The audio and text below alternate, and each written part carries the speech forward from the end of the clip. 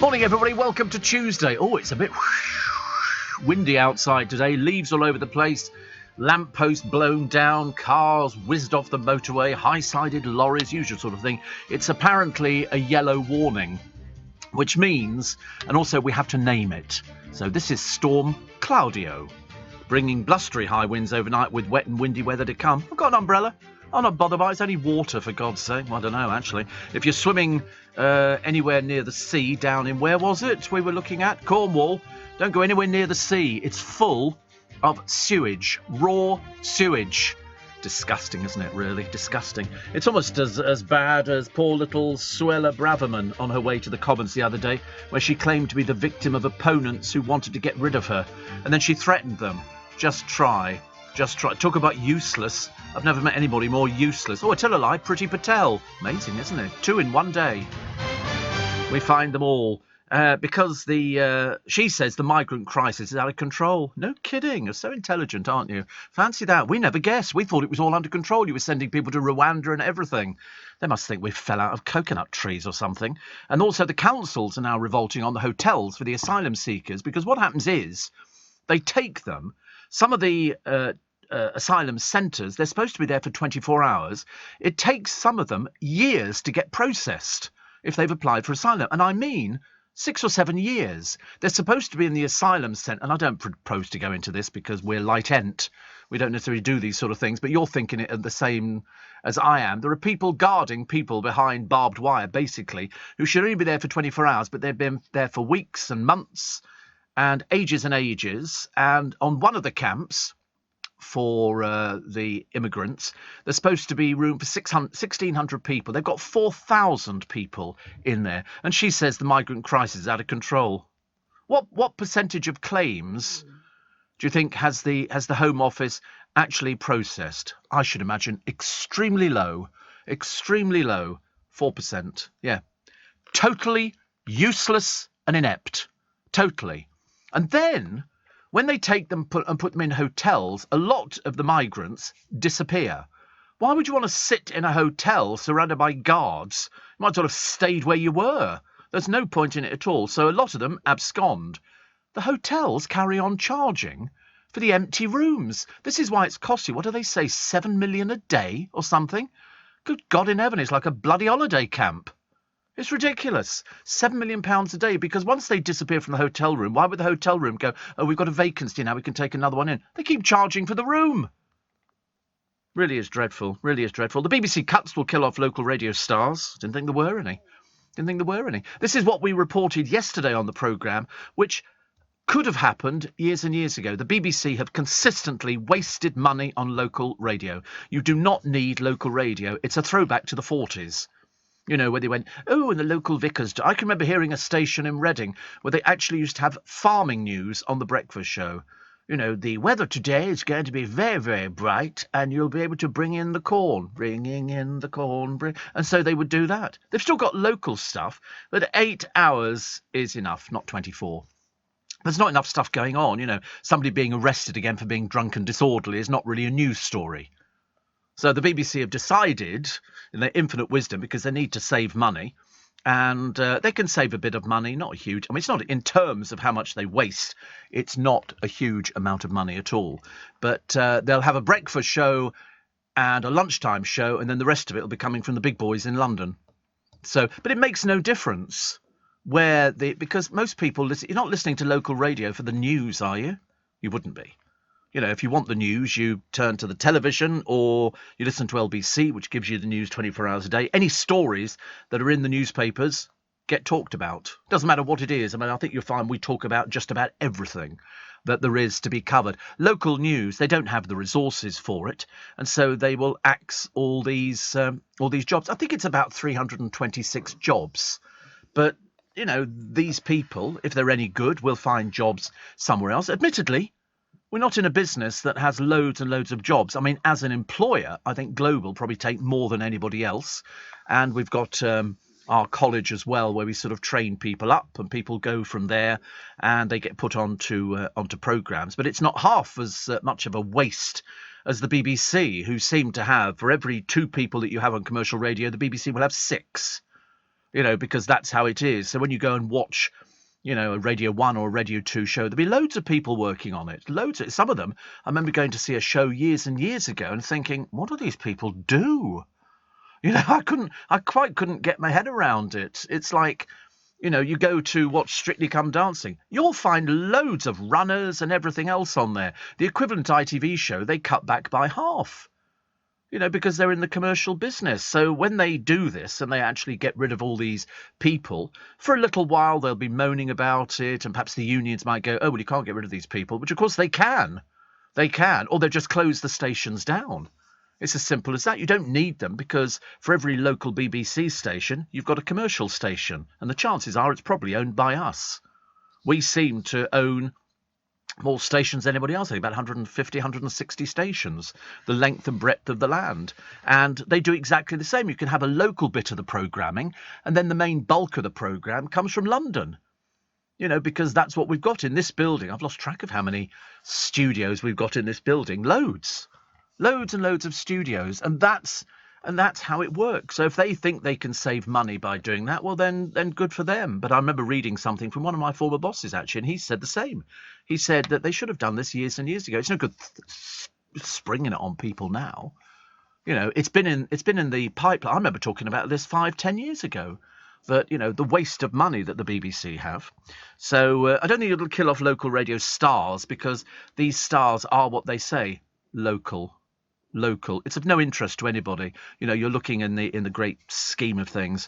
I was almost embarrassed to discover the other day that Gary Davis is still working. I couldn't believe it. I was kind of shocked. I was sort of thinking, and he doesn't sound like Gary Davis. I don't know what I thought he was going to sound like, but he just didn't sound like Gary Davis. Happy birthday to Sharon Davis today. Swimmer. She was the one I spoke to about the Big Breakfast years ago. She said, I've got this job on the Big Breakfast. I said, pace yourself. Because she was going to have to get up really early in the morning to do it. And she only did it for a short while. Sorry, presenting. Yes, absolutely presenting. And she got it. And of course, you cannot, if you're doing early breakfast, radio, television, no matter what it is, producing, you've got to get your life in order. You can't just have a normal life, go to bed at the normal time, get up in the morning at the normal time, and go. It just doesn't work. Doesn't work like that. Although I did laugh this morning. My driver this morning, Mahmood, and he turned up, and we were sort of chatting away, and he said, "Oh, happy Christmas." I did. Happy Hanukkah, happy Easter, happy Diwali. We decided to do all of the celebrations, get them all over in one day.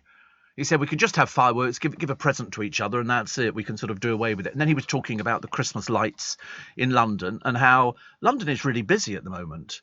You would never believe that people are going to start being hit by these bills coming in, the like of which you will never see, again. I mean, they're really astronomical.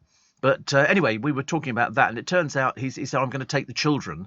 He calls them the children, up to see the lights. So you do all the squares in London, they've all got lights up. Harrods have got theirs on, but they're not lit at the moment. They look quite elaborate, so can't wait to see what they look like. And then they've got Regent Street and Oxford Street and all these other places. And so I said, oh, how old are the children? Thinking he was going to say to me, oh, they're about 7 or 8. He said, well, my daughter's 27, and he's got a son who's about 25 or something. And I think the daughter's a dentist, and I think the son works in a hospital and the other one works out in a hospital as well. And he himself used to work at the Hammersmith Hospital as a microbiologist, I think. And I was tempted to go into my stories about Hammersmith Hospital, which is nice. It's nice. And I quite like it. So we had a good chat about everything. He's obviously a regular listener to the programme. The man who defied the police to grab a paint-spraying eco-zealot and then got sprayed himself. I'd be taking out a private prosecution, pal. Taking her to court and suing her. It's as simple as that. Dyson lost a libel case over a Channel 4 claim on who was making his vacuum cleaners, and he's lost it. He lost the libel case, which is quite an interesting one. You think with that much money, and it's they've dismissed it. He sued Channel 4 and ITN over the addition of Channel 4 News, which reported on action brought by several workers at a plant in Malaysia. The billionaire entrepreneur claimed the broadcast falsely said he and his two companies, Dyson Technology and Dyson Limited, were complicit in systematic abuse and exploitation. But the Mr. Justice Nicklin disagreed. ruling the report was not defamatory of Dyson because the allegations referred to none of the three parties. End of case. End of case. But you know what people are like when they've got money? Mind you, Elon Musk is thinking, have you got a Twitter account?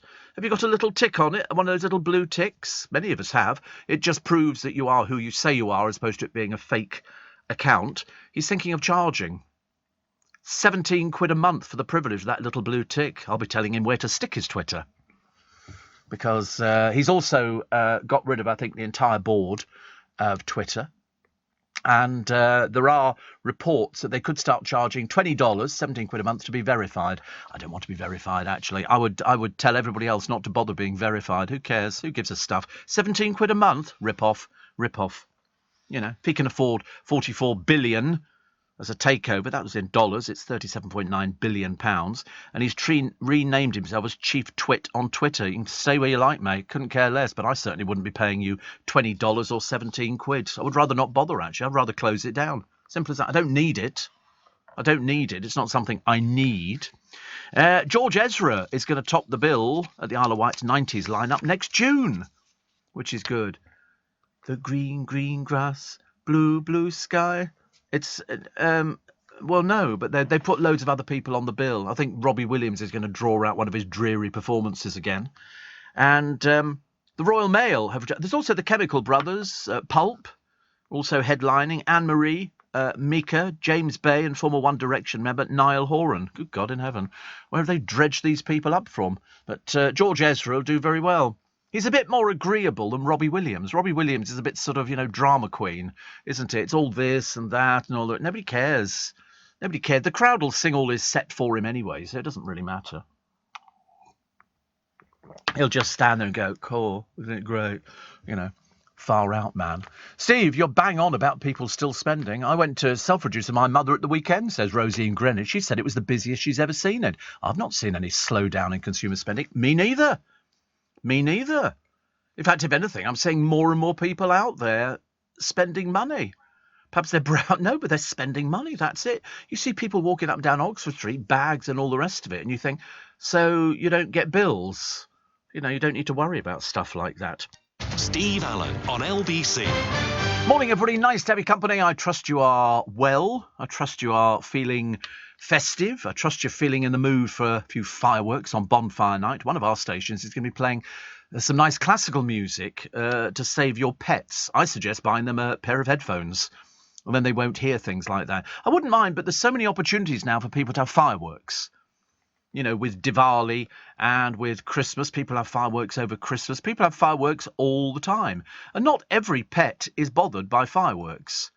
When you think how many animals there must be, dogs and horses in fields and stuff like that, they're not particularly bothered by fireworks. In fact, Big Brother, and I'm somebody get me out of here, they use fireworks all the time. Nobody's ever criticised them for using them. Big Brother, especially when they bring them all out at the end, nobody's ever complained. Oh, sorry, there are dogs around here which are being affected by it. No, nobody's ever said that at all. But there will be a musical sanctuary. I think Classic FM are doing Pet Classics on the 4th and 5th of November with a carefully crafted Music for Pets playlist. I can't imagine what that is, actually. But so they've done from Elgar to Debussy, and also Eric Whittaker, and some of the classical music's best loved composers, which is lovely, isn't it? So Charlotte Hawkins, she says, I've seen firsthand from my dog how difficult a time it can be for pets during the fireworks. See, the trouble is we don't seem to get as many fireworks as they say we do nowadays. We get a few in the distance over Hampton Court. Every time they do festivals at Hampton Court and concerts, fireworks. Nobody's ever complained about that. Nobody's ever complained about it. But nowadays they make a big deal about it because they say, oh, my pet suffers. And you think, well, why don't you just play music to them? Or give them LBC. They'll calm down very quickly, I should imagine. 10 minutes of the company of James O'Brien, I tell you. They'll be banging on the kitchen door trying to get back out again. Steve, Elon Musk bought Twitter for $44 billion, but I downloaded it for free. No wonder he's the chief twit. Yes, well, he's going to get some of his 44 billion back if he charges people 17 quid a month. 17 quid a month. I don't even have Sky because I refuse to pay any extra than my television licence. And you look at the package on Sky and you think, blimey, I'm very lucky you can afford all of that. Thank you, David in Teddington. Shane in Sydney says it's Melbourne Cup Day here in Australia. Big horse race down here worth millions. The last bet I had was in the late 1980s. I think it's still running. Nah, it'll be in a tin of dog food. That's what happens to them. Did I have a bet? I bet on the National. I've been quite lucky on the National. I'm very lucky on the National. I don't know why, because I'm a bit psychic. I look through I don't know anything about form or how to bet. I just go in there. I don't pick on the colours. I pick on the name. If the name leaps out, I look at a piece of paper, and if the name leaps out at me, I put money on that one. I mean, one year I didn't get first. I got second, third, and fourth. There was one called Alan something. I know, didn't do very well. Doesn't really matter, actually. Noreen is home. Yeah. From her 60s weekend in Skeggy. It was fabulous, she said. Some of whom were on Dave Berry, the Tornadoes, the Swinging Blue Jeans, the Union Gap, New Amen Corner, the Foremost. I don't know the Foremost. Dozy, Beaky, Mick and Titch. We met up with friends. We've met all over the country. It's great fun. She loves it. She loves it. Because, in fact, it used to be Dave D. And I always remember to this day Dave D coming in, and we were chatting about he was doing something, and he was the lead singer of Dave D, Dozy, Beaky, Mick and Titch. And then he said to me, because this will probably be my last tour because I've got the big C. He had cancer, and he was terminal. And of course, me being as positive as I could be, I said, "Yeah, you'll be back. You'll be back." And of course, he wasn't. He died shortly after that. And I thought that was such a great loss, actually. But Noreen's always, been big supporter of all these groups. The Swinging Blue Jeans, Union Gap, minus Gary Puckett, who lives in America, as far as I know. So, Young Girl. In fact, they only had two hits, didn't they? Woman, Woman, and Young Girl. Dave Berry as well. I mean, she has a great time. She meets all these people that they've been... No, she never stops. So that's what keeps her going, I'm pretty certain. Mike says, I got told off at work yesterday for saying to a client that we're winding down for Christmas now. Everybody is, aren't they? Carol singing tonight. How many more sleeps? Oh, come on, come on, come on. You'll know it because it's the year I was born. 54. 54 sleeps. So now you know. And Tim says, I bet Classic FM will be playing music by Bark. Yeah, you don't need to signpost the gag, Tim, okay, by putting Bark after that. Honestly, I ask you, Bark. I don't think Bark did anything particularly notable, did he? Was he very successful? Who knows? The Pope is urged to resurrect Meat-Free Friday. In between urging people not to look at pornography on their telephones. Apparently a lot of nuns and bishops and everything else are looking at it. I couldn't believe it. I thought it was a made-up thing. I thought it was a joke, but apparently not. Nestle's price hike in the run-up to Christmas. Well, of course, they're all trying to make as much money as possible. And sometimes they do and sometimes they don't. Tyndall and Co. ready to scrum down in the jungle. He's going to be the ultimate bore, I think. Really. Together with... Who else is in? Oh, there's everybody in there. I mean, I don't know when it actually starts. The publicity's been going for about a week and a bit now. A trader used social media to illegally sell dogs has now been ordered to pay £12,000 back because he was illegal. Doesn't start till Sunday night. So they've obviously already filmed bits and pieces, I should imagine. So it starts Sunday night, which is a shame because I'll be in bed missing it. But, I could tape it. Does anybody still tape off the television? I don't know. I wouldn't know how to. I've got a DVD player. I don't know how to tape things. And also an afternoon tea expert. They're not really. They just sort of pretend they are because I've never heard of them. Says you should pronounce scone to rhyme with cone. And thinks that when you do a scone, you should put the cream on first and then the jam on top of it. Which, of course, as anybody who knows anything about cones is completely ridiculous. You put the jam on first and then the cream on the top. And the reason you do that, please do not text in because I'm not, and I shall bar you forever. Okay, you'll never be able to send another text in your entire life. The reason is you don't want your spoon to be all dirty, because if you put the cream on first and then the jam on top of it, it gets all the cream onto the spoon and all the rest of it. So cream is not like butter. No, it isn't. No, it isn't. It's absolutely messy and horrible and disgusting, and you don't do it, okay? So you put on the jam and then the cream on the top, okay? Jammy knife in the cream. Yeah. No, you wipe it onto the scone. But I love this woman is supposed to be an afternoon tea expert. Pfft, pompous old windbag. Absolute ridiculous. I've never heard anything like it. The elderly man whose mobility scooter broke down on a beach had to be rescued by the Coast Guards. What a waste of time that was. Fancy taking a mobility scooter onto a sandy beach. I mean, how stupid do you have to be? A mobility... Hello? No, you stay up on the promenade. You stay and then look out to sea. You can't go on the beach on a mobility scooter. So, you know, they had to come and rescue the poor soul. What was the other one? Oh, I've got advice on how to lower your blood pressure. Big Brother fans have got to wait for a reboot. Well, the last time it was on was 2018, so I can live without it forever. Not remotely interested in seeing Ryland Clark or anybody else. Thank you very much indeed. And what was the other one? Del Boy's Fall, voted TV's funniest moment. That's where the counter. Remember the counter? And they lift up the counter as the barman goes outside and he falls through it, which was very good. Also, what was the other one as well? Rhino horns have shrunk over the last century. Apparently powdered rhino horn is a bit good for the old action in bed. I don't know why. They used to say powdered rhino horn was sold for it, and I can't imagine why you'd want to kill a rhino just so you could have a bit of a fun time, you know what I'm saying? Yeah, apparently powdered rhino horn. Yeah, it was... You put it into tea, I believe. I mean, not that I've ever tried it, for goodness sake, apparently. Yeah, you put it into tea, I think, and then it sort of makes you perform better. I mean, to be honest with you, I just drink tea normally. I'm not remotely interested in any performance-enhancing drugs, thank you very much indeed. Least of all, one that comes from an animal that's endangered. No, thank you. Definitely not. Really, you get Viagra. If you're diabetic, you can get Viagra because apparently you're affected in that department. I've never been affected in that department. It's like putting a billboard up on the Cromwell Road as far as I'm concerned. Don't mess about with these things, I tell you. The British tourism trade funding the elephant torture. People still go to these elephant shows. You should boycott them. You should never go to any of these. Are performing animals. Their days in captivity are much shorter than they would be out in the wild.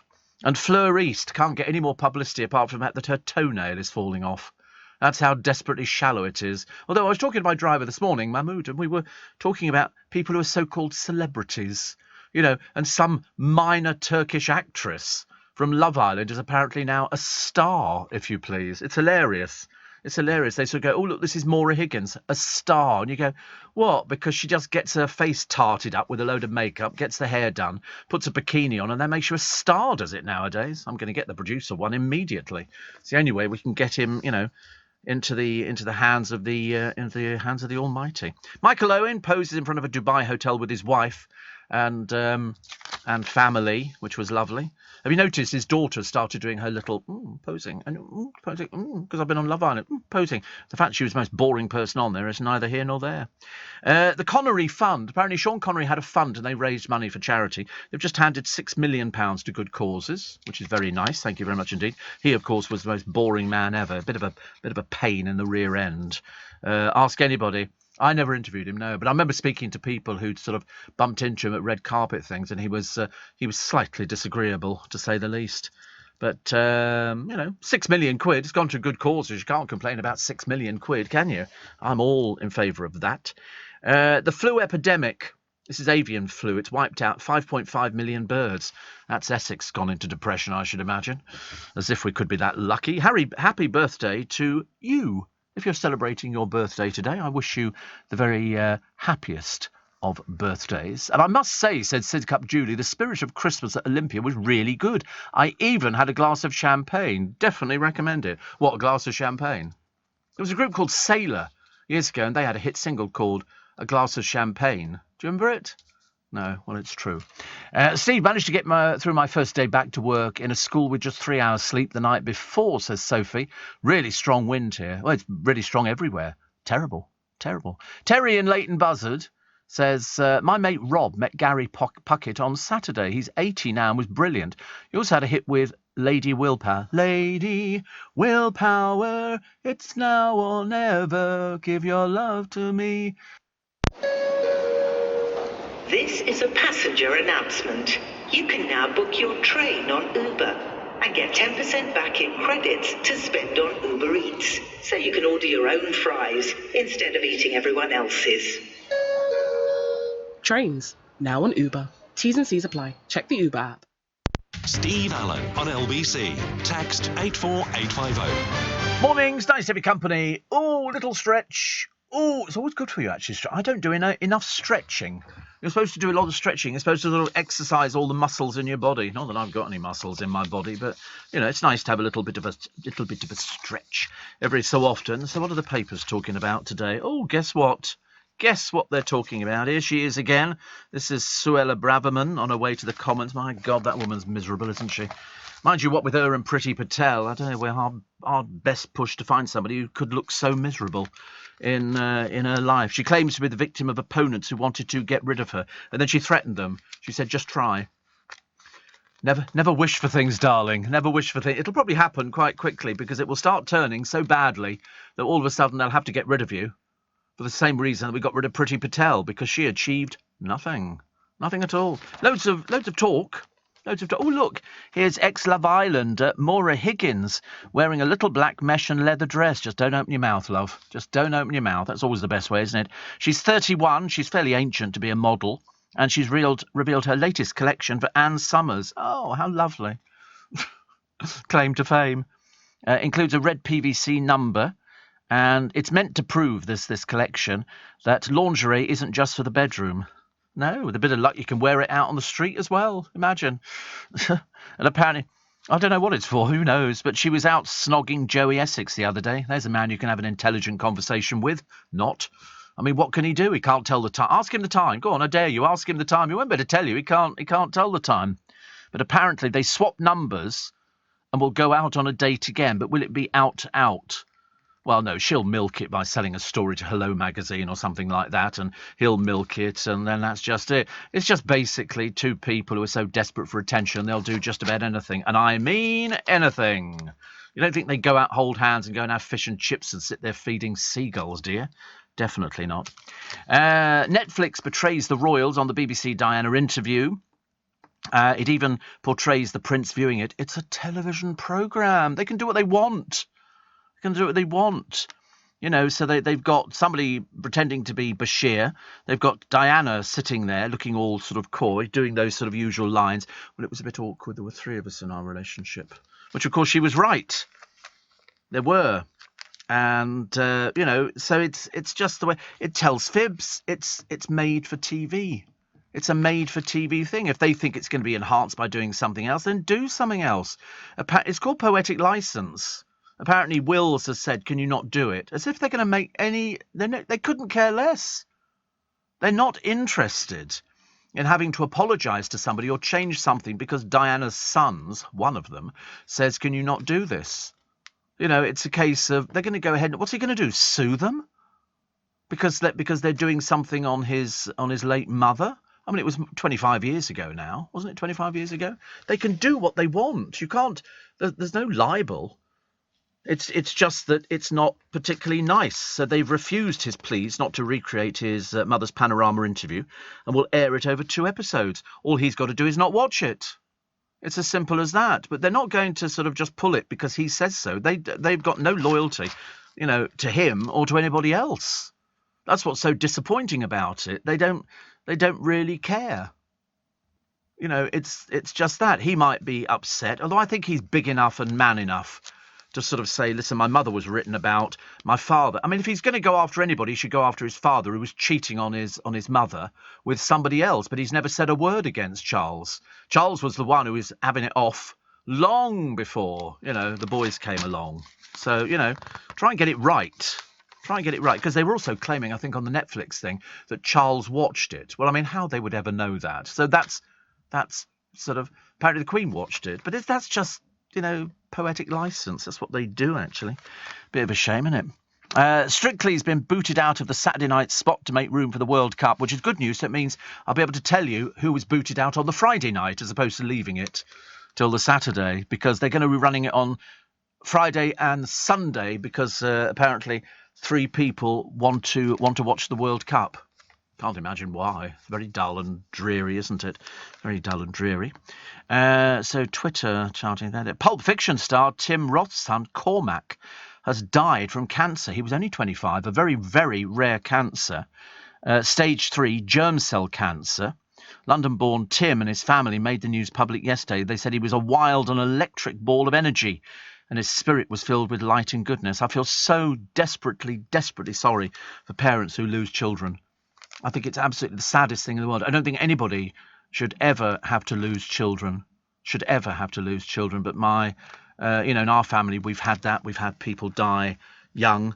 And I told you, my Auntie Ivy said when we were burying her son, Martin, who died, he was very young, about 26, I think. And she said, it shouldn't have to be like this. She said, he's supposed to bury me, not me bury him. And so, you can imagine poor old Tim Roth and Cormac. I mean, it's such a waste. It really is. You sometimes ask that big question. Are you sure there's a God? Are you sure there's a God? How can people be, getting all these illnesses and everything else, and then they die? And I remember Nicholas Lyndhurst's son, he died really young as well. He was 19, I think. And you think, oh, goodness me, it just, and then I look at me and I think, God, I'm still here at 68. And yet I've had my fair share of illness, but obviously nothing that is sort of considered fatal. Well, I suppose it could have been fatal, depending on what you end up with. Talking of fatal, watching the Jungle celebrities. Here they all are. Dreary old Mike Tyndall, royal. He's not royal at all. He just happened to marry into the royal family. He's a commoner. Very common. He said, I'm prepared to do quite a lot of challenges. Well, you'll have to, mate. You've failed at every other reality show you've ever been on. Owen Warner, big fan of football. God, that's going to be a boring conversation around the campfire, as they say. He said, so I'll miss watching the start of the World Cup. I know, but the money is so appealing, isn't it, love? So best take that. Otherwise, if you don't want to do it, we can get rid of you immediately and then you can go and watch the football. Olivia Atwood, people think I'm high maintenance. No, we really don't think that, darling, I'm afraid. We really don't. She said, it's going to be a variety. I can't wait to meet all of them. I know. They won't know who you are, of course, but, I mean, at least you've made an effort. Charlene White, and she says, when you work in news, people assume you're one person. What does that mean? When you work in news, people assume you're one person. She doesn't say certain types. She says they assume you're one person. I love music, dancing, clubbing, and a good box of greasy chicken and chips. Yes, I want people to see that I'm just a regular girl from South London who reads the news. 20-1, the odds are. Boy George says it would be funny if my ex comes onto the programme. But he said, I'm very positive. I don't bear any grudges. Scarlett Douglas is from A Place in the Sun. You won't know who she is, because they've got so many presenters on A Place in the Sun. She says, I've got an irrational fear about spiders. Oh, good. Well, that'll make it marginally more entertaining. She said, but not being able to speak to mum and dad is going to be the hardest part of it for me. They're all so kids. If you notice, though, the hardest part's going to be this, but I mean, sod that for soldiers, I'm taking the money. That's what it is. Chris Moyles. He says, contrary to popular belief, I won't be the loudest person in the camp. He won't. He really won't be. My radio show is very turned-up version of me. He said, I'm petrified of heights. I ended up carrying the bags when we went to go ape. I don't know what that means, actually. But I don't know what that... Oh, is that a climbing thing? Oh, right. Sue Cleaver. She says, people think I'm like my character, Eileen Grimshaw. She's turned 59. So, no, of course they don't. They know you're an actress. The comedian and Gogglebox star, this is Mr. Aleshi. He says, I'll be doing a lot of screaming. But the money overwhelms that, doesn't it, really? They all moan about it. They go, oh, I can't, I'm going to miss this and miss that and all the rest of it. Olivia Atwood, is apparently going to miss sex for 3 or 4 weeks, assuming that we haven't got rid of her before that time because we're bored with her. And you think, but obviously the overwhelming, money just dominates everything, dear, so don't give us this old baloney. Jill Scott is an England footballer, and she says, it'll be nice for people to get to know my personality a bit better. Why? I don't know you. I have no inclination. I've never mentioned her to the producer. She says, I don't like rats or snakes. Well, there you go. There's a good opportunity for rats and snakes in the box, which is very good. Sean Walsh, apparently down as a comedian. I think we better sue on that basis. Has certainly not said anything funny recently. He says he will join the camp as a late entry, but he once said, I'm not doing the jungle. I can't do it. Yeah, needs must, though, darling, mustn't they? Shame they can't hear me, actually. But Boy George has fashioned his own jacket, and his hat, he's turned it into a crown because he said he's going to win. Well, he might do. He might do. Who is the favourite? Well, I mean, there isn't anybody at the moment who is overall, but he's a Gemini. But bear in mind, he doesn't booze or do drugs or anything else like that now. So we'll have to wait and see. But Mike Tyndall, married to Zara, says, with a rugby game, you know what you're going to get. And when it gets hard, you know what it looks like. They do talk garbage, don't they? Jill Scott is the favourite. Yeah, because nobody knows who she is. I didn't know who she was. I have to ask people, which is, makes a bit of a mockery, isn't it? Makes a bit of a mockery, but it doesn't matter. Just remember, it's a reality show. That's all it is. It's a little cheap game show. Stick them in the jungle, stick Ant and Dec out there. They'll do their little, bit, and there'll be a little bit of banter, and it'll be fantastic, and people will watch it. But in the meanwhile, we've got to find out who's going to win Strictly Come Dancing. And as I say, who cares? Not going to change your life. They won't carry on dancing. They really won't. Steve, been a proper 3-dog night out here. Jeremiah was a bullfrog. The weather waited until I left the dairy till just after 9 last night. And then, says Kevin the milkman, let me have it both barrels. Thankfully, seems to be dying down now. And one good thing about this weather, no cobwebs left for me to find face first as I walk up customers' paths. Every cloud. Still didn't keep the youngsters in, though. The West End clubs at 2 a.m. were full. I know. Where do they get the money from? Where do all these kids get the money from? They're out there. I mean, it's good news for sort of cab drivers and stuff like that to get these peasants off the street. It's not cheap to go out boozing in London clubs. I mean, the producer tried it. He was only turned away because they said, sorry, Pops, pensioners' night Wednesday. Yeah, he was with me. And they were talking to me, which is nice. This is LBC with Steve Allen. Morning, 11 minutes to 5. I don't know why I keep giving you time checks. I keep reminding people this is a bit like Las Vegas or Lost Wages, Nevada, where you don't want people to know the time. Why would you want to know it's 10 minutes later than the last time I gave you the time check?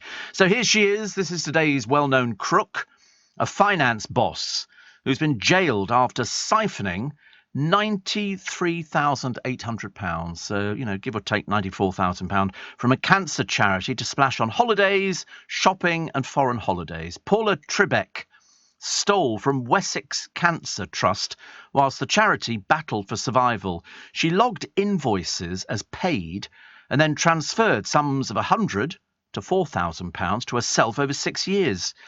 She was rumbled when she took time off after her stepfather died and the charity opened letters about bills. Colleagues broke into her desk and found key fobs for accounts which were meant to be closed.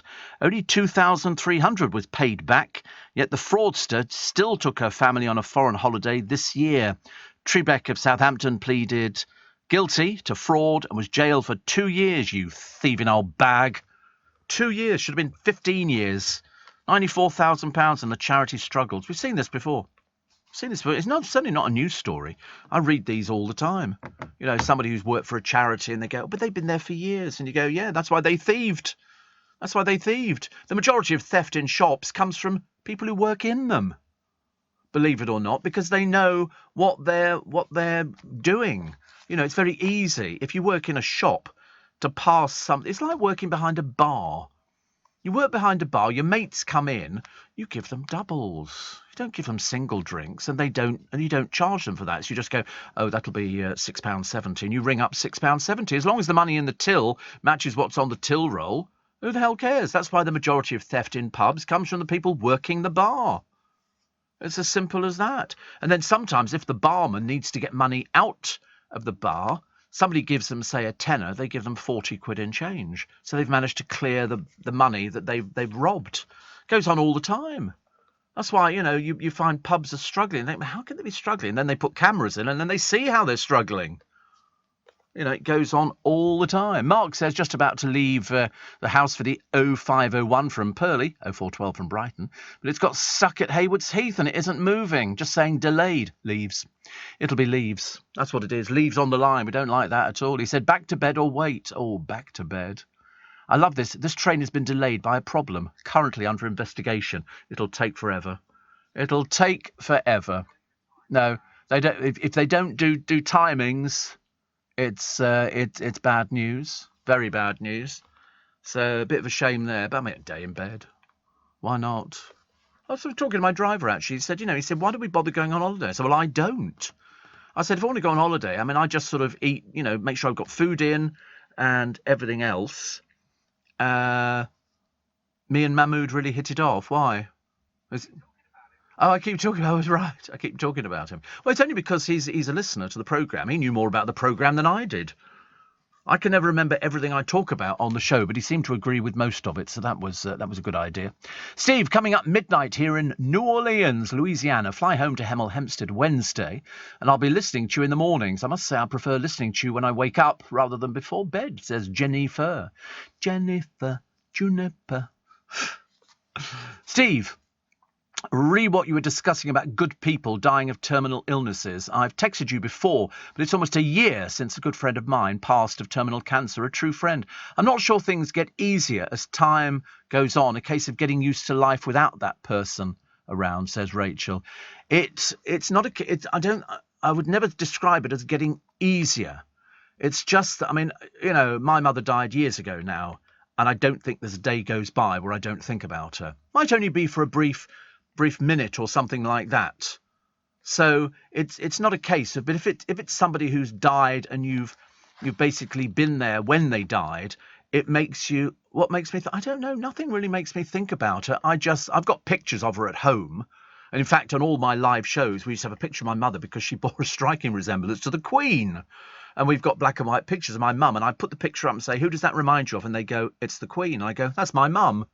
That's my mum. And of course, before she died, obviously, she had a picture taken in my brother's garden at the time, wearing her favourite dress, so that at the funeral we could give the pictures out to people. So they had a picture they could put in a frame, which I thought was, was nice. She gave her jewellery away to her godchildren and people like that.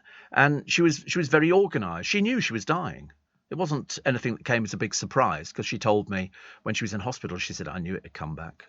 She'd had secondary. They cleaned up first of all and cleared out as much, but there's always a little tiny bit which hides, and it learns how to combat all the drugs and all the other little bits and pieces. But that's life, unfortunately, and you have to get on with it. I mean, some people don't cope with it very well at all. I know I've got friends of mine who've dealt with death and bereavement and cancers, terribly. And you read these stories, little boy will die on the football field and he was 9, and you think, it's just terrible. It's just, my heart bleeds.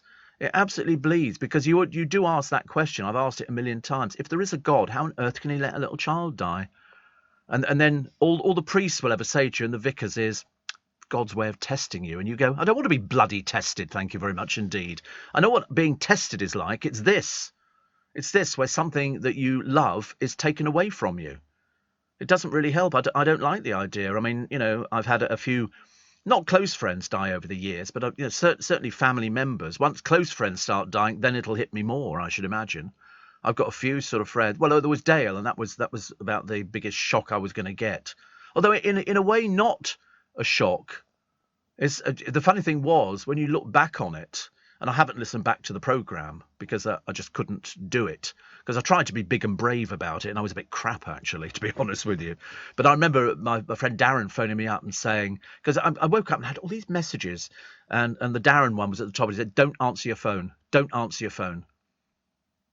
And that was it. But that was really surreal, because we'd only spoken, a short while before, and he'd complained about pains in his shoulder and everything else. And he looked odd when he was on television. He looked as though he was sort of hunched over a little bit. And to be honest with you, he didn't like New Year. He didn't like Christmas. He didn't like anything. And the work had sort of dried up a little bit, mainly because he wasn't pushing himself as much as he should have done. It's very easy to be on television. That's why it sort of depresses me. You see these people on Love Island or, Geordie Shore or wherever else, and they think they've got an income for life. They haven't. They absolutely haven't. And when it all starts filtering out and they suddenly realise they've got no money, people in little popsicle groups who all of a sudden, you see them on these revitalist programmes, and they sort of put them up on there, and you think, oh my God, what are they doing for money now? And it's very difficult. Nobody guarantees you an income. Nobody ever says to you, you've got this job for life. Look at the coal miners. They were the first ones to think we had a job for life till they started bringing in cheaper coal from abroad. And that's when we had the miners' strike. And that's when we had riots, and that's when we had old firebrand Arthur Scargill, a man well past his sell-by. Seriously, I was amazed he was still alive the other day, and he turned up on some picket line or something at a museum. And that's why it's difficult. Nobody tells you, as James Corden said the other day, nobody tells you how to behave. Nobody tells you that it's like we were saying the other day, there was a bloke begging. They get loads of beggars in Marylebone High Street, mainly because it's a fairly affluent area. And I said that was Dale's worst nightmare, people begging. Because you couldn't walk past without giving them money. He said because you were never sure if it was a journo. He said it could have been a journalist going out there, sitting there, knowing that he always went to Marylebone High Street. And then the story could have been Dale Winton snubs homeless person. You know, and so he always had to give money until we were outside Joe Allen's one night. And the bloke said, "All right, Dale, how you doing?" "All right." They always talk like that. I don't know why. "All right, Dale." And he said, he said, "You couldn't give me the train fare back to Liverpool, could you?" I mean, seriously. And Dale said, I haven't got any change on me. I've got no money at all. He said, "My friend Steve's paying." News to me. Put me on the offensive straight away. But that was it. You always had to be wary of journos who were going to. I can remember somebody doing it outside a nightclub. It was outside the Limelight. Boy George was inside, and the journos outside wanted to pay this bloke to come and punch him when Boy George walked out of the nightclub so they could get a picture of somebody being attacked. Seriously, I couldn't believe it either. It was absolutely. It's like there were two girls wanted to go to Stringfellows, and Stringfellows had a policy about they wouldn't let anybody in who was sort of topless, so they had two girls. The Daily Stars said, "We need two girls standing outside, topless, trying to get in," and the doorman going, "No," with his hand pushed out. And two girls were willing to do it just for a photo in the Daily Star. That's how you wonder why they go on Love Island. They don't even have to be intelligent on Love Island. They just have to pretend that they're into a relationship. Philip says, "I went to Australia, visit Surfers Paradise in Queensland." He said, "I went on a day trip to a rainforest and we had a picnic. I found out it's now where I'm a Celebrity is filmed." Yeah, it's a set. It's a film set. It's made up. But they don't stay in the Versace anymore. Obviously, the price is too high. They've gone somewhere else. Interesting, isn't it? Interesting. Listen, we've got the news at 5. Get yourself a cup of tea. We've got loads more happening in a moment on Early Breakfast. With UK Export Finance, I'm fulfilling more export orders from around the world with working capital support. Export insurance means I'll get paid when exporting to challenging markets.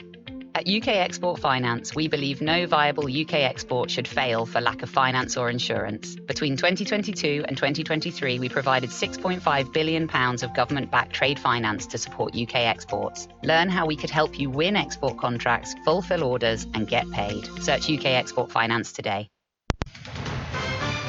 This is LBC from Global, leading Britain's conversation with Steve Allen.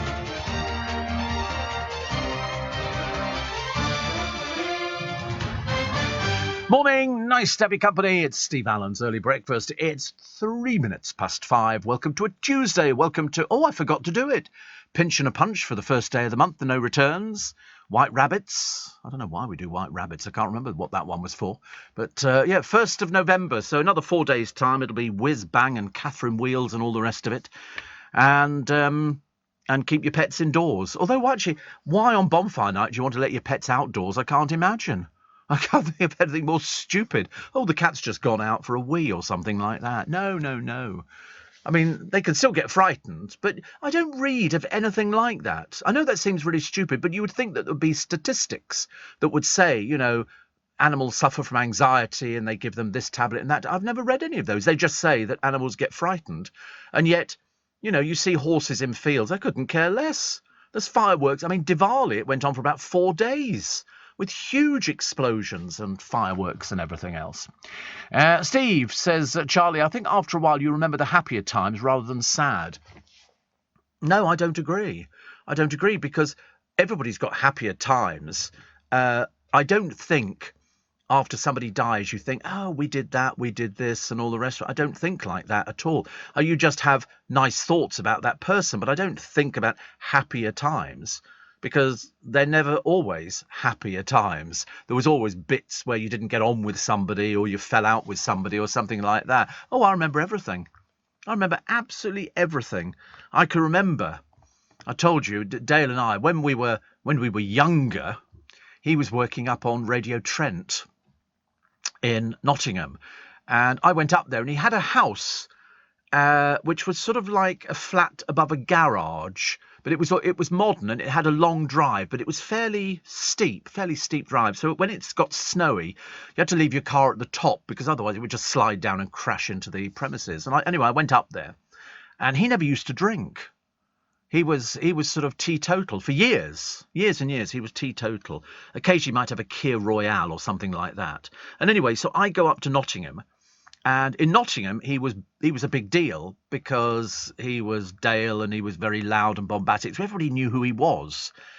And I got drunk, and he hated it. Absolutely hated it. He said, "We're going home now, Steve." We're going, yes, it showed him up. We're going home now. Of course, me, I'm all over the place. You know, woo, no, I don't want to go home. I want to stay out and party on down and all this kind of stuff. Anyway, we get back to the, that's what he used to look like. Early picture at Radio Trent. There's John Peters and various other people. And they had somebody up there who murdered his wife, I think. Can't remember, actually. But it was very interesting. There's Peter Tate, actually. There's Peter Tate, who we were talking about the other day. But anyway, so we go out. Anyway, we end up back at his place, and he wanted to go to bed. I didn't want to go to bed. I wasn't remotely interested. I just wanted to carry on drinking. Well, of course, he got more annoyed by the minute at me. And for something happened, and I can't remember what it was. But anyway, he said he got really angry, and he said, "Stop it." He said, "I'm going to call the police and have you removed." He was really, he used to, sometimes he'd lose it completely. He did it at UBN actually one time. He said, "You're suspended." I said, "You can't suspend me.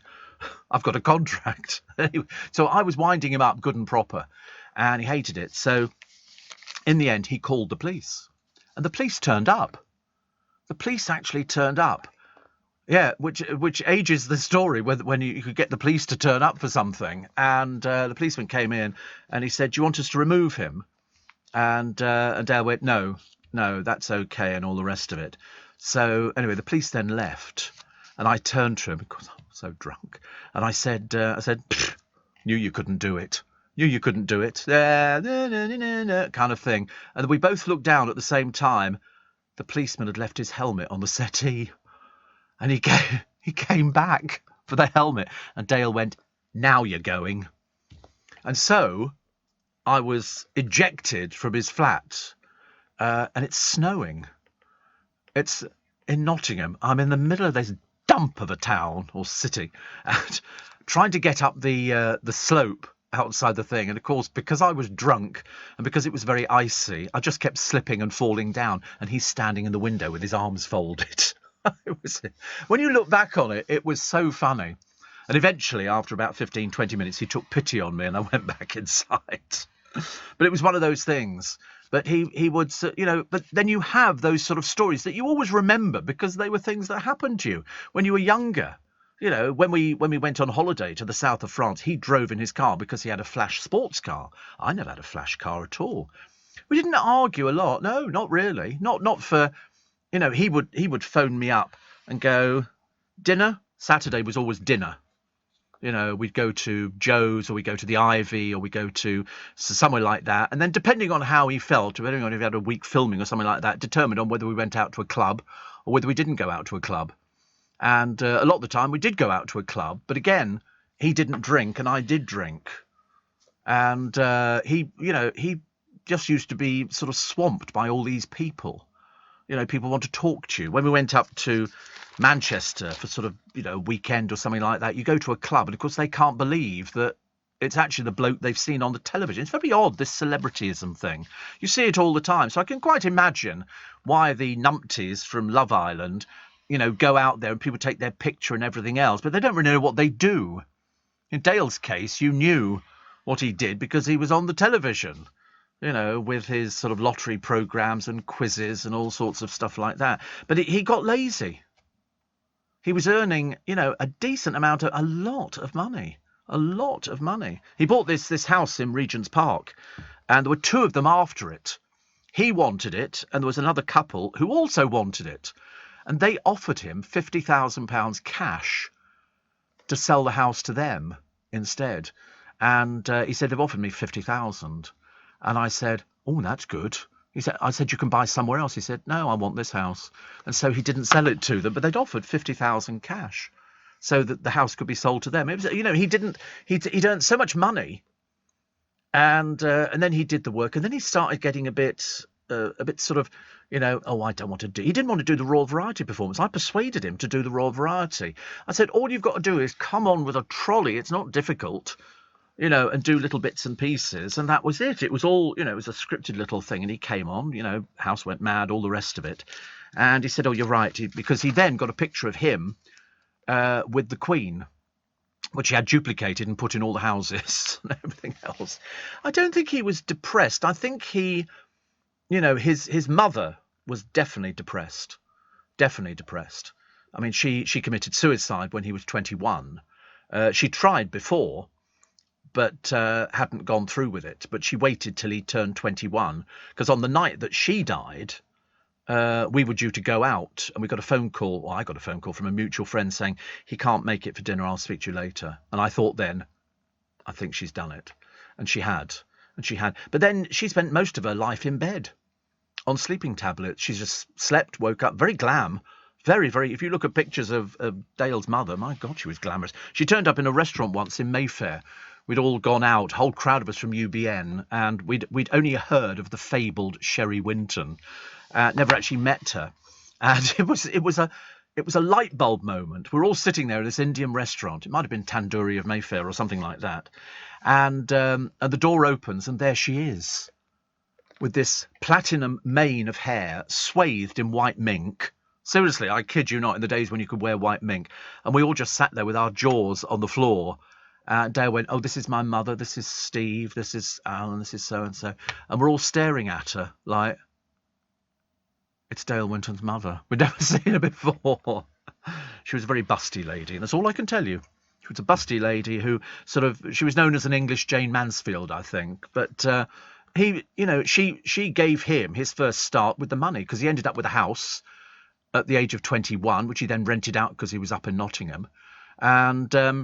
And money, which at the time seemed like a fortune. But when you look back on it, I don't think she left that much money. I think it was about 10,000-15,000, which in those days seemed like a fortune to us. But nowadays, you say to somebody 10,000-15,000, you go, is that all they left? It just seems a bit mean, really. Especially when people are sort of waiting for their electricity bills around the corner, which is not the best thing. But that's what I say. You remember different things about somebody. And luckily, I've got a reasonably good memory, although sometimes I was out with my friend Rob Goldstone the other day. Both of us sat there and we went, so-and-so, what was their name? And you sit there racking your brains. You can't remember anybody's name. And that's when you start going, oh, this is so embarrassing. I can't remember somebody's name, and yet I worked with them. Steve, you got my taste buds going, says Lynn. I made orange jelly with mandarin segments to eat later with carnation milk. Oh, how fab. My mother used to do that really well. Mandarin segments and jelly. Do you know, it's the only thing that sends my diabetes absolutely through the roof. Jelly. They do them in Marks and Spencer's. They do different jellies, and they do fruit in there and bits and bits. I go absolutely mad. I know you can get sugar-free jelly. It's horrid. I don't like it at all. But you are my favourite presenter. You make me laugh every day. There you go. Ginger Lynn. We like Ginger Lynn. Steve, I'm in Calgary in Canada. I'm going to sleep, says Cameron. So it's happy 27th birthday, and I'm going to wake up a year older. Well, you look a year older already. He says, forgot to mention, I got a place in the London Marathon for Macmillan. So some excitement for, my God, you better start training now, mate. You're never going to make it otherwise. So you're over there in Calgary. Isn't it funny? I didn't imagine that Calgary would look that built up. I don't know why, I just thought it would look like the Calgary Stampede or something like that. I don't imagine that it would have a bridge scanning the river there. But good luck. Good luck for the London Marathon, especially for Macmillan Cancer. Well done you. Well done you. So that's nice, isn't it? We get people all over the world listening to this programme. Steve, back to bed it is. There's a tree on the line. Why are Network Rail so inept they didn't think to check before the start of service, says Mark. I know exactly what you mean. Exactly. Right, Steve, says Milo, in a very windy Cookham. He says, you need to check out Freddie Mercury's Rolls that's up for sale this Saturday. RM Auctions, the car for you and all proceeds to charity. I shall have a look. We should get a picture up in a moment and I shall decide if I want to.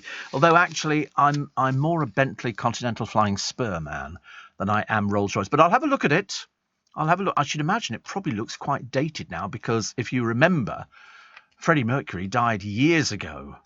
30 years ago, so that car's going to look very, very old. But we'll have a look at it, see if it sort of fits the bank balance. Well, it probably will fit the bank balance, but whether or not it fits my criteria, I don't know. Steve Allen on LBC. Text 84850. Morning. So Milo, we've had a look at the car. Okay, it's a '74 Rolls-Royce Silver Shadow.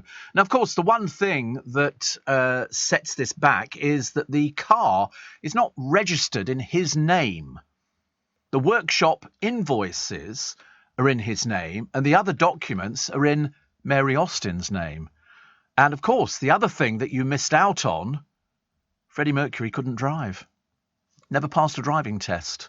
And I knew that because I remember thinking, when you said about that, I remember thinking, I don't ever remember seeing Freddie driving a Rolls-Royce. And I think what happened was he bought it and might have taken a couple of lessons, got bored, didn't bother. And Mary Austin took over the car, but he paid all the workshop invoices. But all the documents for it are in Mary Austin's name. So that's why it's not... I mean, that car, had it not had the connection to Freddie Mercury, would be a £9,000-10,000 car. I mean, it's from 1974, so it's getting on a bit. I would think £9,000 to £10,000 would be right. They say it could sell between 20 and 30, but that's only because of the Freddie Mercury thing. But he never drove it, unless he went around with L plates on, which I think is unusual. But unusual that I remembered he didn't drive. Miriam says, I've just bought silent fireworks. What are silent fireworks? Oh, they're just fireworks that go pretty, and they don't actually, they don't do anything. They don't sort of go bang, bang, fizz, wallop, whir, and all the rest of it. Are they sold as silent fireworks? Quite fancy that idea, actually. Somebody mentioned them to me before. Silent, low-noise fireworks. Sparklers. That's a bit dull, isn't it? Penny farthing. Leaping lizards. $9.99. That's a lot of money, isn't it? And these are silent fireworks, are they? Yeah, low noise. So they say at Fireworks Kingdom, and they do provide a selection of low noise fireworks. So they're not completely silent. They're low noise and quiet fireworks. Because obviously the noise of it shooting up in the air, because it's gunpowder. They're not using sort of, just like that.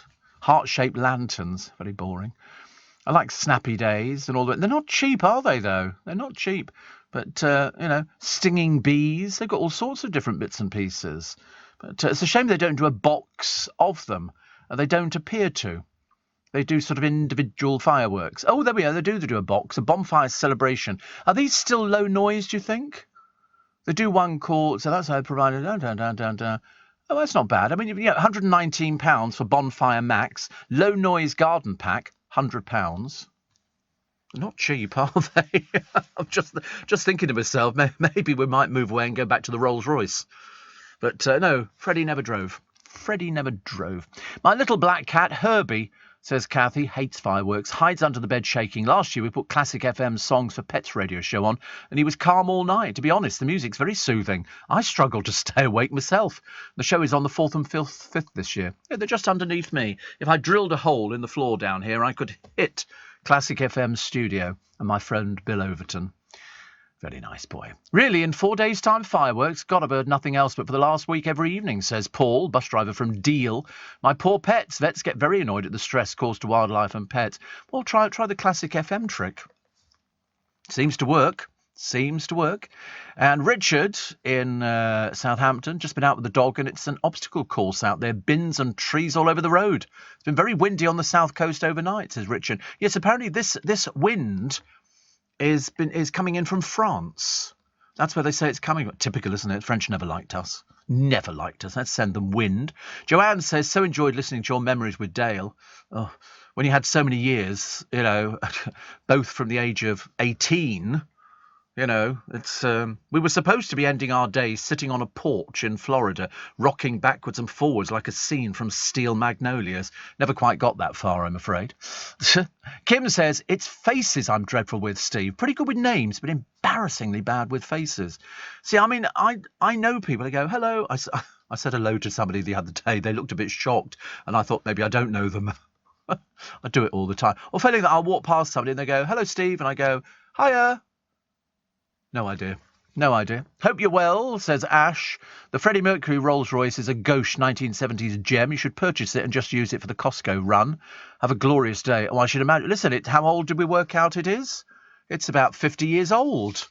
Yeah, 50 years old, for goodness sake. I really don't want to be driving a 50-year-old motor vehicle. Thank you very much indeed.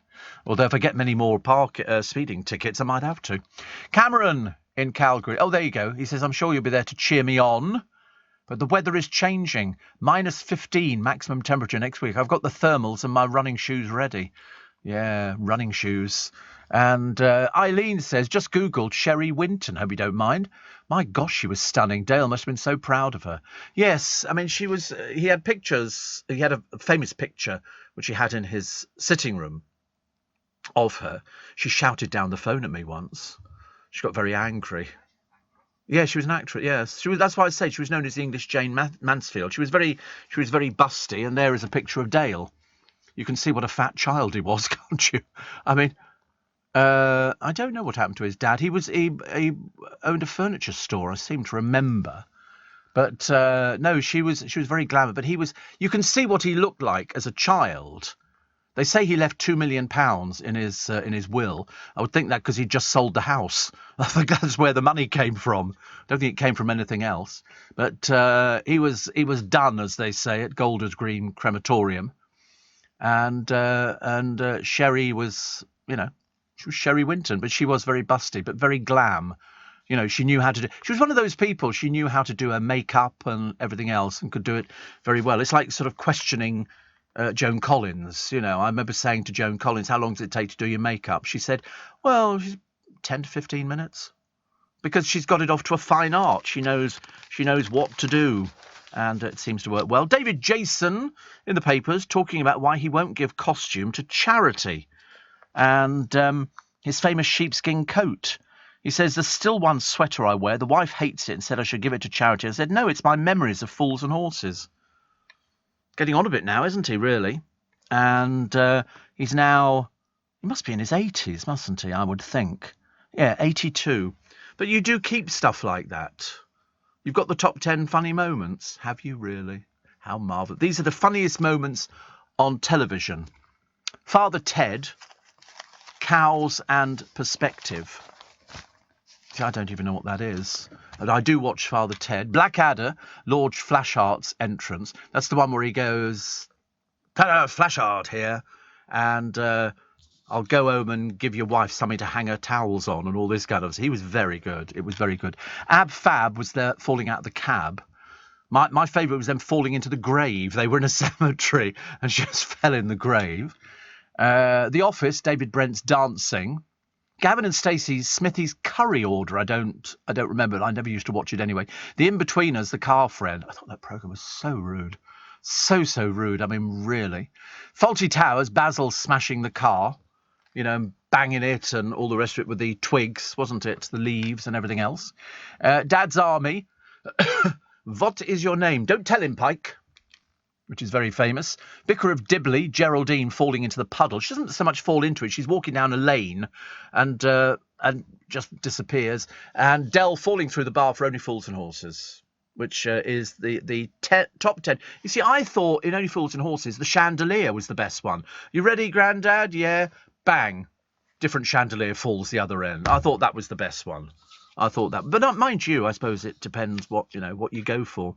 I should really get the box set again, shouldn't I?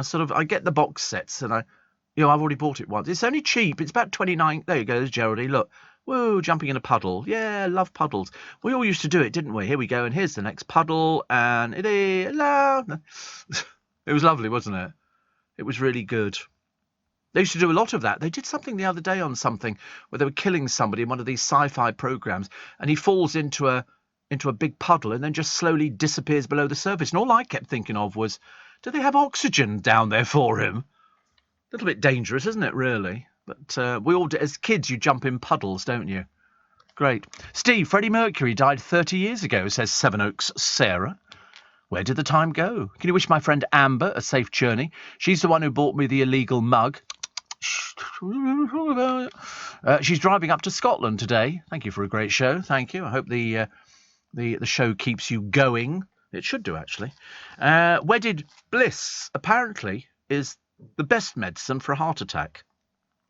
So basically, I should be dead. You can have a heart attack, but if you're married, it's all good news, isn't it? Because that keeps you going. MPs are sweltering, 30 degrees centigrade inside the House of Commons. One member of Parliament even leaves windows open for a cooling breeze. Can you imagine how big the boiler... Mind you, the boiler in this building, have you seen the size of the boiler in this building? It's enormous.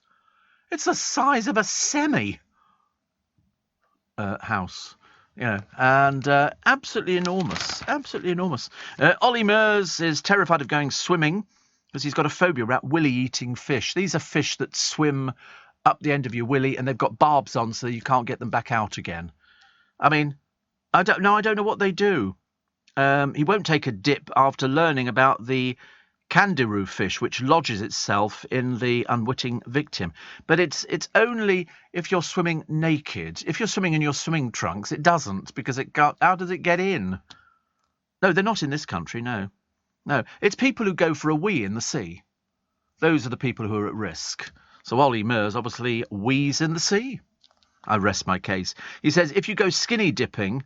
then if you don't go skinny dipping, you're quite safe. But obviously, Ollie Mers, I'm going to be sick, goes skinny dipping, which is very unnecessary in this day and age. Very unnecessary. Attention all passengers. You can now book your train tickets on Uber and get 10% back in Uber credits to spend on your next train journey. So no excuses not to visit your in-laws this Christmas. Trains, now on Uber. T's and C's apply. Check the Uber app. Leading Britain's conversation. LBC with Steve Allen. Morning, nice to have your company. 26 minutes to 6. I went shopping yesterday. In fact, actually, I go shopping. I don't think there's a day I do not go shopping. I'm a daily shopping boy. I know some people do their weekly shop. Me, I just do it daily. It's a lot easier. And I thought two things I wanted to do. I wanted to go and get some Christmas lights from John Lewis, because I bought some really good ones there years ago, which you program through your telephone, and they can do it to music and everything else, which I quite like.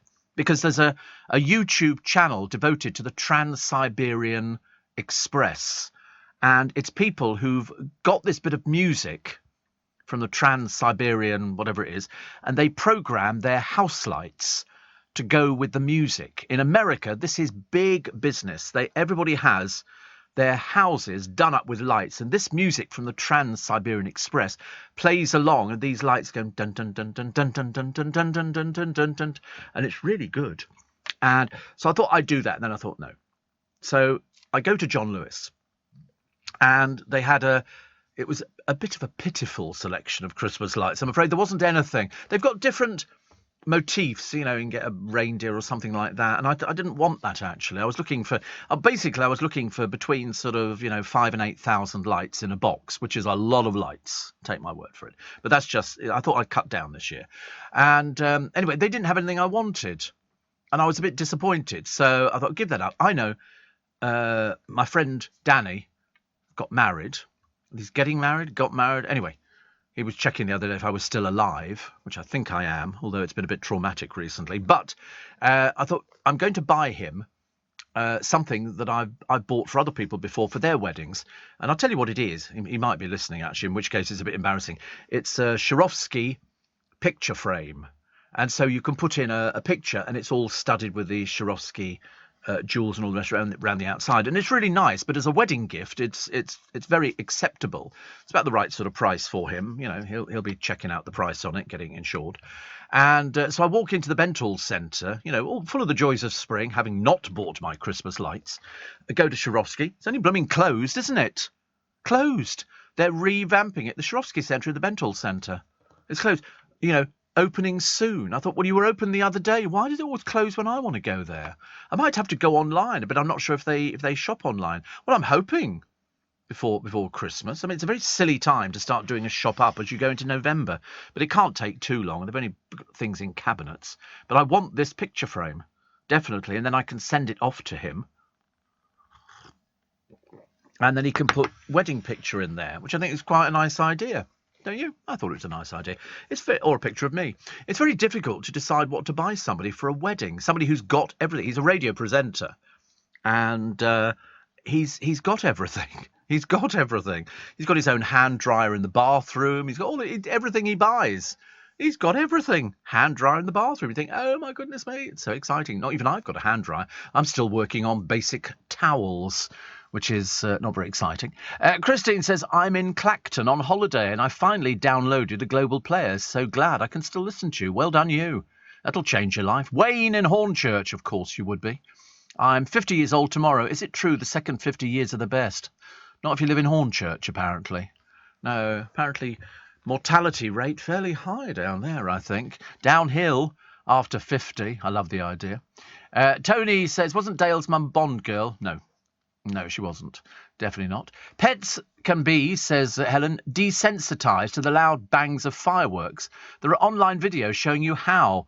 Where I kept my pony Herbie, the owner's hobby was shooting, and the horses got used to the sounds of guns going off during the regular clay pigeon shoots. Yeah, but it's these silent fireworks you can get. I mean, I think that's quite a clever idea, don't you? Silent fireworks. So they basically just go, the noise would be when it goes whoosh, but there's no bang, bang, bang. Sorry, I frightened myself then. All over the place. You don't. Yes, you don't get that on these fireworks. You just get the pretty colours. I like the pretty colours. I'm very into pretty colours. Mike Tyndall, yawn, fears he'll be put through the Bush Tucker hell on I'm a Celebrity by his mates. Riveting. I couldn't really care less, actually. The former rugby ace is convinced even people who like him will vote for him to do horror trials, eating all kinds of disgusting animal parts. No, don't be silly. We're doing it to Olivia Attwood. She's top of the hit list. Yes, we're going to get her eating bugs and everything else. Scarlett Douglas is terrified of what lies in wait. What are these people moaning about? They're on fees. They're not doing it for free. They're getting paid filthy money for this. Lioness Jill Scott fears trials which include being buried alive, adding, I don't like rats or snakes. If I had to be underground, that would be scary. You won't be buried alive, dear. OK, we're not that bored. Hollyoaks hunk Owen Warner is gagging to do a trial and has asked pals to vote for him. He says the trials are part of the I'm a Celebrity experience. I love the way they all moan about it. They're all earning, minimum £20,000 for basically a few days' work. Mike Tyndall needs the money, also needs the exposure, because he didn't actually do anything, does he? Just sort of faffs around at home, I should imagine. That's right, I'll tell a lie. He does a pizza advert, an Amazon advert, and something else. Okay. As I say, can't wait to see what good old Uncle Andrew says about the old pizza advert. I mean, that'll be a bit of a fun thing to do, isn't it? Anything to wind Andrew up. We're all in favour of that one. What have we got here? Philip Schofield dressing up as Fester. I think it's Uncle Fester for Halloween. I don't know why the This Morning presenters have to dress up for Halloween. I mean, are they adults or children? It's because they're wacky, is it? Alison Hammond and Josie Gibson turned into Morticia and Lurch. Of course they did. I mean, honestly, ridiculous, isn't it? Absolutely ridiculous. And chocolate lovers face forking out more cash for festive favourites like Quality Street and After 8. Nestlé, or Nestles, which make the sweet treats, have warned it will roll out further price rises across the products and run up to Christmas. I always know it's Christmas when Iceland sell Twiglets, because I like bringing in Twiglets. And I sit there and I eat Twiglets and cheese footballs and the cheese squares. But the trouble is the Twiglets you get covered in Marmite. They've changed the recipe. Change the? What do you mean change the recipe? How can they? It's Marmite on a little. What do you mean they've changed the recipe? Where have you read this? Honestly, he comes up with these It'll turn out it's something completely different. You go, yeah, all right. Twiglets reformulated to become HFSS compliant. What's HFSS? I do not know what it is. No. You don't know what it is either, I notice, as you're whizzing through that thing there trying to find. So it's a long-standing snack. So it's a new recipe, 60% less salt, alongside a major rebrand, playing up the benefits it has to offer. It's Twiglets. It hasn't got any benefit to anybody at all. The benefits include fibre content. Oh, brilliant. That, and then head for the bathroom. And high levels of whole grain. It said new packs will also communicate the fact that Twiglets are oven-baked rather than fried. Oh, we've got to read the writing on the packet as well now. Unbelievable. Unbelievable, ladies and gentlemen. Well, I'm going to try. They come in a sort of a tumbler thing, a tube, yeah, like a tube, a big fat tube. And they're quite nice, but they're little. They're not giant Twiglets. They're little Twiglets. I don't like the idea of changing the recipe to make them sort of more high fibre. I think that's a bit weird, actually. Just very strange. So HFS is high-fat, sugar and salt food. So perhaps Marmite has got... I mean, do they say that it's Marmite on the Twiglets, or do they not say it's Marmite? Wheat extract. So it's not Marmite then, is it? Oh, that's why. Oh, anyway, apparently Twiglets aren't the only snack getting... a makeover.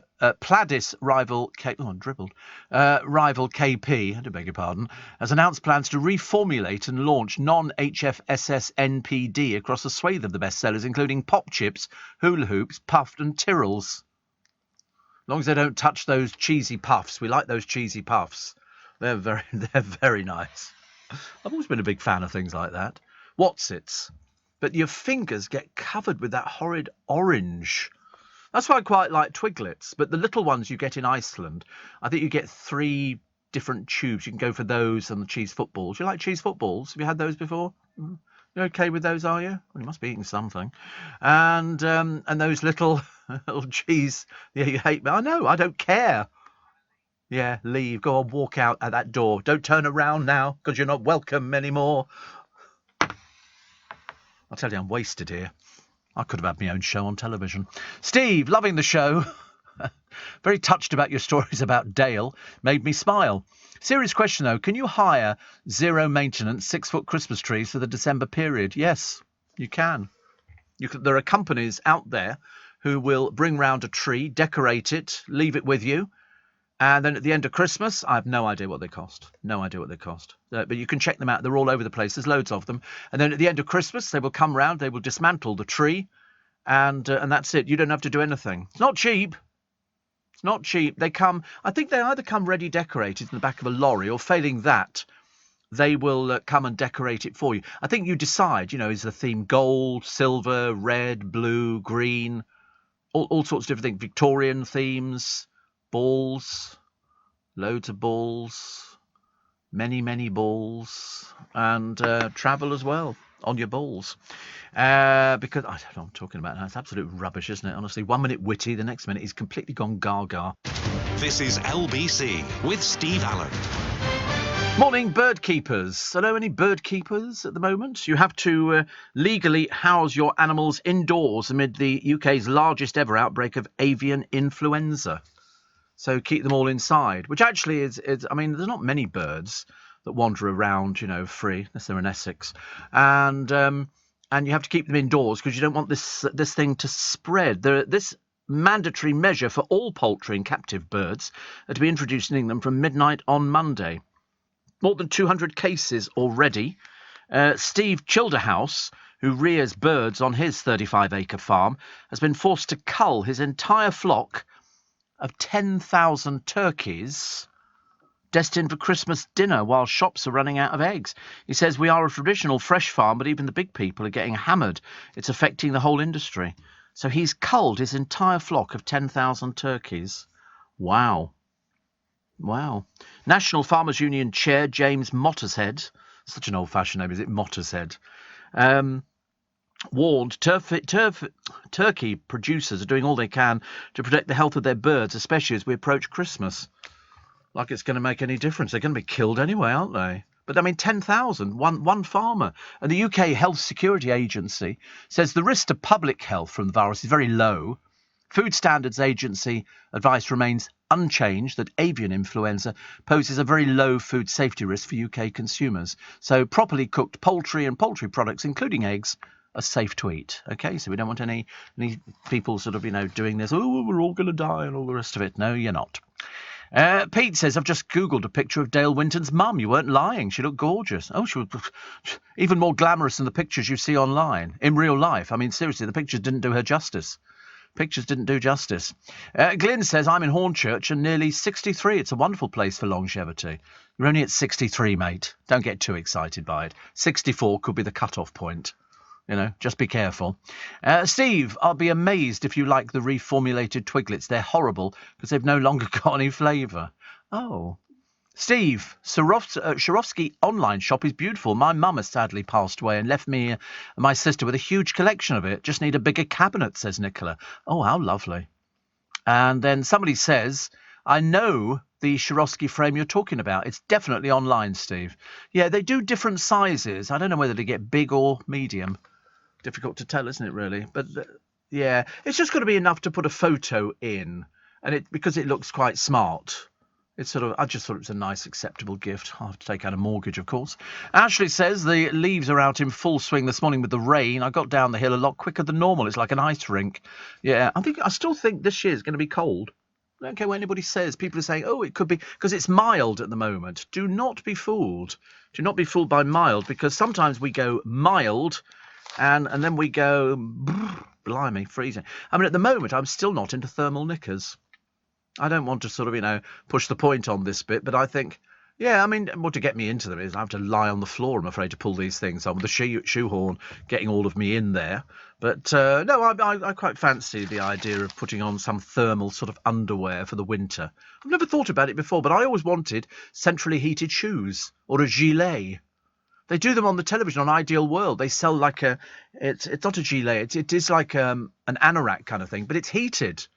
It's got a battery pack in it, and I quite fancy that idea because sometimes it's a bit nippy. I don't want to think. I mean, I've got a hood on my sort of anorak at the moment, fur. It's not real fur; it's only pretend fur, I think. Long johns are supposed to be very good for keeping your legs warm. There was a girl. Honestly, I was sitting down the other day, and I was sitting at a low level for most people, and of course all the school kids are going past. They're so noisy in the morning. And the girls' skirts are shorter and shorter and I mean, there was one girl went past me. I mean, seriously, I thought I've seen bigger belts than these people. I mean, don't the schools say anything about this kind of stuff? It's really not very good. Steve, do you remember a fish called Wanda? Certainly do, Zach. Certainly do. Yes, that was Jamie Lee Curtis, wasn't it? And John Cleese, I believe, in A Fish Called Wanda. Who? Michael Palin? Was he in that? I don't think he was. You seem to know these things. I found out most of it was filmed in Twickenham, including Twickenham Studios, starred John Cleese, Jamie Lee Curtis and Michael Palin. Oh, right, it did star Michael Palin. And Cynthia Cleese as well. And Kevin Kline. But have you ever interviewed any of them? John Cleese I have, yes. And Michael Palin. Michael Palin and John Cleese. Both very nice. Very nice. Very, very nice indeed. In fact, I wasn't going to be doing Michael Palin, but my boss at the time said, because they'd arranged the interview for 3:30 in the afternoon. I was finishing in the early hours of the morning. And he said, I'll pay for a car to come and pick you up and take you in and then take you back home again afterwards, just because I want you to do Michael Palin. So I did Michael Palin, and he couldn't have been more charming. And my boss sat in there for the whole interview. Can you imagine the humiliation, ritual humiliation? The boss sits in on your interview. Just terrible, terrible. But I do remember the fish very, very well indeed. The film. So here it is, a picturesque beach. And this is at Trevornance Cove in St Agnes in Cornwall. And sewage is pumped into the water. A shocking video showed a large section of the surfing spot turning a murky brown. South West Water blamed climate change. What a load of old cobblers, honestly. What a load of old rubbish. That they said following heavy rain, it was a short duration spill. We believe other factors contributed. Yeah, it's you. But of course, all they do, if they get fined, they pass the cost on to you.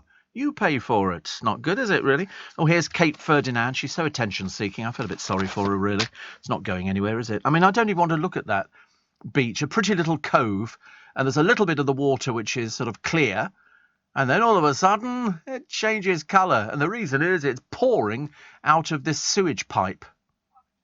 Climate change, that is, that sewage pipe. Of course, they haven't done anything about it. They just go, oh, no, can't believe it. Sewage in the water. What are we going to do about it? Don't know. No idea. I mean, you know, on this occasion, they said there were other factors which contributed to the discoloration, such as mud in the water. Oh, for goodness sake, honestly, yeah. And also seagulls perhaps going to the toilet as they flew overhead. That'd be the same one, wouldn't it, really? David Guetta. I don't know anything about him. He's a bit of a guru, isn't he? Sorry? Guetta? I said that. David Guetta. Yeah, Guetta. Well, it's G-U, so it's Guetta. Pronounced Guetta. I don't care whether it winds you up or not, or I'm pronouncing it incorrectly. I don't care. It's my programme. I shall pronounce it. I mean, his real name's Horace, okay? Want to take any action on it? So the Isle of Wight Festival... taking fans back to the 1990s, which is interesting. Robbie Williams, who I always thought was stuck in the 90s anyway. Pulp and the Chemical Brothers, and then George Ezra. But as the producer pointed out, he wasn't. His real name's Pierre. Of course it is, because he is French. Yeah, everybody's called Pierre in France, aren't they? It seems such an old-fashioned name. I can't think of any famous Pierres. There must be some very famous Pierres, mustn't there? But off the top of my head, instantly, I can't think of anybody. Apart from probably characters in films or something like that. But there must be, I don't know, perhaps it's not as common name as I thought. You can't find anybody either. No, just not trying, are you, really? Other people playing at the Isle of Wight Festival. James Bay, Niall Horan, Blondie. Blondie, how old is she now? 94. You're such a fibber, honestly, you really are. You're not even funny. If you were funny, I could excuse it. The Sugar Babes. I think they're getting back together, aren't they, the Sugar Babes? Don't know why, but they just are. Sam Ryder, Echo and the Bunnymen, and Gabrielle. I like Gabrielle, actually. And worth a fortune with Las Vegas and Ibiza residencies, but apparently Joel Corry's mum still washes his underwear. I don't know who Joel Corry is. Is he somebody famous? Oh, DJ.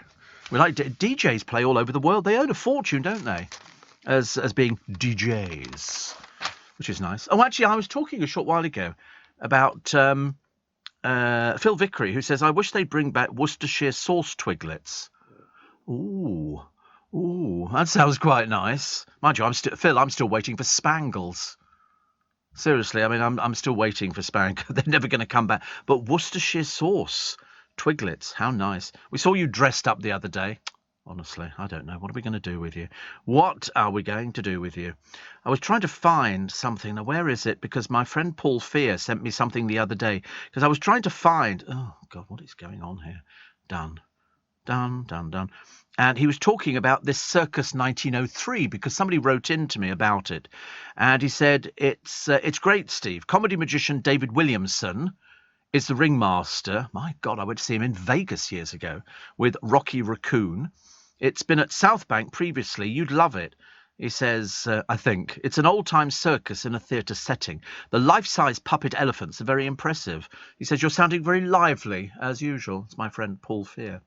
Well, I haven't seen for ages and ages because it was sort of working odd ends of the day. But every so often he sort of writes and will say, oh, you should go see this. Because he still tiddles off to the theatre every so often.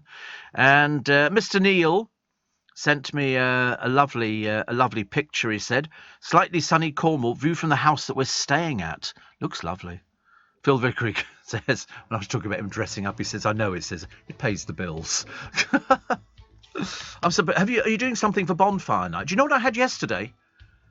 I had potatoes. Can't remember what they're called. You know the potatoes that are sliced? Hasselback. They had a whole thing of Hasselback potatoes in Marks and Spencer's for about £3. So I bought them and I put them in a saucepan and did them like that. I didn't put them in the oven. I just put them in the thing and they were delicious. They had sort of like a garlic butter over the top of them, which was a bit nice. Hasselback potatoes, they come in a metal tray, you can just shove them in the oven. They were really nice. I might have them again today, actually, seeing as I'm on this diet. It's called a seafood diet, unfortunately. Having a strong email password can help protect you from cybercrime. But there's an extra step you could take this festive season to make your email even harder to hack. Just set up two-step verification on your main email account to get double the protection. Go on, take your email security to another level the next time you log on. That should do it. Search Cyber Aware from the National Cyber Security Centre. This is LBC from Global, leading Britain's conversation with Steve Allen.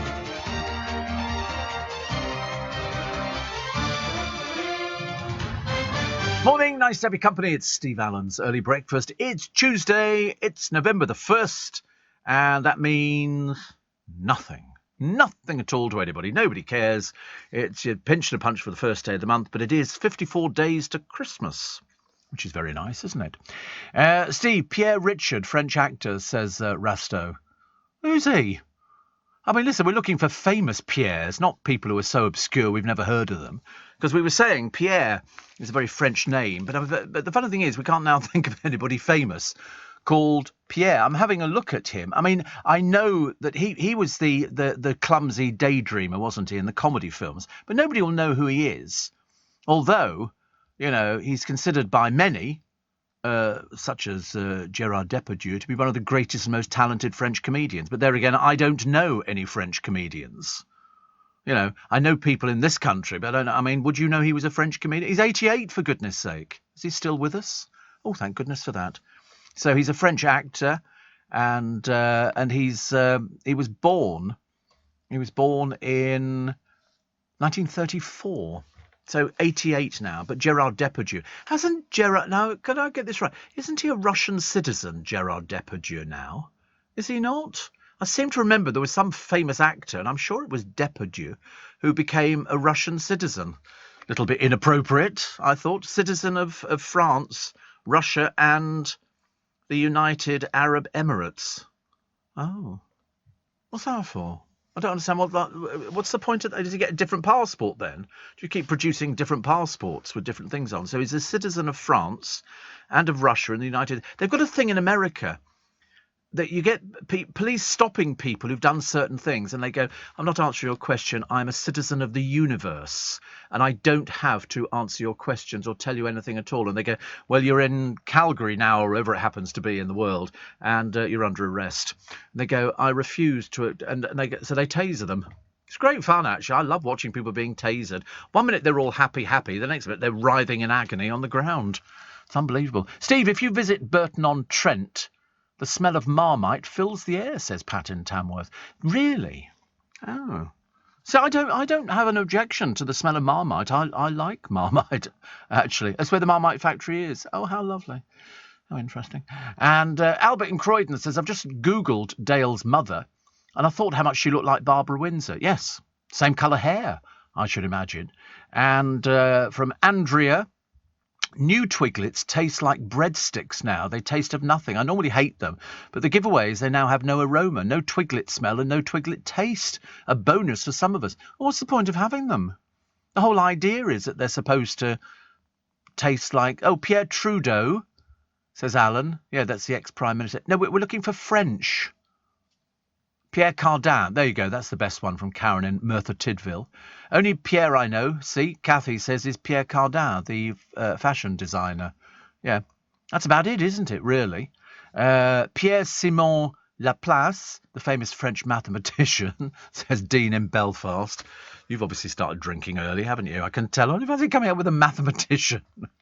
Hearing you mention Nestles, not Nestle, reminds me of the original and best Terry Brooks, who was the face of its Milky Bar kid in the 60s. He's now 64, doing well and running his own loft conversion company, says Brian. Yes.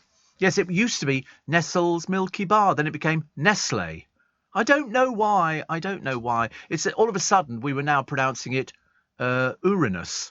For years it was Uranus, and nobody said a blooming word, and then magically it became Uranus. I don't know why they keep changing these things, but it was definitely Nestle's Milky Bar. Pierre Trudeau, Polish scientist Pierre Curie is another, says Jeff in France. Right, you're barred.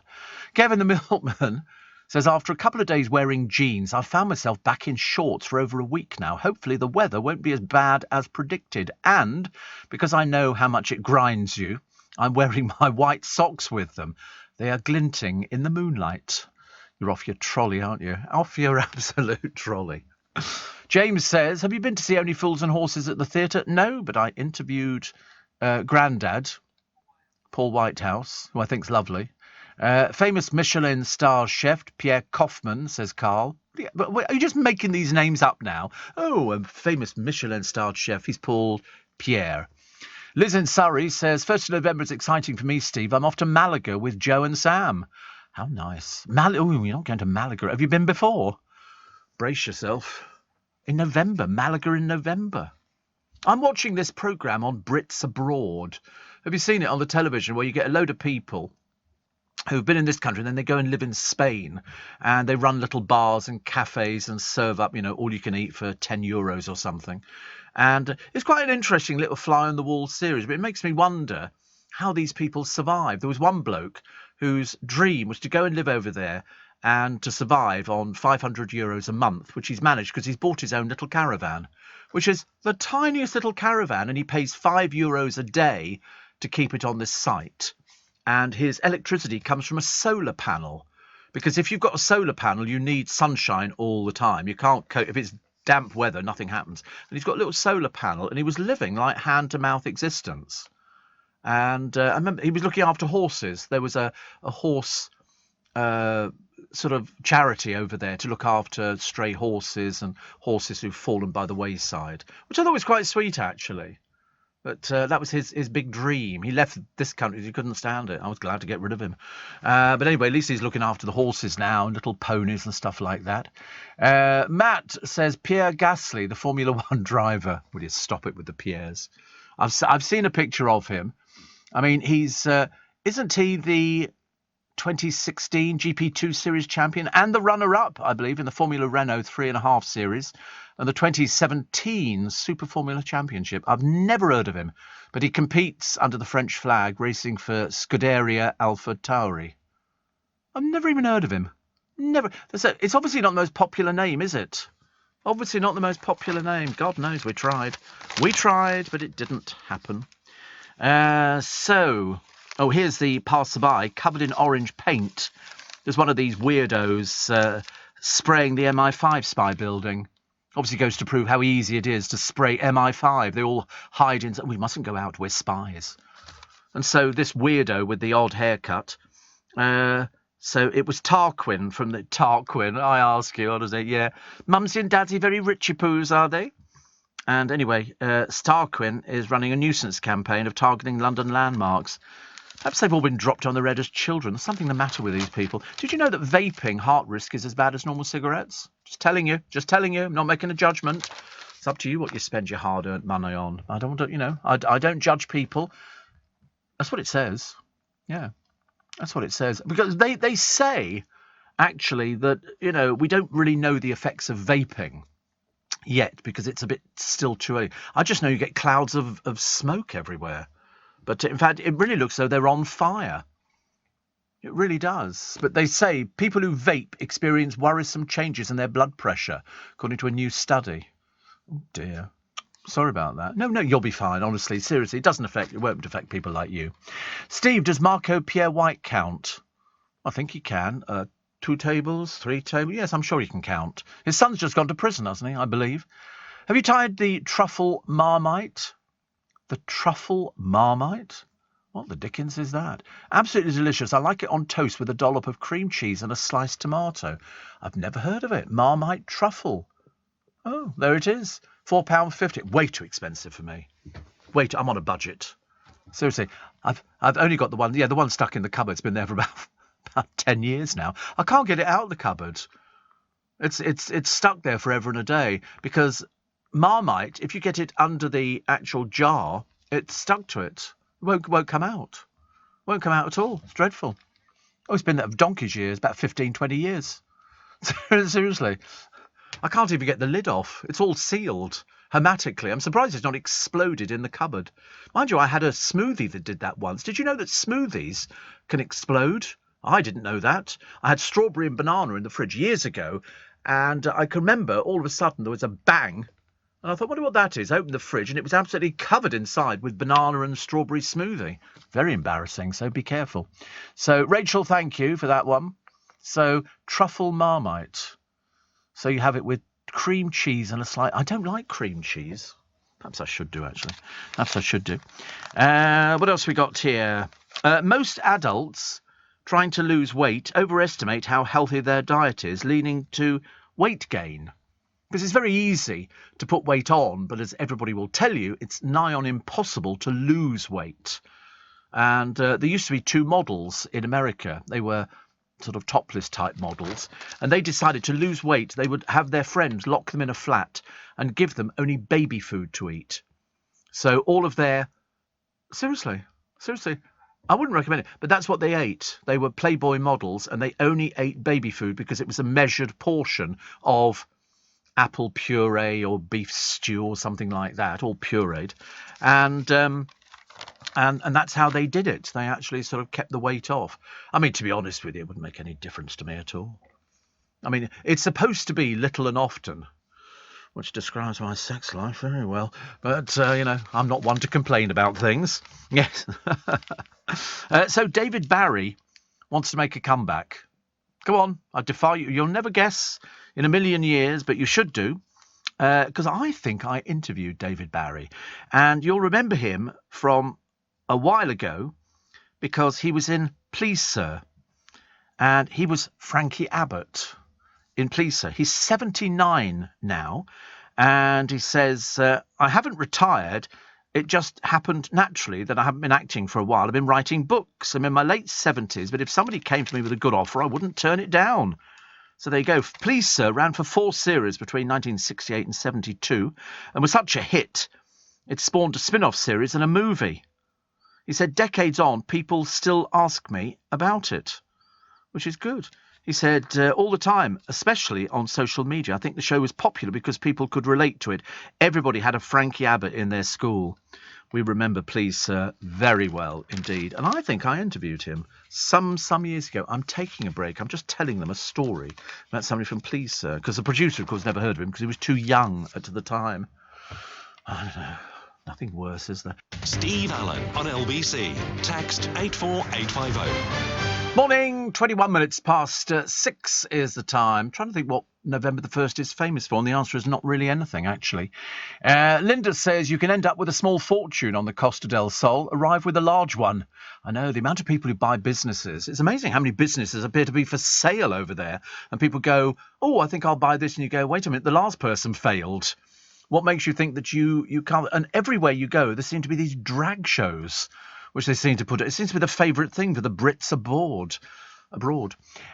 Steve, I saw Brits Abroad with the housekeeping bloke. Don't usually watch the programme. Was ready to laugh at the people on it. Was shocked to see a really lovely, caring, interesting guy. Wish there were more like him about. Yeah, but he's living on threepence. He's living on nothing at all, and he doesn't own the charity. He just works in it, helping to. Well, he seems very happy. You know, because you get the weather over there, but this little tiny caravan on this, I mean, it really is he paid €500 for this little tiny caravan, which is probably worth about 100. And it was quite sweet. But he seemed quite happy with it. Steve, I went to school for a year in 1978, says Leah, with Pierre Townsend, son of Group Captain Peter Townsend. He spent the lowest sixth with us in our French and Spanish lessons, even though he spoke perfect French, as he was brought up in France. Yes, Group Captain Peter Townsend was he was the one who Princess Margaret and when he died, she didn't go to the funeral. I think she was forbidden by the royal family. They didn't want to dredge that one up again. Thank you very much indeed. But interesting, isn't it? Waj says, Steve, locked into the spike, which is what we like. Thank you very much indeed. And so this Sunday you get the Jungle programme back. And you will make up your mind very quickly who you like, because bear in mind this will be the first time most of these people have met. So for the first day they'll all be, hello, how are you? Oh, you're good. And it'll be nice. By day 3, they'll be stabbing each other in the back, I promise you. And that's the bit we like. You don't like it when they're all nice to each other. It's boring. What you want is somebody to have an argument. You know, it's been in a castle for the past 2 years, and that was ghastly, wasn't it, really? But at the moment, the odds are Mike Tyndall 11-2, Owen Warner 4-1, Olivia Attwood 5-1, Charlene White 20-1. Apparently most likely to be the one who listens and gets people to open up about the pain in their life. Oh dear, I don't think we want an agony aunt, do we? Boy George, 10-1, most likely to sing or throw a strop in the camp. Probably over the food, I should imagine. Scarlett Douglas, apparently, sneaked in salt and pepper as contraband in her underwear. Hasn't stopped mentioning it since landing down under. Because you're not supposed to take anything in. 12-1. Sue Cleaver, 10-1. Likely to be the mother figure. Chris Moyles, 7-1. Likely to, they say, slag off people in the Bush Telegraph. He used to put the boot into other celebs on Radio 1 regularly. But like saying Steve Allen, you know, nice to everybody. You know, it's the way it goes. Who else we got? Jill Scott, 6-1. Most likely to swear. Well, that's not very pleasant, is it? We don't want things like that. But who's gonna emerge out of it? And yeah, I couldn't care less. Doesn't make any difference to me. It's not good shape. We're hoping Moyles because he's homegrown. But I don't know what they're looking for really. Most likely, Mike Tyndall, they say, get given trials that involve a throne, tell some stories about the Queen, and use the word banter a lot. He won't be doing any stories about the Queen, I promise you that. He won't be. Otherwise, he'll be drummed out the brownies. They'll get him. He knows his place. He has to play subservient. You do not talk about the royal family. He won't be talking about his wife. He won't be talking about anything at all. In fact, he's going to be boring, very dull. He'll just talk about how he has to make his own way in life and how it'll be this and how it'll be that and how he's advertising pizza and advertising Amazon. And you think to yourself, good grief above, honestly. Another national holiday in Spain today. What do you think it is? I don't believe this one. No, well, it's the 1st of November is the Day of the Dead. The Day of the Dead. I don't know what you're supposed to do. I'm assuming, my friend Chris Lowry told me this, so he knows because they live in Spain. I'm assuming this is where you go to the cemetery and traditionally celebrated November the 1st and 2nd, although other days may be included, depending on the locality. It's largely developed, I think, in Mexico, where it's observed, but also in other places like people of Mexican heritage. They do prayers and remembrance of friends and family members who've died. There is one place in the world, and I can't remember where it is, they actually dig up their relatives. They're in sort of mausoleums. Yeah, they take them out and they celebrate the dead. Might be Mexico. They do some odd things in Mexico. It might be there, actually. And they have their sort of Day of the Dead, and they do special biscuits shaped like dead people. And I know. It doesn't sound like a bundle of laughs, does it? Listening, says Sharon, normally in Stanmore, to you whilst by the pool in Mumbai. Woo! How posh are you? Anthony says Moyles for the win. Yes, it'd be nice to do. He just wants a cup of tea. All he's got to do is sort of not lose his temper with people. That'll be the thing to do. Because as I say, for the first day, they'll all be going, oh, it's great to see you, your boy, oh, I love you, come a chameleon. You know, you get all that thing. And Sue, you're just like your character, aren't you, in Coronation Street? Oh, you're great. And Olivia, we don't know who you are. Who are you? What do you do, love? I was on Love Island. Oh, how nice. Apparently, people visit cemeteries on the Day of the Dead in Spain and pay their respects to family and friends who've died. So I think you should do that all the time. I don't think you need a Day of the Dead. You would do that, wouldn't you? Well, I would. That's what I would do. Miss Braverman admits multiple email security leaks. She always looks so miserable, doesn't she? Not surprised if you were leaking like she does. Like a giant sieve, isn't it? She sends things off and they go to the wrong person. Makes you worry, doesn't it? Also, the distraught Queen hugs Prince Philip after the Windsor Castle fire. Well, that never would have happened. Never, ever in a million years. The Queen, in fact, I don't know if she came outside afterwards, but Prince Andrew, if you remember, was the one left to deal with the press and say Her Majesty is so-and-so, so-and-so. But there's no way she would have hugged Prince Philip. You know the reason it burnt down, or a lot of it burnt? They had no fire alarms. All the smoke alarms had gone. They didn't have anything like that, so nobody knew. And mind you, it was all rebuilt back again. But there was no way that the Queen ever would have hugged Prince Philip, certainly not in public. What they did privately might have been completely different, but certainly not in public. 3 lions on a flag. The flag flown during the 1966 World Cup at Wembley Stadium goes on sale at auction weeks before the contest kicks off in Qatar. I was watching the other day, Bob Geldof interviewed by Alan Yentob, I think it was, and it was very interesting about Live Aid and how the thing took off. And he was in King's Road and he saw somebody in a shop, somebody famous. Then he saw Sting outside and said, listen, would you come and do it? And based on these 2 people, they then got other people involved in Live Aid. And he said, but it sort of gathered momentum. He said, we didn't know what we were doing. We just sort of went with the flow. And I remember Live Aid. Absolutely remember it very well indeed. And the records, the one over in this country. And then he was talking to somebody on the telephone, and I think it was Harry Belafonte over in America, talking about, we should definitely do a song over here. He said, hang on a sec. And then this voice comes on the phone and goes, hello, Bob. And it was Michael Jackson. And Bob Geldof going, it's Michael Jackson. And literally, he said, we went over there.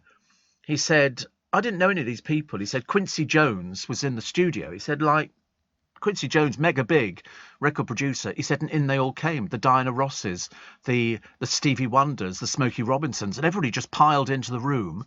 And Smokey said, okay, listen, you've recorded this, you've all done it, you know what you're doing. I mean, the lineup was amazing.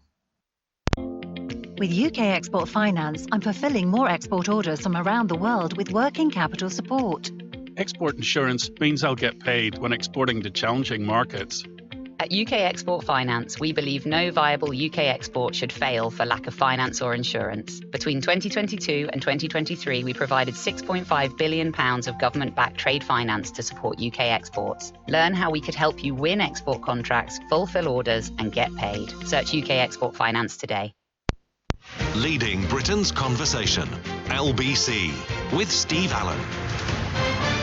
Morning, nice to have your company. Steve, the Day of the Dead, it is All Souls Day, is a Catholic celebration to mark the start of a month of remembering the ones we've lost, says David in Highbury. And apparently it's not just Spain. It's celebrated in Belgium, where it's a public holiday and people go to the cemetery to honour their relatives. Phil Collins played his drums in the UK, then continued the same day playing in America. He flew by Concorde. Yes, I remember it. I remember it very well. But I mean, the stars of Live Aid over here, it was Queen. It was as simple as that. Freddie Mercury brought the house down. It was just one of those things. I've just had a thing from PayPal, and they've got my name on it. We need some information, they say, as part of their security measures. It looks highly dodgy, this one. They say, we noticed an issue concerning a recent transaction. I can't imagine why they noticed an issue. I've ordered from a reputable company and paid. They have the PayPal compliance department. Sound very dodgy. They say, to resolve the compliance inquiry, PayPal is requesting you provide the following information. They say, on this date, you sent a payment for $67.82 for It's a Magic Trick from a guy called Eric Sheehan. And they said, please provide the following information. I've got no idea what that's got to do with them. The date of birth for Eric Sheehan. What a stupid question from PayPal. Why would you provide somebody's date of birth? I haven't got the faintest idea. Shouldn't imagine he knows my date of birth. And they say your payment is to be held until this issue is resolved. You can stick it. You can stick it, PayPal. I'm not buying into this one. They say log into your account and click help. No, you log into my account and click help. Don't trust you at all. They say we apologise for any inconvenience. Well, you can stick it. Absolutely ridiculous. They say, deemed, authorised and regular. Well, I don't believe a word of it, I'm afraid. Why would you ask me to provide somebody's date of birth? It's like ordering something from Swarovski and saying, you ordered this from Annette Benning or something. Can you provide her date of birth? Of course I bloody well can't. Don't be so stupid. I don't know, you do sometimes wonder whether or not people are even more stupid than you can ever imagine, do you? It's very weird, isn't it? Very weird, but don't worry, because they're not getting any information. They can go whistle for it. What else do we have? I saw a picture, actually. I'm trying to think what the picture was that I found, which I remember thinking, oh, that's quite nice. I should be talking about that one, and I now can't remember what it is. Apparently, Jade Thirlwell clearly has no hard feelings for not getting the role of Princess Jasmine in the live-action remake of Aladdin. She was apparently in the running to play the princess. I don't know. And then Fleur East admits she's finding things tough at the moment. She was in Strictly's dance-off bottom 2 for the second week in a row on her birthday, and her toenails falling off. That's how desperate publicity is for Fleur East, I'm afraid, at the moment. But Isla White, Georgia... It's strangely enough, they're doing the 90s, but George Ezra, who is topping the bill, was not born till 93. So how could he be doing the 90s? Anyway, tickets go on sale tomorrow. And I see that EastEnders actress Maisie Smith has described her boyfriend. Do you remember the one? She wasn't having an affair with him. They were caught on a plane and all the rest of it. The biggest load of baloney you've ever seen. Max George is her celebrity crush. She's 21. He's 34. Slightly disturbing, but there you go. But it's always so interesting, dear, to find out who you're going out with, because we'd worried about it. So Sean Connery's estate donating £6 million to good causes in Scotland and the Bahamas this year. This is from the Sean Connery Foundation, and they aim to honour the star's legacy through strategic grant making. And Stephen Connery, Sean's stepson, said, "We've chosen to focus on the communities that Sean loved on issues. So among those to benefit, Scottish Oceans Institute, Scottish Youth Film Foundation and Dyslexia Scotland." It's still £6 million. I mean, I don't know what the fund is. They just say that they're donating £6 million, which is it's a fair amount, isn't it? I was very impressed. Steve Bowie was fantastic at Live Aid. Not as good as Queen.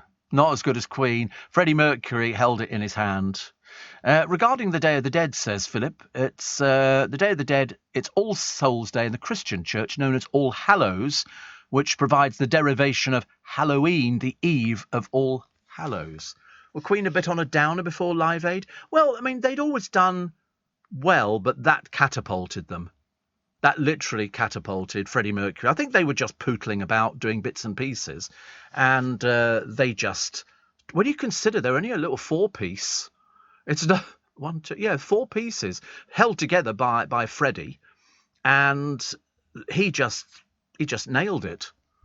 There was no two ways about it. The crowd loved it. They all took, part in it. But they're just a little 4-piece. How they made so much noise, God alone knows.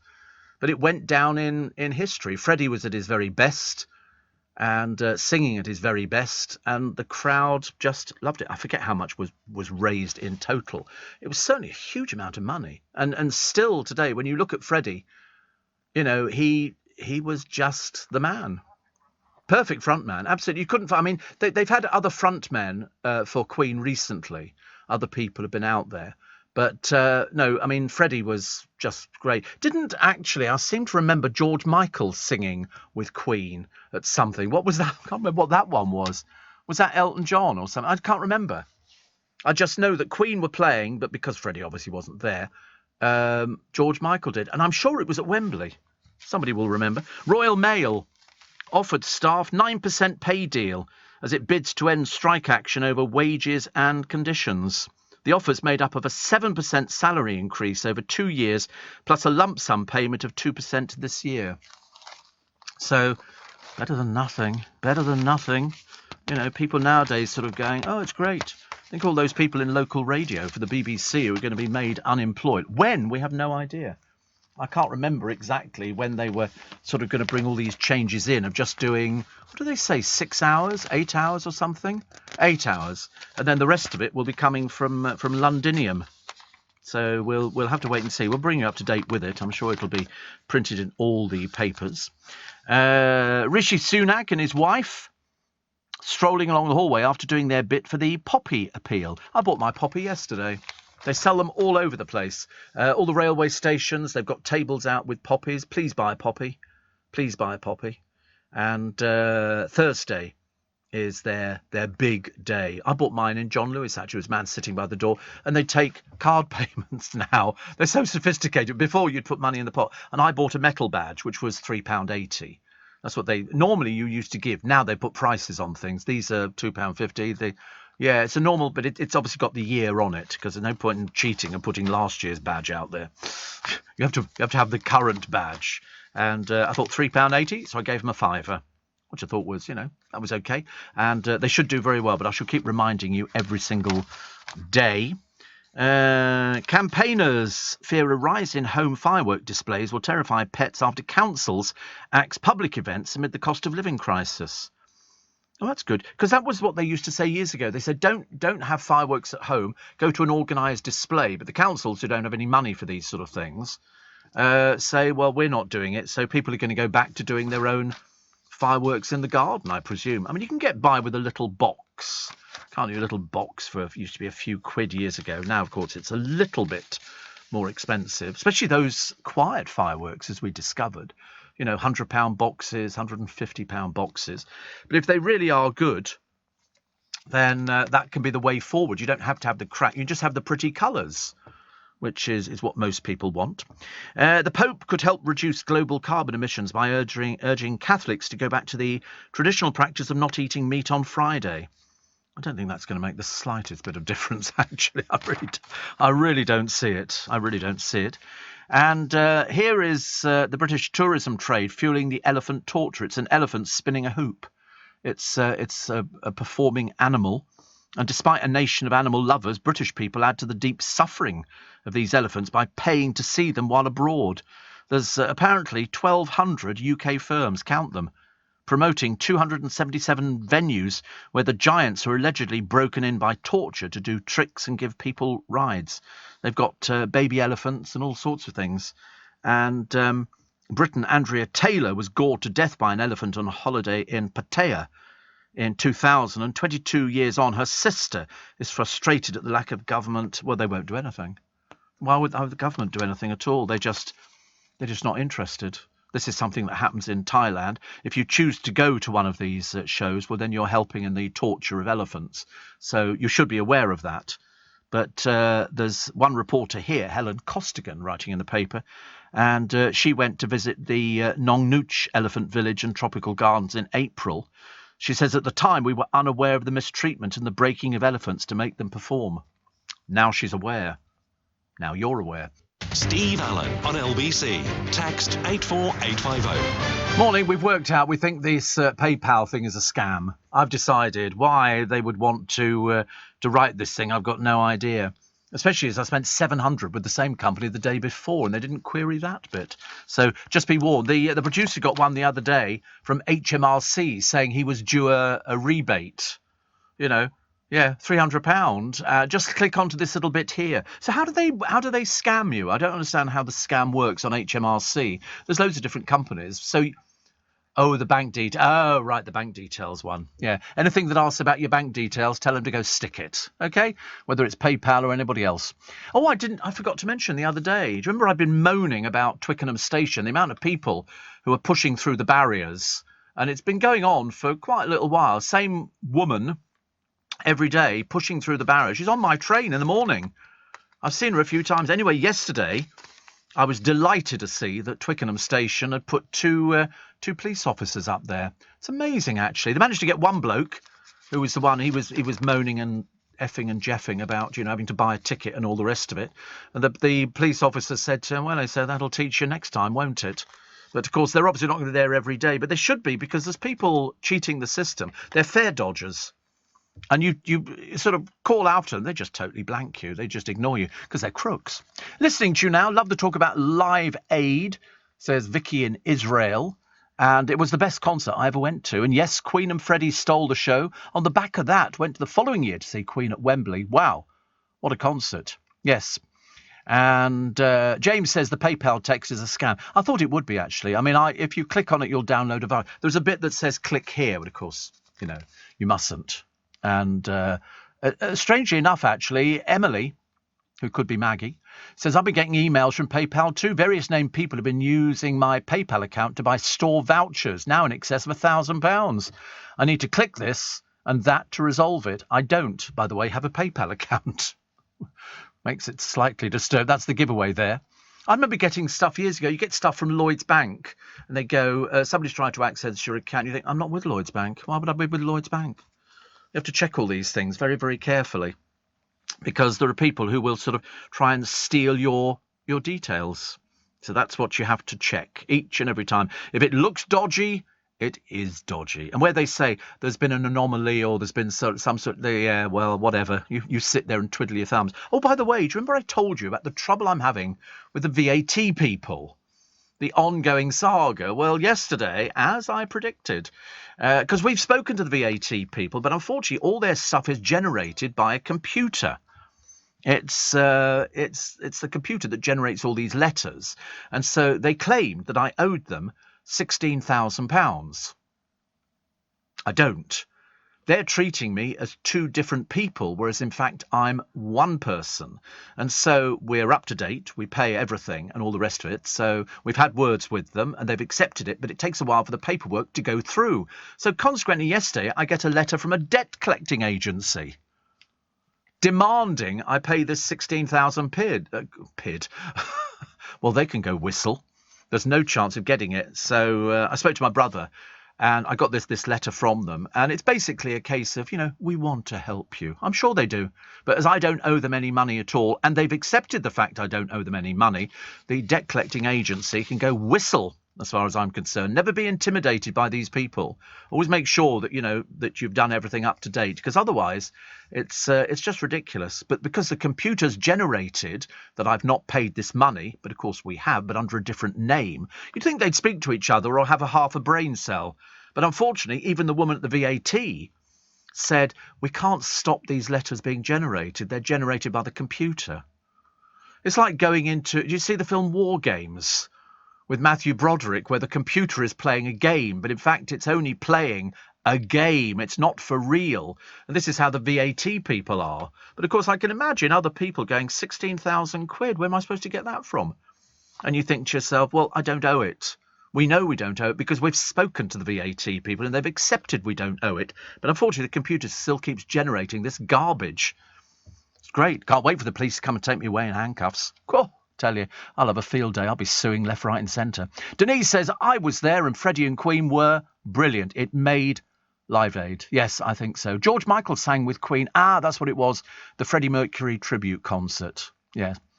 And Helen says, how did people donate money to Live Aid before the internet? Oh, I can't remember. I don't know. I don't know, actually. I don't know. How did we donate? Perhaps you phoned up and gave a credit card or something like that. Did we have, I can't remember if we had credit card. I think we must have done, yes. We had Visa, Access, American Express. Yeah, and you could probably donate on the telephone. I can't think of it. How else were you going to do it? Drop it round? Yeah, drop it, put it in a box. Richard in Andover. Oh, I know Andover. Says, George Michael sang Somebody to Love at the Freddie Mercury tribute concert in Wembley. A great performance it was too. Yes, I thought it was as well. And Jeff in France says George Michael sang with Queen, notably on Somebody to Love. Find me somebody to love. Nick says he was brilliant. All the big stars sang Queen songs that day. All great, but only George got close. Yeah, he put his heart and soul into it. He really did. And from Sanjay, he says Freddie sneakily cranked up the volume on the sound desk before Queen hit the stage so that their set was louder than anybody else's act. I was amazed at how much noise they made for a four-piece. Fantastic. And Steve says, Roger, about time the train companies got some money from the barrier hoppers, £100 fine. It's catching them. What you need the policeman waiting outside the station, and then somebody goes, that woman there, she's just pushed through the barrier. Because most of these people have headphones on or their earpieces in, so they don't hear when somebody shouts, oi, fare dodger. That's why the fares are the price they are. Yeah, I could do it, actually. Jan in Kent says, with an email, right-click on the sender address and you'll see the address will invariably be from a personal account. Scam. Block the sender. Oh, you're telling me something. I've got no idea what you're talking about. I have to get the producer Joe to do things like that. I could never do anything like that. I'm always the worst one for doing anything. When somebody says, "Can you cut and paste something?" I look at them blankly, and then the tears start flowing, and eventually they go, "Well, I'll do it for you. I'll do it." You know, when they say cut and paste, I get the scissors out. You know, it's the way it goes, isn't it? So the council's revolt on hotels for asylum seekers is growing. Because it's cost, I think it was about, I'm sure they said the other day, it's about £7 million a day we're spending on hotels for people. £7 million a day. Somebody gone completely round the bend. What are they charging for these hotels? Good Lord above. Police investigating Sunday's Dover firebomb attack were last night searching a property more than 100 miles away. This is where this bloke came from in his car in High Wycombe. He's not been named, but they say he had severe mental health issues. I would think that would be likely. I would think it would be likely. Also, what was the other one? Oh, yes, Nestle. We did that one, didn't we? About the price of chocolate going up. Just what you need coming up to Christmas. Chocolate goes up in price. I mean, for goodness sake, I ask you. We can barely afford to live at the moment without putting up the price of Quality Street. Morning. Nice to have your company. So thank God he's gone to the jungle. Perhaps he'll stay there with a bit of luck. You've never known anybody get so much publicity very shortly for basically being a bit of a And so he's gone out there and, as I say, I don't know why these people bother becoming MPs. They've wasted everybody's time. That's what it is. They're not interested in their... he's interested in the publicity. He's seen the way Ed Balls' career has nosedived, and he's obviously thought, I can do the same kind of thing. And so he's got a book out, and he gets paid as an MP. The Sun have signed him up as well. And then he gets the fee from I'm a Celebrity. Yes, dreary old Matt Hancock, never an exciting person. Must be the only person who's ever received so much coverage. Now, the interesting thing is, all of the people in the jungle don't know he's arriving, and they certainly won't know who he is. I promise you, they will not know. There'll only be a few people who are sort of the journo types in there who will have the faintest idea. The rest of them, like the Miss Atwoods, she won't know. Not a clue. Mind you, she doesn't know about anything, really. But then you sort of look at them. Hancock is urged to hand back his TV fee for I'm a Celebrity. Why? Why? He's not interested in being... He doesn't have to do anything at all. They say, oh, he's been suspended. Oh, he looks like he's really bothered by that. You know, Nadine Dorries went in there, and you know how useless she turned out to be. He's only suspended by the Tories. He's still an MP. And he still gets his salary, which is, what, 89,000? Something like that. I mean, at the end of the day... It's a case of he's just milking the system. That's what we've turned into in this country. Sheer greed. Sheer greed. It's a case... I mean, I personally couldn't care less what he does. Go and stick his head in a barrel of sand as far as I'm concerned. I wasn't too keen on him beforehand. And then they've now got... I mean, this has obviously been booked for ages. Because Louise Minchin... Do you remember Louise? No, you probably don't remember her. She also went out to the jungle, and she's got advice for him in the jungle. I don't know why. She didn't win. What's the point of getting advice from Louise Minchin? You know, very sweet. But then she left, and then she was going to be doing things. It's like a bit like Dan What's-His-Face, the ex-news bunny from the BBC, who's disappeared into obscurity now. Popped up on a few programmes, but is so bland. He's a bit like the talking knitting pattern. It's very embarrassing. But, you know, then you sort of... I'm surprised, actually, that old Suella Braverman hasn't bothered going into the jungle or sort of doing some programme, you know. Perhaps you could go into a gladiator-type programme, pit her against a few asylum seekers and just see who wins. Marginally make it more interesting, wouldn't it, really? But no, Matt Hancock, the front of every single newspaper. Never known so much coverage. For a man who basically was the former health secretary, he's lost the whip, like, whatever. And he's obviously going to try and demonstrate he's got a personality. He's going to be plugging his book at every opportunity. He's going to be telling you who he is. But I reckon, I mean, the bloke from Hollyoaks won't have the faintest idea who he is. Not a clue. In fact, running through them, I'll tell you what would be embarrassing if Charlene White doesn't know who he is. That will be embarrassing. But everybody would know who he was. I would have thought so. But I bet you he'll have to say, oh, by the way, I'm Matt Hancock.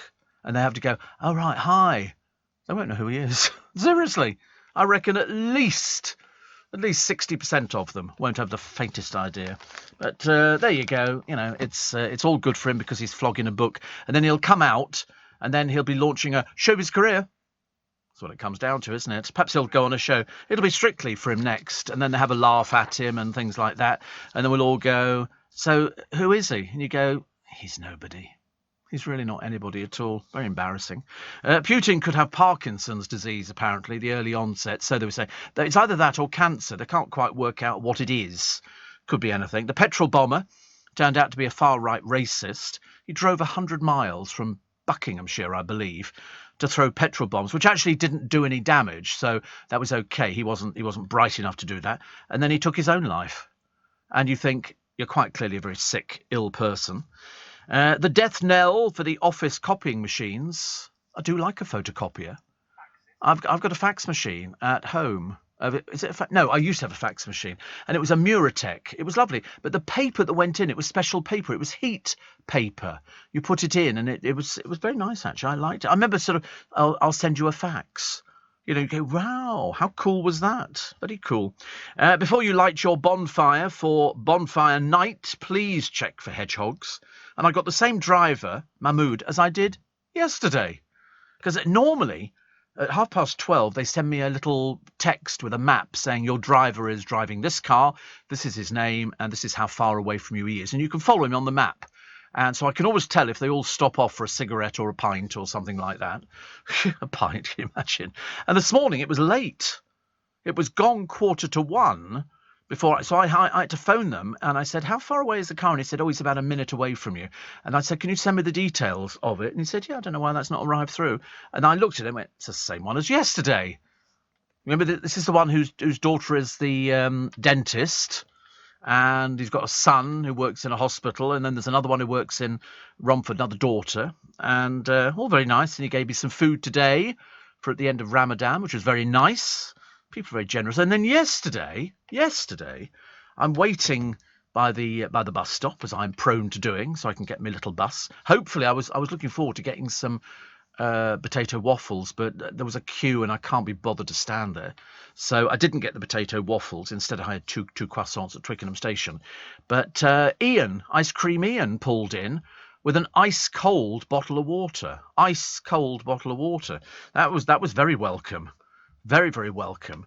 And it was... are you just early or something today, dear? What are you doing? What's he doing? Oh, for goodness sake, honestly. So weak. He's now got you addicted, so now he can pretend that you're busy mates because you both do the smoking thing. You're going as well. I tell you what, let's just leave the programme to run and I'll pop out as well and have a cigarette. Actually, it's funny, it's the first time I've known Dan have a cigarette. Or does he ask on a regular basis? Does he? Yeah. Normally he doesn't smoke during the week, does he? You've been led down a path, you have. You're weak and feeble. Don't like it at all. Terrible. Boris Johnson says Russia would be crazy to use nuclear weapons. Yeah, whatever. I thought, well, I agree with you. They would be absolutely crazy to use nuclear weapons. And Eamon Holmes could be off television until the new year. He's falling apart. He's only 62. I'm older than he is, and at least I managed to keep it together. Also, the original model used in the E.T. film is expected to sell for 2.6 million. This is the model that they put the rubber thing over the top of it, and it was electronic, so they could go. It's from 1982, and so they would then put the head on, and the arm. It's all automatic. It's got 85 points of movement, operated by 12. Count them. 12 professional animators. They think it could fetch 3 million, $3 trillion, 3 million. So I think that'll be very interesting. Very interesting. Actually, it's interesting. I think that old Matt Hancock needs to watch it because you remember poor old Lembit Opik, or as I prefer to call him, Lembit Talentless Opik, the one who went out with "Touch My Bum, Don't Be Shy." Yes, he went out with a cheeky girl. That lasted about 5 minutes. Failed MP, failed comedian, failed everything, I'm afraid. And Matt Hancock will be trying to develop a personality between now and getting out to the jungle. But he's made the front of every single papers. Meghan has said the UK citizenship test is so hard. Yeah, it's just asking questions, dear. I'm sorry if you don't know the answer. She said Harry thought it was very difficult as well. Came as no surprise to us. Yes, so it's supposed to be hard. Not supposed to be a walk in the blooming park, is it? The letter written by Captain Scott You know, when they were all out there and Oates said, I'm going outside, I may be some time, and he died out there because they didn't have enough food, and he knew that, so he ended up taking his own life. The letter is tipped to sell for £600,000. I think it'll go more. So what countries does Great Britain refer to? Just England, Scotland and Wales, England, Scotland and Northern Ireland. I think it's England, Scotland and Wales, isn't it? Is it? Is that right? Yeah, there you go. Which is a fundamental principle of British life? Actively supporting your local football team, ignoring your neighbours, participation in community life, or eating fish on a Friday. I suspect it's eating fish on a Friday. Oh, participation in community life. There isn't any community life. They're closing it all down. The BBC have said. That's a silly quiz, isn't it? OK, next one. Which colonies of the British Empire decided to declare their independence in 1776? Was it Australian? No. South African? No. Canadian? Yes. Canadian, is it? Oh, American. I was going to say American as my second one. So far, which of the following is a British overseas territory? Australia, Solomon Islands, Falklands, Malta. Well, it's the Falkland Islands, isn't it? Yeah. There you go. Da da da da da da da. I'm allowed in. I get a free house and I don't have to work ever again in my life because I can just claim benefits. Yeah. Steve, I bet Chris Moyles is going to give Hancock some stick when he arrives in the jungle. Yes, I'm hoping so. The trouble is, you know, I don't know who's going to cause the first argument. We're reckoning it's the Atwood woman. I've a sneaking feeling she'll be it because she's so out of her depth. You know, the only thing she can talk about is herself. She doesn't know anything about anybody at all. The producer thinks Hancock, I have to say the producer because it's not what I think. He might actually come across okay. Yeah, for the first day. No, I don't like him either. I never liked him. But he's sort of one of those sort of, you know, so desperate to be famous, isn't it? It's a bit sad, really. Shane says, I wouldn't go into the jungle. The spiders are big enough in Sydney. Yeah, I agree. And Maggie says, going into I'm a Celebrity is so self-demeaning and disgusting. I have a low opinion of Hancock already, but I'm amazed. Me too. But he's doing it for the money. He couldn't care less about you, his constituents. He's not interested. He's only interested in selfish little him. That's all he's interested in. I wonder who he's going to come on to. That'll be interesting, won't it? I'm hoping it's Moyles. Noreen says, hope you're well. What rain? Yeah, we have. We've had terrible rain, haven't we? But I got a thing from Thames Water the other day, dear customer, and it said still the hosepipe ban is in place.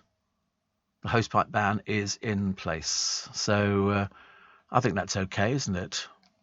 I don't mind. They've said we haven't had enough water yet. But anyway, 2 musicians have birthdays today, says Noreen. Brian Poole of Brian Poole and the Tremolos is 81, and Chip Hawkes of the Tremolos is 77. And yesterday, somebody mentioned they'd seen Gary Puckett recently. We saw him a few weeks ago on the Gold Tour, the day before his 80th birthday. He's fabulous. See, I think 80 is the new 40. That's what I think. This is LBC with Steve Allen.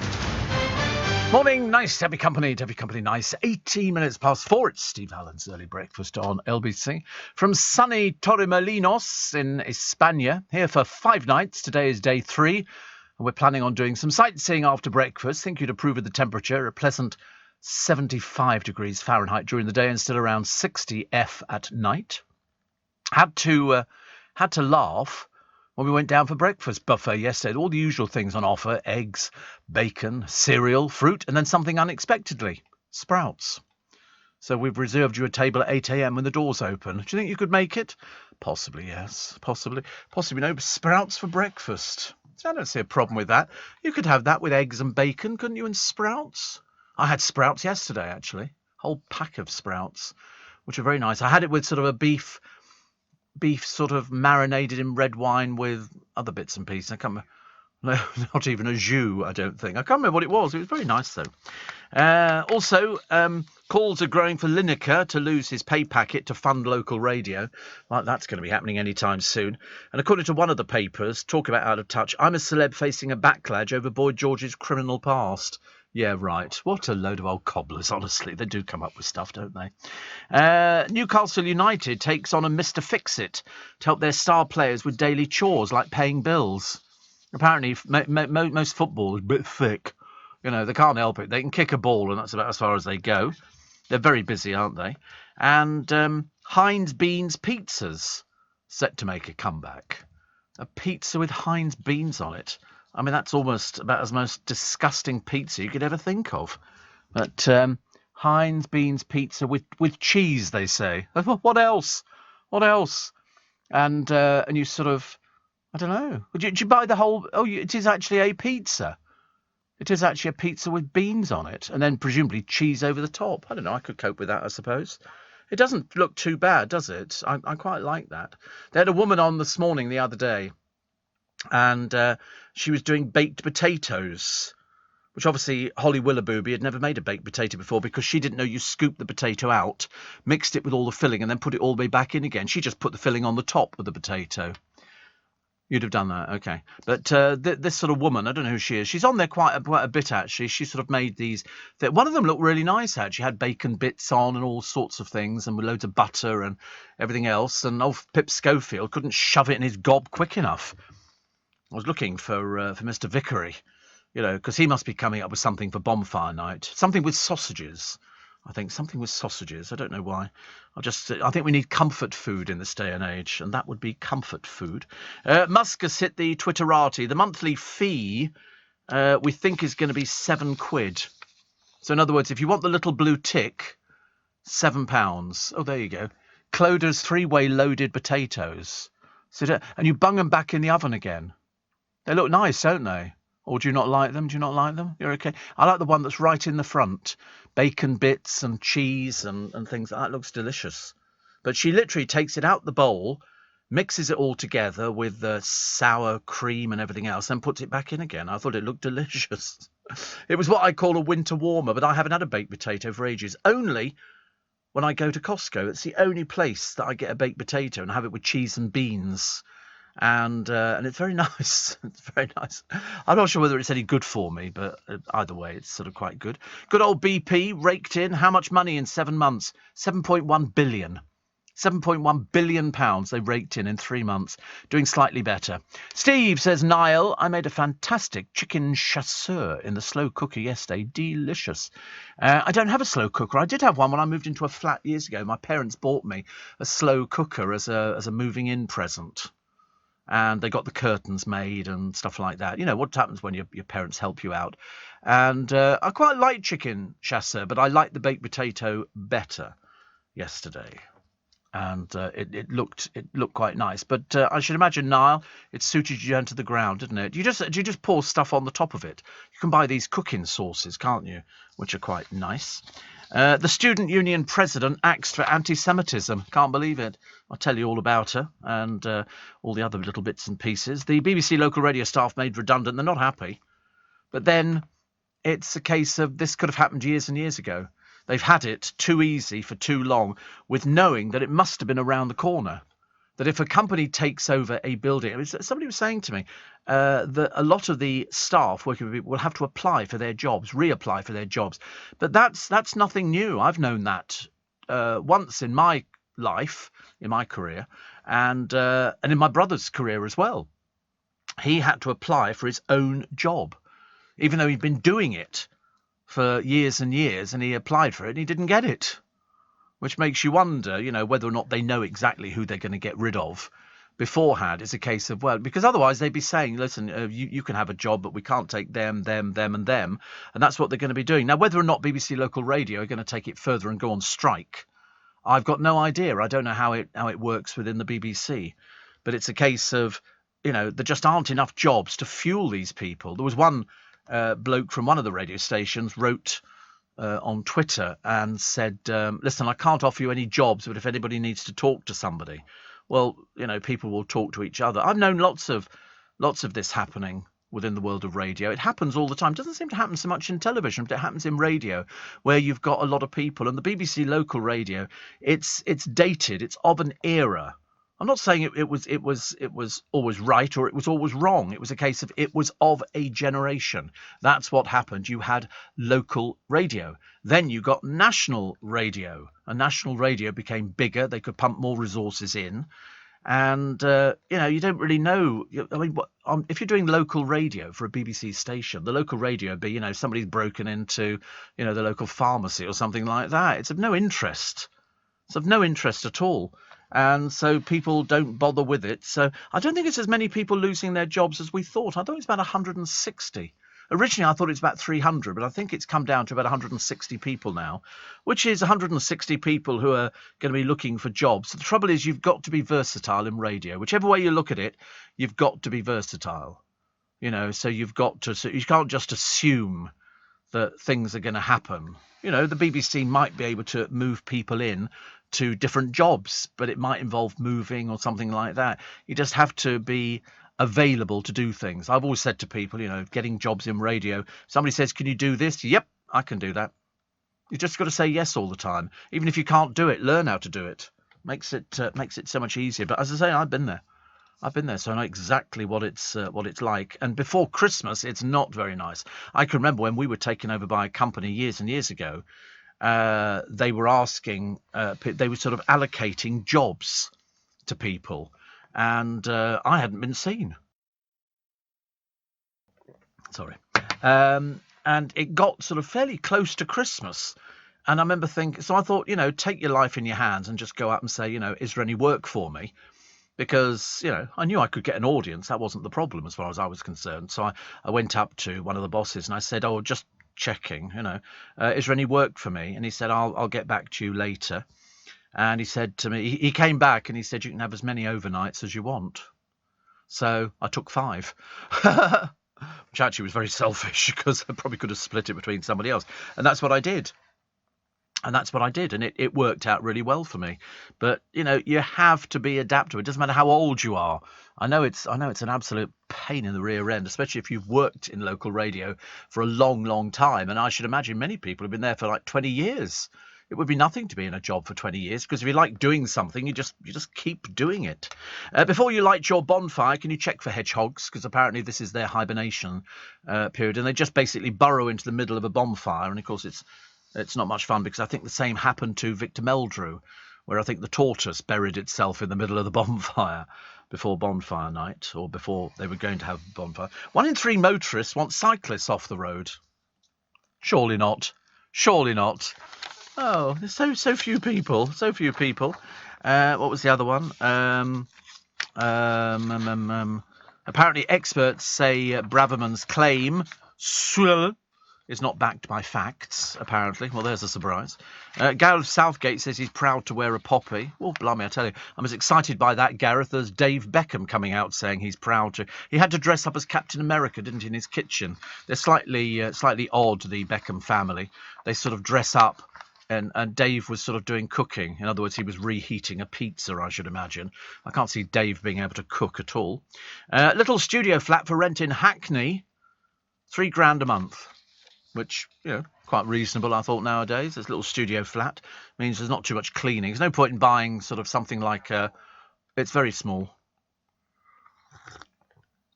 It's a very small little flat. And, it's okay.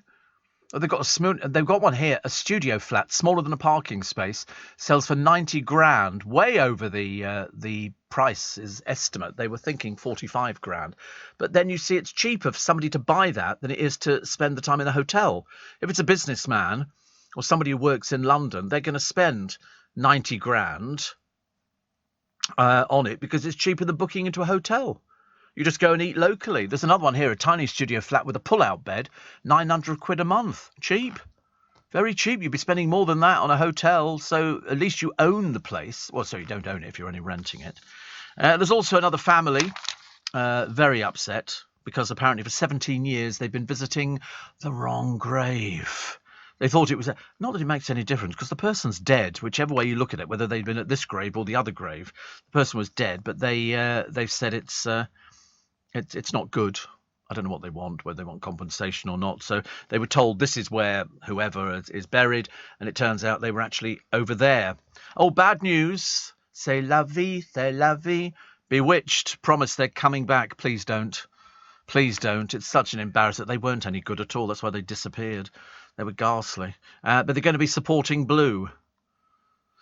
It's the lesser of two evils, isn't it, really? And Rebecca and Jamie Vardy's new children's book has been branded Drivel by parents. Well, that's Rebecca Vardy for you, isn't it? Shouldn't have put her name anywhere near it. She's poison. She's poison. Seriously, you don't want, all these people go, oh, I think we'll be as successful as David Walliams. I think not. I think not. And dogs, believe it or not, love listening to reggae because it helps them chill out. I love listening to reggae. It doesn't help me chill out. I just like reggae. But then I grew up listening to Tamala Motown and reggae. But dogs listening to reggae? I don't know. I'm not sure whether or not that's just a piece of garbage in the papers or whether or not it's fact.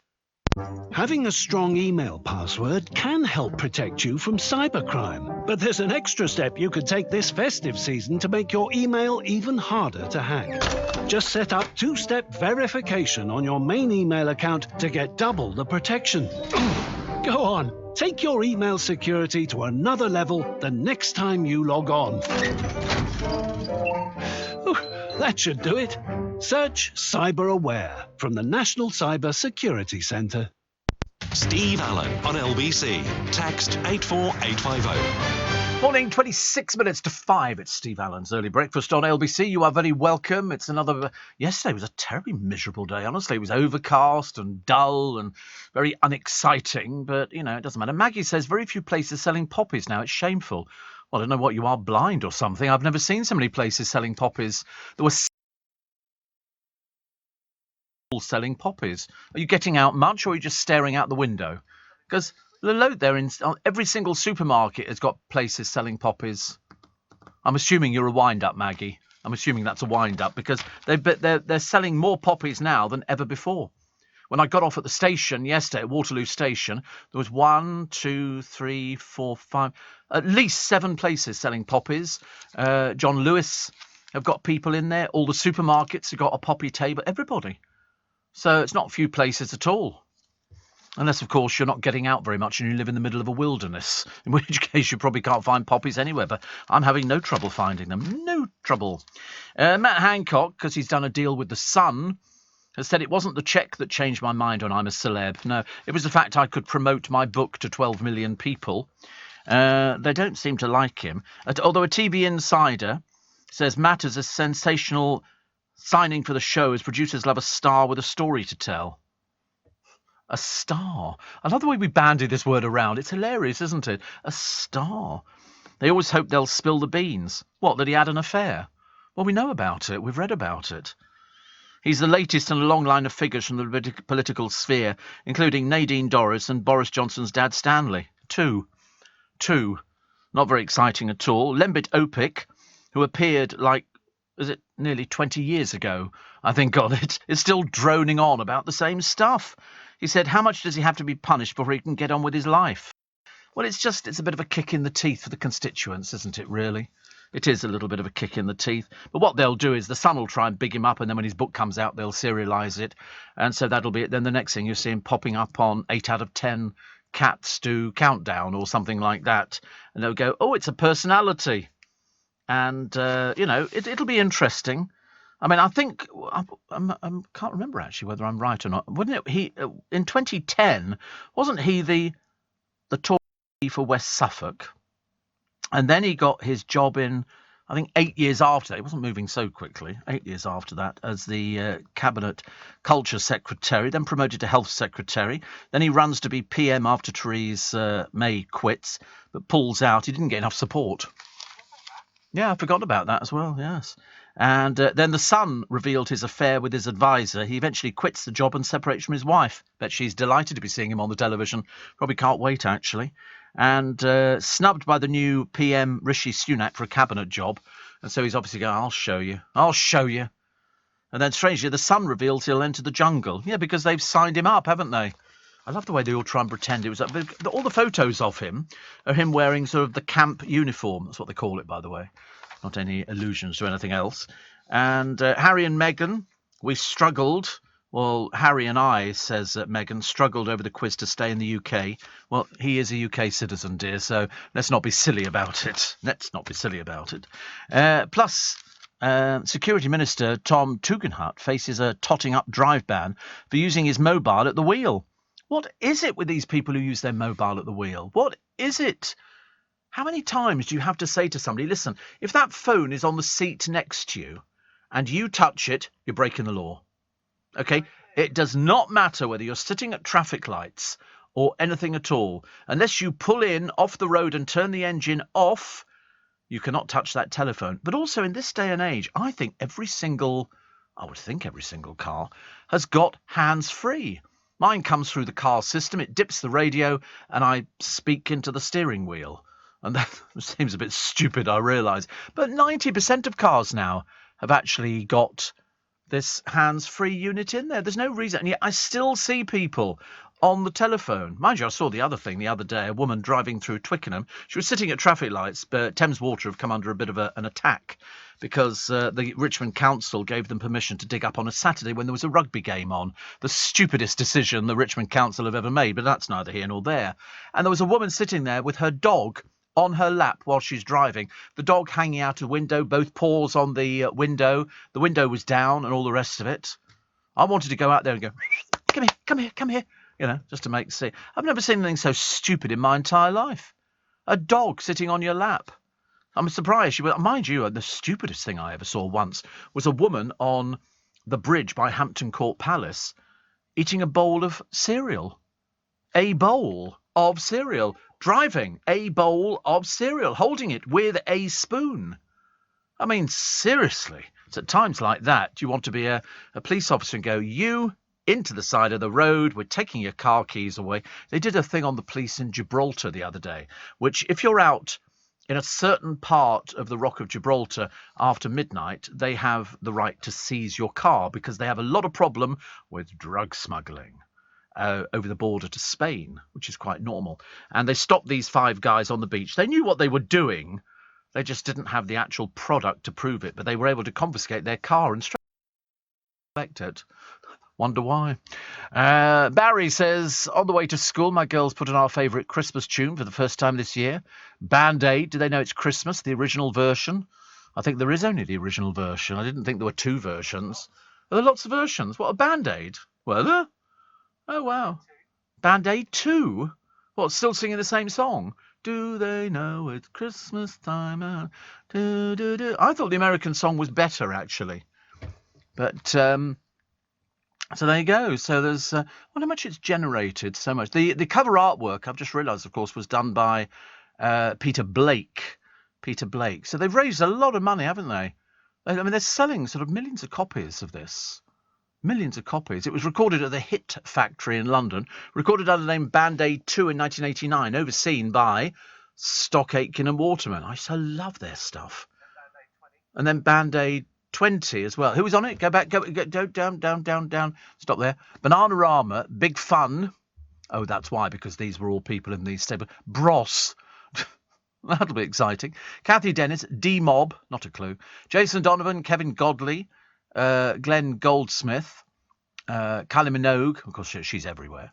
The Pasadenas, Chris Rea, Cliff Richard, Jimmy Somerville, Sonia, Lisa Stanfield, Technotronic, incorrectly listed as Tektronix on the record sleeve, Wet, musicians, Matt Aitken, Luke Goss on drums, Chris Rea and Mike Stock. Wow.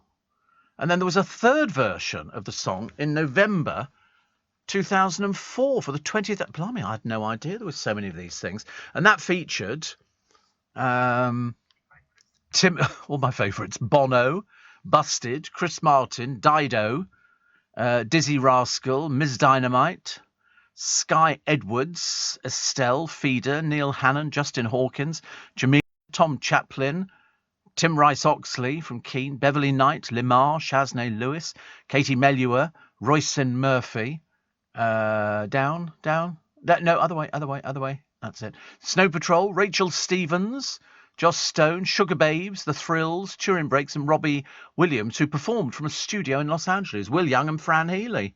Unbelievable. No idea. But that's why I say I liked that interview the other day that Bob did with... whose name I've now forgotten. He did the interview with this bloke from the BBC. It was very good. The bloke from Alan Yentob. He didn't say anything. Bob just rambled on. about how the whole thing came about and how he was walking down the King's Road and saw Sting walking towards him. He said with an exhibitionist. He said, obviously trying to be sort of discreet and hide. He said didn't work, as he knew. But still very interesting to hear the actual story of how the record came about. And I remember him swearing on the television. Send us your effing money, I think he said, which shocked everybody. But then let it pass. It was only Bob Geldof. But actually, he looked better. He went through a very bad phase of looking a bit dishevelled. But he seemed to have smartened himself up a little bit. But all these people who are sort of so-called rock stars, I think Boomtown Rats were the only people who brought out 3 greatest hits album without actually having 3 greatest hits to fill the albums. Didn't Louise Redknapp do that a short while ago? She brought out a greatest hits album. Somebody said, "Excuse me, what hits have you had?" Her 3rd greatest hits album. I mean, do me a favour. I mean, honestly, I'm not that daft. What have we got here? Oh, this is an interesting one. Staff at a luxury hotel have won back £138,000 in tips from bills paid by credit or debit card. The 200 workers said to have lost up to £300 a month were reimbursed after raising a grievance. This is the service charge was retained by Cameron House, which is behind or beside Loch Lomond. It was to be handed out at the end of the year, minus a chunk for staff Christmas presents. The hotel says all tips will now be paid monthly. I should think so too. If I like to think that if I've been out to a restaurant or somewhere like that, and the person served me well and went over the odds, I would want the money to go to them. I don't want it to go into a pool and then they split it, because in a lot of occasions the staff don't get it.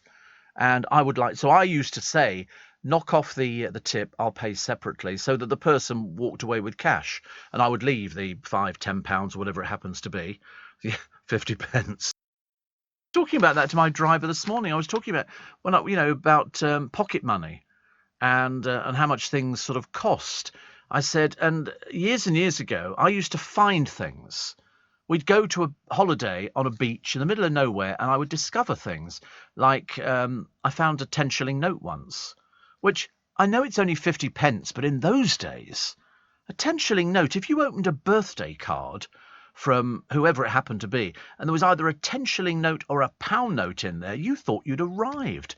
And I found this thing on a beach in North Yorkshire, and it was a round red disc, and underneath it was a long piece of plastic with a weight on it, and attached to it was a little sealed plastic thing with some writing inside of it. I thought, I wonder what that is.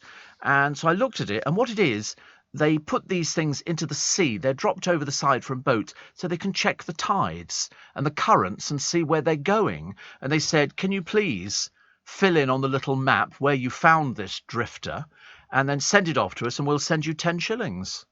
Well, you didn't need to tell me twice. They did send me 10 shillings. That's 50 pence. I mean, and so they must have sent out hundreds of these things just to check the tides and where they're running and all the rest of it.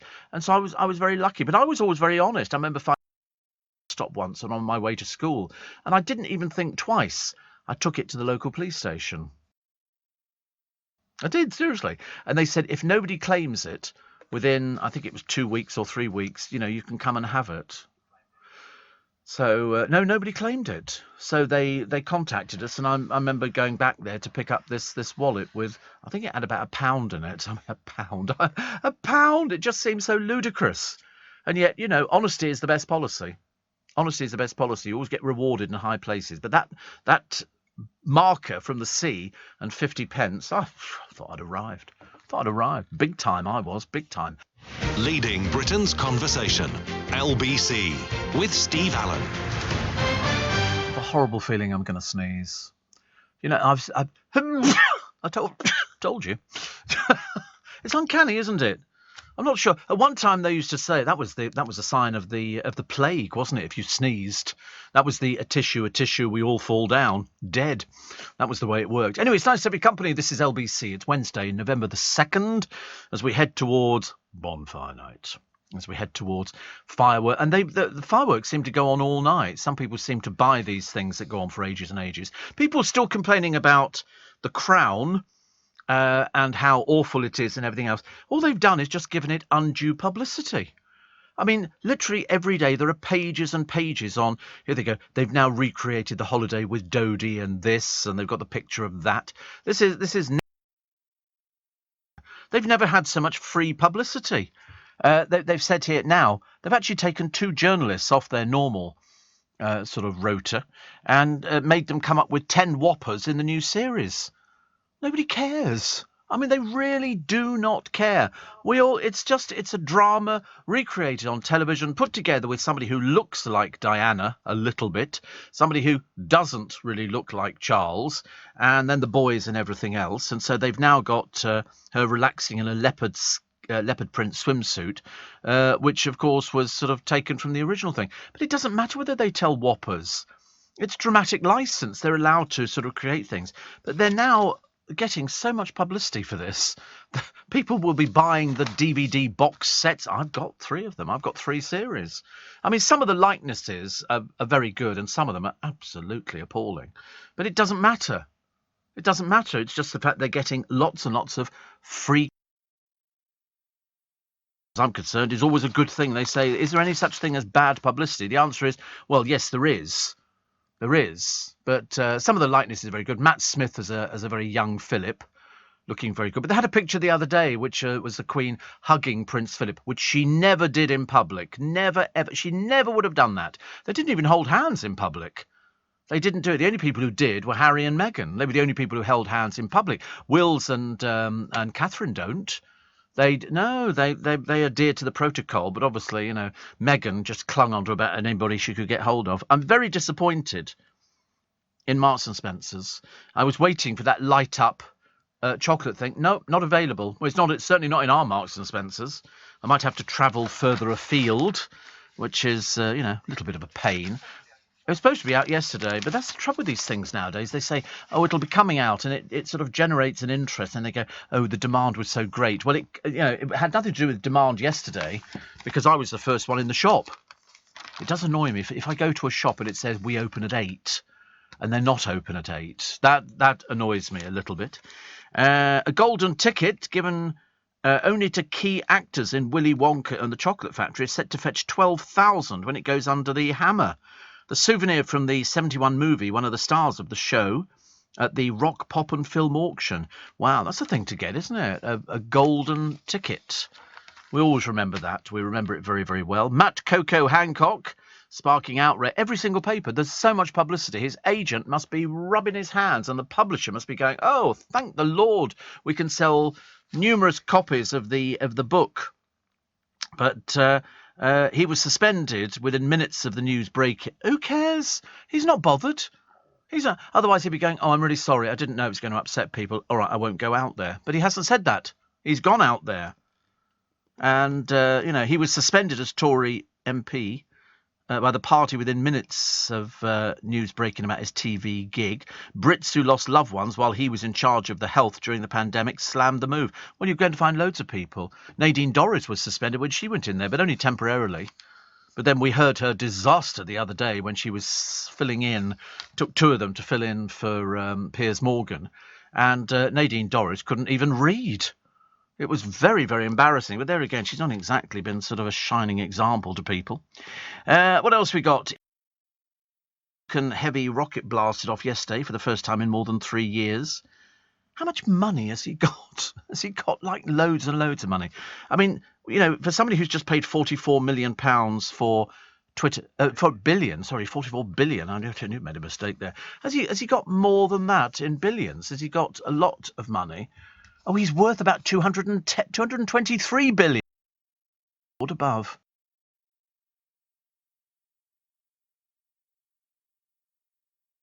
That was his, was it? PayPal. Oh, well, right.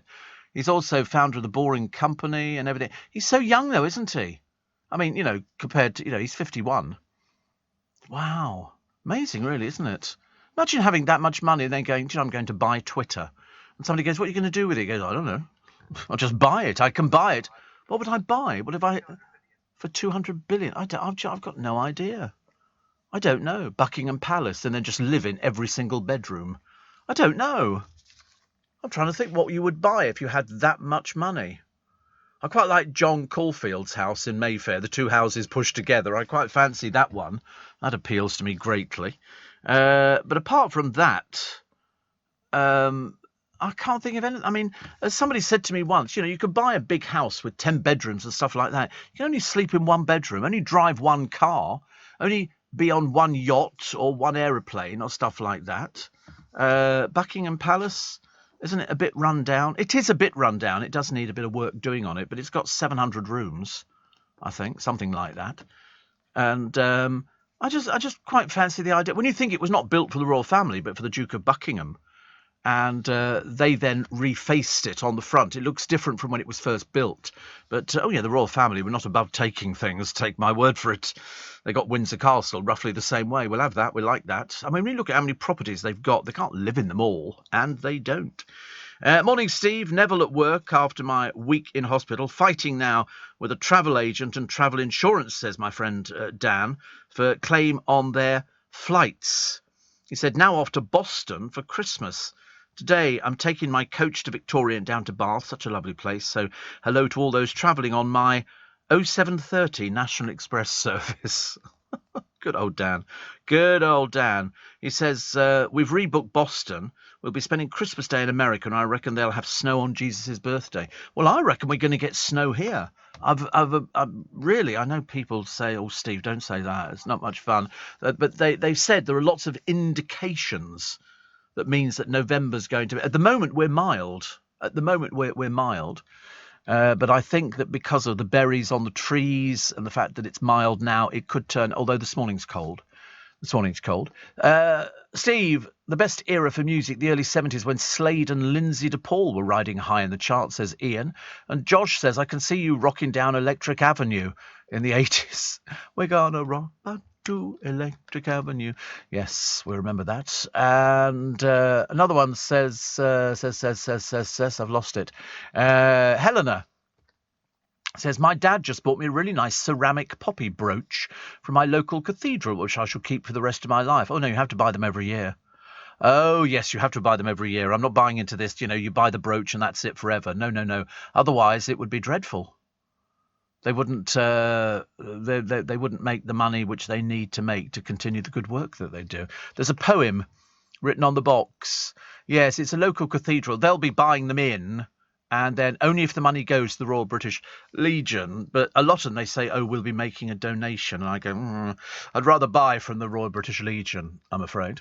And it says, I remember my local village bonfire night in Gloucestershire. We had baked potatoes with stalk margarine. It was delicious. But it was some very great childhood memories. I used to love it. The local bonfire, people would be adding to it, old wooden cases and stuff like that. But you still couldn't beat, as far as I was concerned. I realise how dangerous they are. It's gunpowder, for goodness sake. But you couldn't beat that little box of fireworks that you bought with your hard-earned pocket money, and then waiting till it was dark enough outside, and you'd have a bucket of water standing by just in case. Don't go back to a firework if it doesn't go off. Don't go anywhere near it. My friend Thomas, who looks after all my cleaning and ironing and everything else, his father likes fireworks, so I had a packet of 20 rockets left from my Costco purchase a few years back, so I've given him those. So they'll be letting those off on whatever day it is. They'll be letting off fireworks. But just remember, be careful. Oh, I've lost it again now. Just remember, be careful. Just be careful. Ashley says, check the M&S at Waterloo. They sometimes have things like that because people buy gifts when travelling by train. They've closed it. There's only a little tiny one with sandwiches on. They don't do that at all, I'm afraid. I know these things. With UK Export Finance, I'm fulfilling more export orders from around the world with working capital support. Export insurance means I'll get paid when exporting to challenging markets. At UK Export Finance, we believe no viable UK export should fail for lack of finance or insurance. Between 2022 and 2023, we provided £6.5 billion of government-backed trade finance to support UK exports. Learn how we could help you win export contracts, fulfill orders, and get paid. Search UK Export Finance today. This is LBC from Global, leading Britain's conversation with Steve Allen.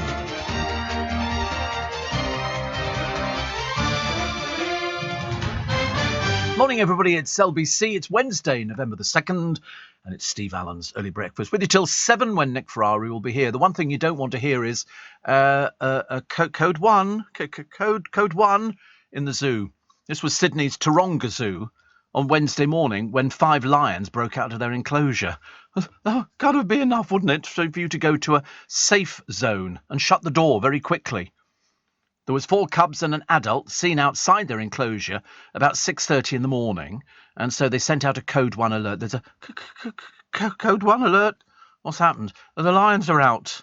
Anyway, police were called at 7:10, and the lions returned of their own volition before 9 a.m. to their enclosure, obviously thinking, wait a minute, I don't think there's any food out here. Hello.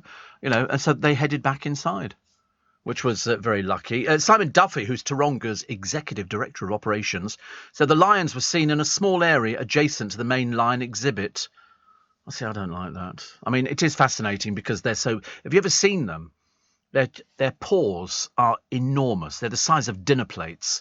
And immediate action was taken. 1 cub needed to be tranquilised, but the others calmly made their way back to the enclosure. They probably thought they were safer there, because they might have been born in captivity, I've got no idea. But a 6-foot fence separated them. They're huge, their paws. They're absolutely enormous. And if you see them, I mean, they're just huge. And then that's without the nails out. Once the nails come out, the claws. I was thinking they need a good thing there. Harry says, filled up yesterday, Steve, in Beverley, 196.9 per litre. That must be diesel. When I arrived in Cornwall, it was 186.5 per litre. Why the difference? Well, if they can get away with it, they get away with it. There's a place in Sloane Square, most expensive filling station. They were selling it at two quid a litre, whilst most people were doing 150 and things like that. They've always been expensive. And it's if you choose to pay for it, that's your problem. Nobody forces you to go into a garage. But when you get to that I remember pulling into a garage once on a motorway.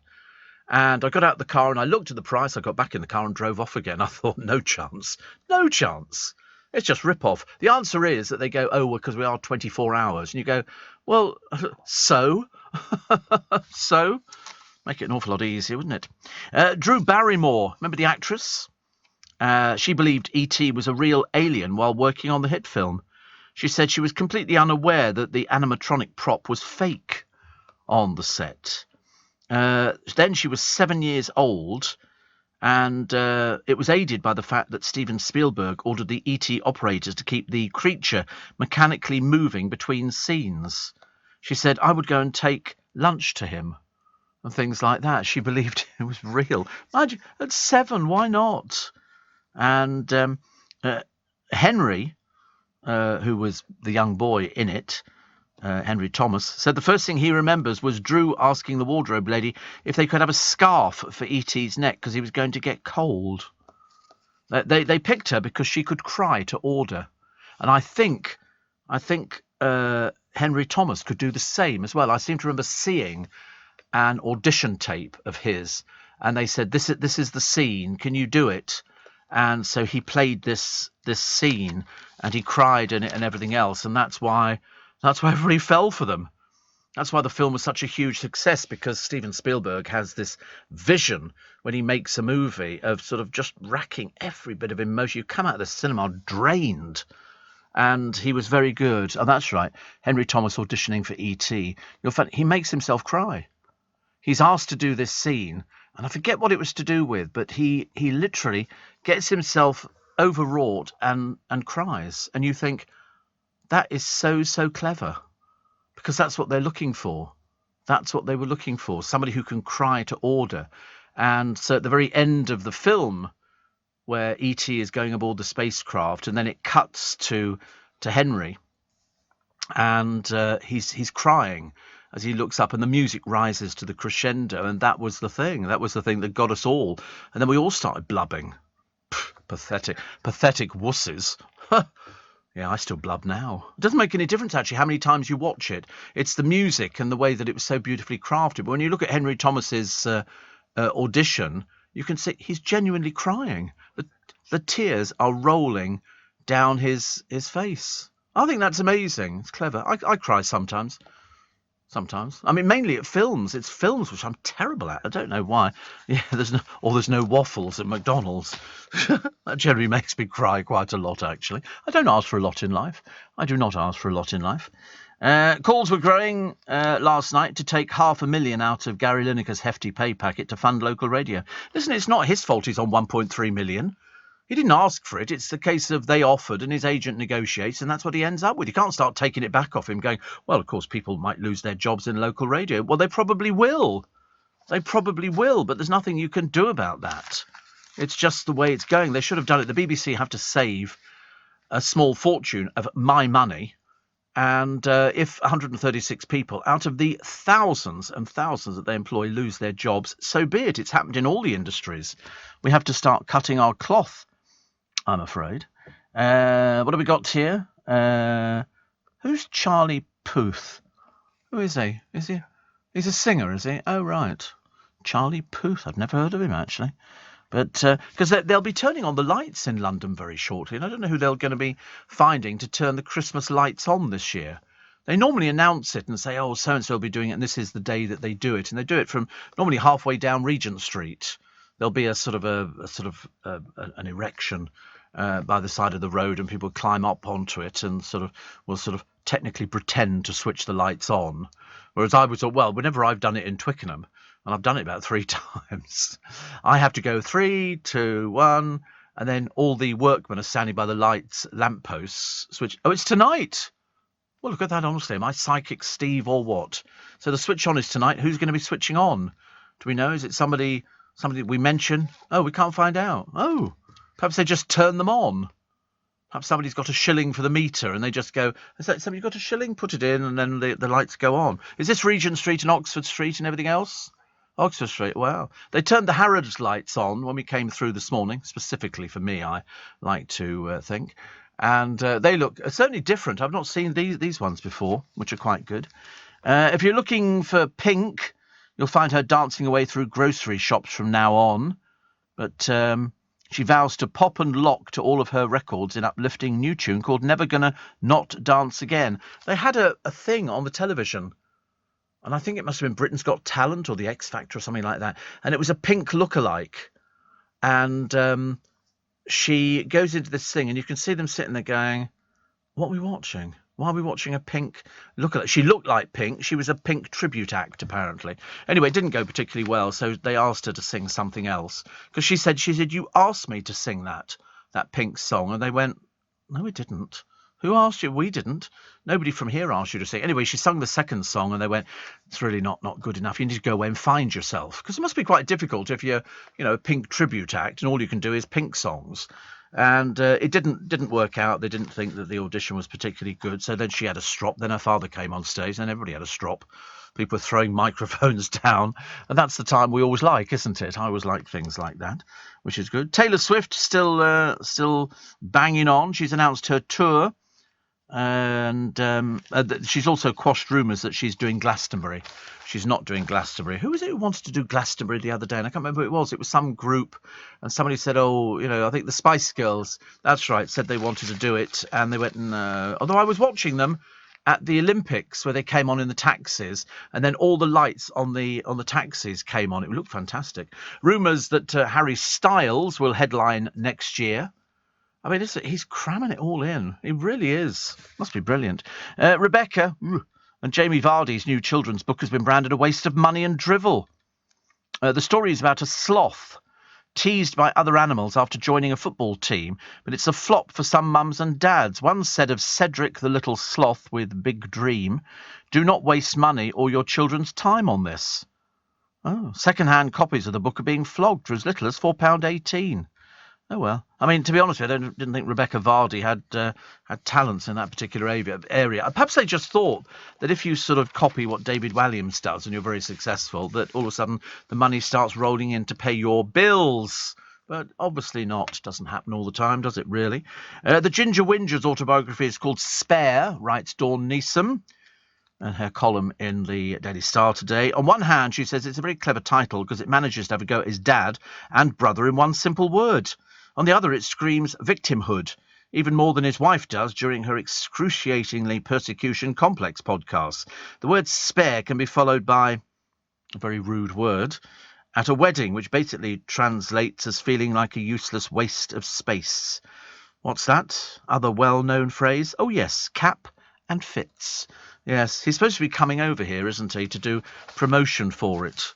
I should imagine it will be all carefully vetted to make sure that they don't ask him anything embarrassing, like how much control do you have over your marriage. Qatar, this is an old story actually in the Daily Star, Sam. I'm sure I read this a week ago, have kicked out thousands of migrant workers from apartment blocks where football fans could stay during the World Cup. But I don't fancy the idea of going to Qatar anyway. And apparently the World Cup has been slammed as unsporting by animal activists after China gifted 2 pandas to their Qatari hosts.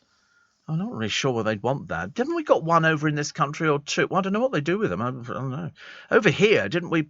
We rented two pandas in one of the zoos, Edinburgh Zoo or something like that, hoping that they will then procreate and then we'll end up with a baby panda. But I don't think it worked like that. And cats and dogs are so pampered. Many owners reckon they're the boss of their household. Absolutely. Absolutely. I've never met an animal lover yet who doesn't agree that their pet rules the roost. That's the way it goes. That's the way it goes. Lots of quizzes to find out whether you're going to be a citizen of this country or whether you're not. And Giovanna Fletcher looks very happy as she soaks up the sun in Italy filming her new TV show. It's only taken about 3 years. It's the I'm a Celebrity winner whose father was Italian has been investigating the country's food and culture for the series. What, like everybody else? That's what they talk about when they go to Italy, isn't it? They include her brother, former reality star, Mario Falcone. Oh, well, who'd have thought? Wonder where he disappeared to. And it's Giovanni Fletcher, Made in Italy, will air on ITV-B. I don't think I get that, actually. I don't think I get ITV-B. Do you think I do? I'm not totally convinced. Liam Gatsby Blackwell has quit The Only Way as Essex to become an estate agent. He plans to relocate to LA. Good. They all hate each other on the programme. I've heard of him, yeah. They all hate each other on the programme. I've never known a programme where people don't like each other, and yet still Chloe Sims drags her tortured carcass around everywhere. And you think to yourself, give it up now, for goodness sake. Go and find some sort of a job. What? I've got no idea. This is LBC with Steve Allen.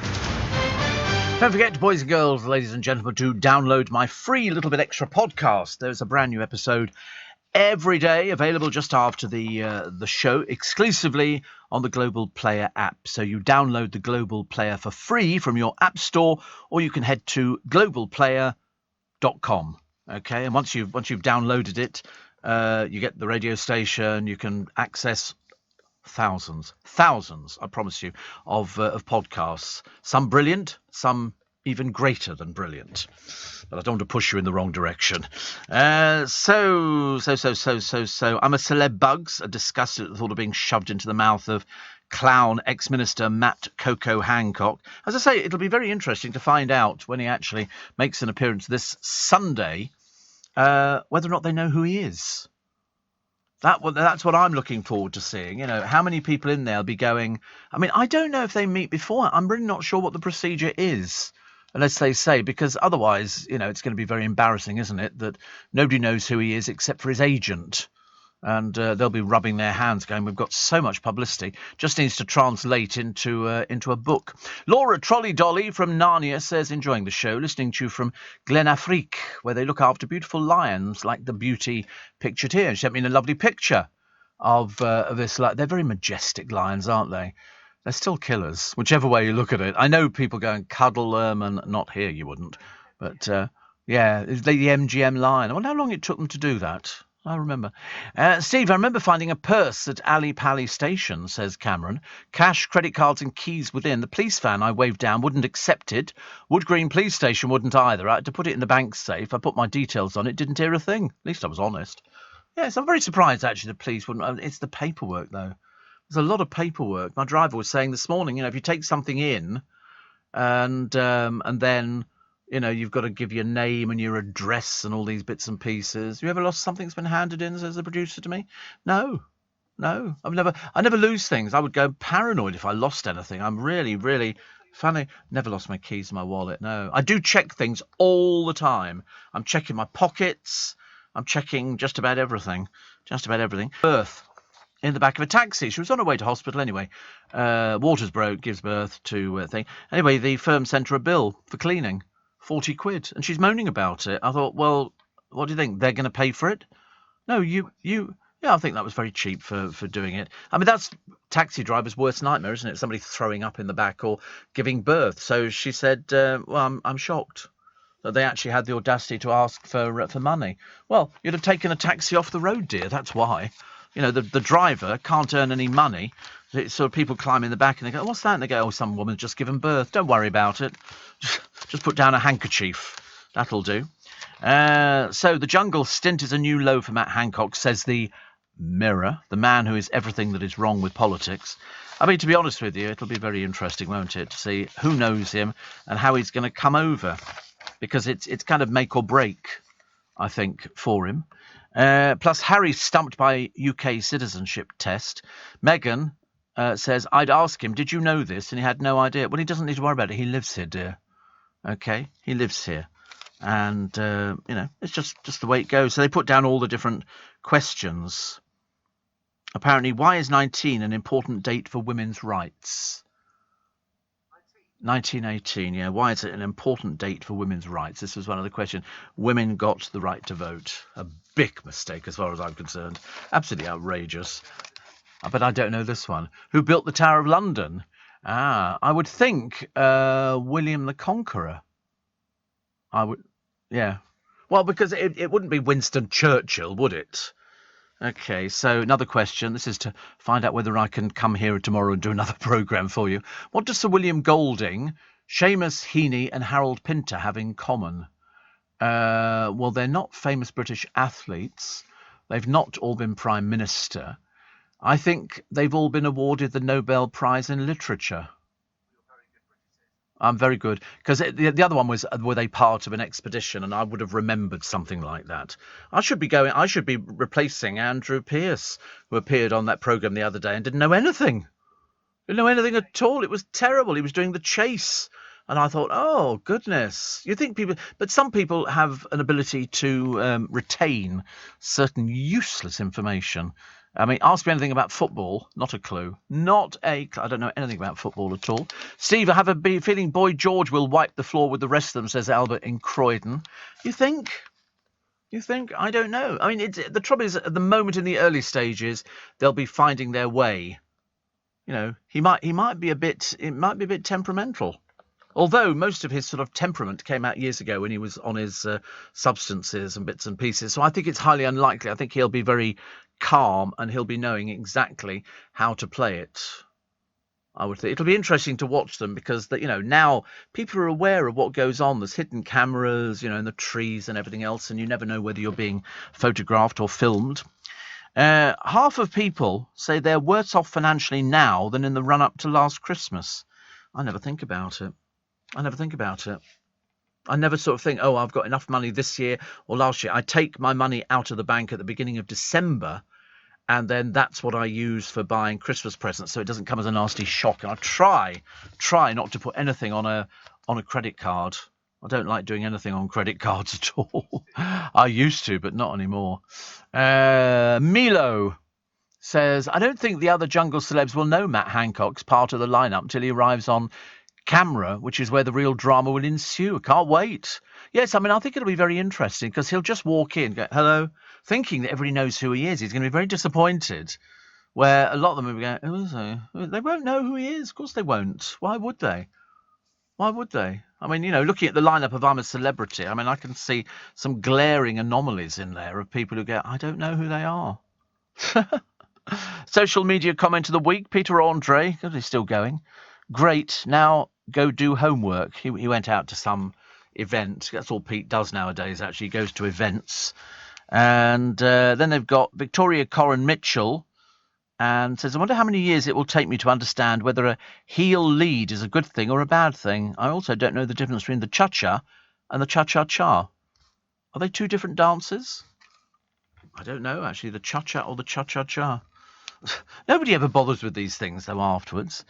And Justin Urquhart Stewart, a financial expert, appeared on News to provide analysis on the UK economy whilst proving he has his priorities right and completely straight. He was with his pussycat. Justin Urquhart Stewart used to feature on my programme all the time, especially at New Year. He used to turn up. He's still on a lot. He used to turn up in his kilt and everything for New Year. Oh, yes. Oh, yes. Brian May says he's very proud of how the Queen tapped out the tune of We Will Rock You in her Paddington Bear comedy sketch. He was never called Paddington Bear. He's Paddington. He's Paddington Brown. We know that because my brother told me. Her Majesty was marking her Platinum Jubilee in June when she used a teaspoon and teacup to drum along. A military band then beat their drums before singer Adam Lambert joined in, while Queen guitarist May rose up on stage at the Buckingham Palace party. Wow. Speaking on the television yesterday, Mr. May, who's 75, says it's a very proud moment. I should imagine it is, and something you never forget. Never forget at all. What else do we have? This is in London, you're never more than 6 feet away from a rat. Yeah, I would think it's about 6 feet between me and the producer. And apparently, there's a lady here who says, I trap them. Chocolate. Rats love chocolate. People think they go for all sorts of things, but they really like chocolate, and that's the thing that you can get them with. What have we got here? I do love Mrs. Doyle from Father Ted. Oh, you will. I remember interviewing her once, and I'd never seen Father Ted, so I didn't get the gag at all. Robin Tottenham says Steve Matt Hancock is going from one snake-infested environment to another. Yes. And Mark says, now the lineup is public. Did Mr. M tell you he was going in before it was public? No, they're not allowed to. They're not allowed to. They're sworn to see. They have been known to sort of cancel people. You won't know who they are because they don't make it as far. Because it's supposed to be a big surprise. He didn't sell his team either, and I'd heard rumours, but it took them ages to confirm it. Ages, even round here, and there's no secrets in this building. I tell you. I should cocoa. What else we got here? Within 24 hours of being paired with skating partner Brendan Hatfield, Love Island's winner Ekin Su, apparently a very successful Turkish actress, although nobody can remember anything she's ever been in, is battling away suggestions of a dancing on ice curse because she's with a boyfriend called David, and said she would laugh very hard at the mere idea and says, "Oh, I'm so scared of the curse." Yeah, well, whatever, dear. Well, nobody really cares. Listen, it's just another reality show. Don't worry about it. Take the money, save up a little bit, buy a house, disappear. Do us all a favour. There you go. I've solved the problem for everybody. No child's play for Gino. He's never played games with his children. He says he's only interested in when they become teenagers. 46 now. He has 3 kids with his wife Jessica, Luciano, Rocco, and Mia, who is 9. He said, I do go shopping with my wife. We go for different things. I don't want to do children's things. So, that's the way it goes. And Alison Steadman has spoken of her shock at finding out that her father was adopted. Amazing, isn't it? Absolutely amazing.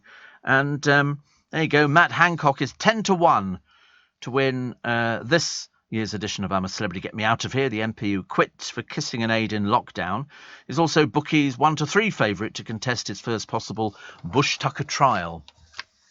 Let's all vote for him, shall we? Let's all vote for Matt Hancock. Make it marginally more entertaining, I think. They seem to have moved little Colleen's column. It used to be fairly prominent. Now she's shoved in with sort of get your new mini crosser and all sorts of sort of engineering things and mobility scooters. It used to be very good, actually, Colleen's little column. I was never convinced she wrote it, but it's now she's shoved away to page... Can't even find what page number it is, actually. Are you receiving tax credits? If so, this message is for you. Tax credits are coming to an end, and most people will be asked to apply for universal credit instead. The Department for Work and Pensions is writing to tax credit claimants. You won't be moved automatically, so look out for your letter explaining what you'll need to do and by when. And there's also lots of support to help you make the move. Get ready for your universal credit switchover. Search Understanding Universal Credit today. Eligibility criteria apply. Leading Britain's conversation, LBC, with Steve Allen. Morning, 26 minutes to... It is 26 minutes to 6. That's quite a check, actually. Wednesday, November the 2nd, as we move on apace. And there is only the one sort of story in the... There are other stories in the papers, but the one that seems to dominate is old Hancock moving from the Commons canteen to the Bush Tucker trial. And that's it. I've never known anybody get so much coverage. You'd think it was something really important. But they've obviously got to over-hype it and sort of make out it is the biggest story ever. Who cares? Man has a fare. Gets the whip taken away from him. He doesn't care. He's not remotely bothered. But he's going to make a donation to St Nicholas Hospice in Suffolk, and he will also be required to declare the amount he receives from the show to Parliament. I thought about 200,000. I'm only taking a rough guess. Might be a lot less than that. I've got no idea. But the producers have agreed that Mr Hancock can communicate with constituency staff if there is an urgent matter in West Suffolk. I mean, like what? I can't imagine what would turn up that would sort of take him away from it. But apparently somebody said, we should sort of see that. All it is, it's a plug for his book. That's all it is. It's a shameful plug for his book. That's it. Although the Prime Minister believes that at a challenging time for the country, MPs should be working hard for their constituents. He doesn't care. He really doesn't care. He couldn't care whether you're a constituent or anything else. Why would he? Otherwise, he wouldn't be doing this. And then you think he's doing it to promote his book, to take the fee, and he's going to make a donation. He hasn't said he's giving all the fee. He's going to make a donation. He's the new Ed Balls. You'll be bored witless seeing him. They'll turn up, and here we go. This is The Cube with Philip Schofield and Matt Hancock. Celebrity Big Brother with Matt Hancock. Bake Off with Matt Hancock. You're going to be so bored seeing him. He'll turn up on Countdown, Dancing on Ice, Dancing with the Stars, Dancing with himself, Dancing with his ego. It'll just go on and on, ad infinitum. Ridiculous, isn't it, really? Anne Whittaker's column today. And she's talking about all sorts of little bits and pieces, including much is being made of Qatar's attitude towards women, which she says is little better than medieval. But sometimes I try to look at the West through Muslim eyes. So there you go. So that's Anne Wood, who seems to pop up with amazing regularity, doesn't she, on all sorts of little programmes now. They sort of ask how old she is. I've got no idea. What is she? Was she I'm a Celeb? Oh, no, she did Big Brother. I'm sure she did Big Brother. She did it with that Australian drag queen called whatever, because Anne Whittaker wasn't over keen on the drag queen at all. And she's said no serving MP should be going on reality TV shows. Well, kind of tough, isn't it? I suppose if you need the money or you're desperate for the attention, then you have to do something like that. And, no sort of... What does she do at them? I don't know what she does at the moment. She's a talking head. She's a very good talking head, which is very sweet. Sleeping badly could make you go blind, a study has suggested. I don't know what sleeping badly is. I tend to sort of sleep on my side. And but I'm not one of these people who grabs the pillow. I just I'm on the pillow, then I turn over the other side. I just get I like to find cool bits of the bed, which I quite like. And I've always got my DVD player on. Always. My DVD player is on the pillow next to me, and all the lights are on. I have the lights on. I've got 2 lights on in the bedroom. I don't think I've ever slept with the lights off. It would frighten the life out of me. All my lights are on at night. Bathroom lights, bedroom lights, everything. I don't sleep in the dark. All these people go, how do you sleep in the light? Easy peasy. I've never had any trouble doing it. I sleep on trains. I could sleep on the floor here. I could lie down on this floor and just go to sleep now. So, obviously not right now. I'm doing the programme. But if they went to a particularly long break, like an hour, I could have a little kip down here. I used to do it before, years and years ago, in one of our studios. I'd have a lie down. I used to dim the lights a little bit, and then I'd just have a lie down on the floor. It was very comfy. Still trying to work out where my bottom got wet from the other day. This was really bizarre, honestly. Walking up the stairs at Twickenham Station and thinking, feels all wet. And I don't know whether or not I'd sat on a train, or sat on a seat, either on the bus or on the train, which was wet, and it had just soaked through my jeans, because it was soaking wet. But I would thought, if you sit down on something like that, you would know, wouldn't you? Would you not know? I would know. Well, I didn't. That was the trouble. So I remember looking at the coat. No, I didn't have any water. I'd had the water that Ice Cream Ian had given me, but I literally had a sip out of that, took some tablets, and that was it. How would that get underneath me? The answer is it didn't. It's just very strange, very strange. I thought, as I say, I'd sort of suffered with a little mishap, in that I'd gone incontinent. That's what worried me a little bit. Eamon Holmes has suffered a new health blow whilst recovering from back surgery. He's now broken his shoulder in a fall. Honestly, he might as well give up now. He's only 62, so he's endured a second operation. He's having physio, and he's been told to rest for about 8 weeks.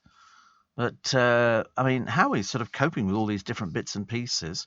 He says, I want my back fixed and my life back. I want to offer a good luck story to all of you who feel you can no longer deal with your depression. Because the other day, when we got an extra hour in bed, he said, not much fun for people who are in constant pain, an extra hour in bed. Which is probably quite right, actually. If somebody says to you, you've got an extra hour in bed today. I've had back pain. Oh, nightmare. Nightmare. It was the worst pain. The worst pain. It really is. It's one of those sort of things where you sort of go, if ever I never have that ever again, it will be a nice day in paradise. And, definitely not. Many pet deaths could be avoided if private firework displays were stopped, says an animal charity. Oh, there's all these people. They just want to stop everything. Perhaps we shouldn't go out at all. Perhaps we just sort of stay in and you can poke the food through the letterbox. Humane Society International has urged revellers to make these small sacrifices in a bid to reduce the suffering of millions of animals. How many pet deaths are there? I've never heard of this. Classic FM, our sister station, they've got their pet classics Friday and Saturday from 5 p.m. So they're playing music to soothe your pussy into the next day. Because otherwise it could be a total disaster. And dogs as well. Although, when they say here, this Humane Society International, a bid to reduce the suffering of millions of animals. But they've got 1 million people signing. Nearly half of owners polled said their dog was scared of fireworks. And yet we had somebody the other day who said that they've got horses. And afterward, they just get used to them. They don't bother about things like that. They're not going to be spooked. But you can buy, as we now discover, quiet fireworks. So you get the whoosh and the pretty colours, but you don't get all the other bits and pieces that go with it, the crackles and the bangs and everything else. Which is, I think it's quite nice, actually. But there's somebody here whose horse, was scared to death on New Year's Eve. You see, not on bonfire night. Now, these quiet fireworks we're looking at, are they really? So the sound's up, but they don't make any... Isn't that interesting? I wonder how they do that. Because normally with all these sort of crackly bits all over the place, you would think that they would be doing it. They're very good, aren't they, for non-noise fireworks? But just seeing bright lights would be enough to frighten a horse, would you not think? Frightens me. But I'm like that, But very pretty. So quiet fireworks. So check them out. You'll find them all over the place. But I like red and blue. Oh, I told you I bought these things, these torches, which you put in the garden. I stick them in tubs of wallflowers or whatever else it happens to be. And it looks like a flickering little lantern. They were so cheap, like 25 quid, I think, for 6. And mine are in blue. The coloured light in it is blue. And they look really good because I took them out, switched them on, put them in the bag, put them by the front door. But I've got a curtain over the front door. Which sounds very common, but it's not. And all of a sudden, they all came to life. They look wonderful. Absolutely wonderful. Mark from Shoreham says, just reviewed the lineup for I'm a Celebrity. They need to change the title to Some Celebrities. Get us on TV. A few barrel scrapings once again. Yes, I mean, there are some people, they're not celebrities, but they obviously believe that they are. They obviously believe that they are, and that's the problem. Oh, by the way, for those people interested, the original model used in ET, 2.6 million, they're saying. 2.6 million. Operated by 12 people. And it's one of the ones that each model did something different. It's like the Batman cars. Each car that they've got, half a car, quarter of a car, roof missing, windows missing, all did different things so they could get the cameras in there. And for ET as well, it's an engineering masterpiece. He could sort of hold his hand up and the finger could light up, that little light inside there and stuff like that. I mean, clever for the time, because we all. My favourite bit was where they were all at the kids were at school doing things with frogs in jars, putting them to sleep. Meanwhile, E.T. was drinking in the fridge, and then when he came outside of the fridge, the door was shut and he promptly fell over completely. It was like. like that, which I thought was great, actually. Well, it's such a good film. You could watch it now, and you'd never know how old it was. You really wouldn't. Steve Allen on LBC.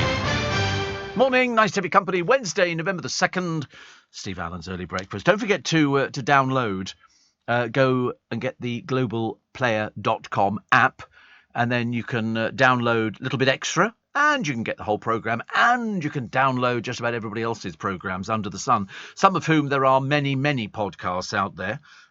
We have just 2 per day. We have the whole show and my little bit extra podcast. So please download them. 1 million downloads a month can't be wrong, but we'd like a few more as well. I'm not sure if I'm annoyed about BP raking in 3 months, 7.1 billion. Do you not think that maybe they could sort of take less profit and give it back to us? That would be quite nice, wouldn't it? You know, I'm only mentioning it just in case. They said they want to. Yeah. Unfortunately, they haven't, so we'll have to wait and see, haven't we? Steve says, Claire and Chessington, I work with people with dementia, and we have quiet fireworks and have used them for years, and I listen to your podcast during the night. I can't sleep without listening to something. Oh, I'm the same. That's why I've got a portable DVD player.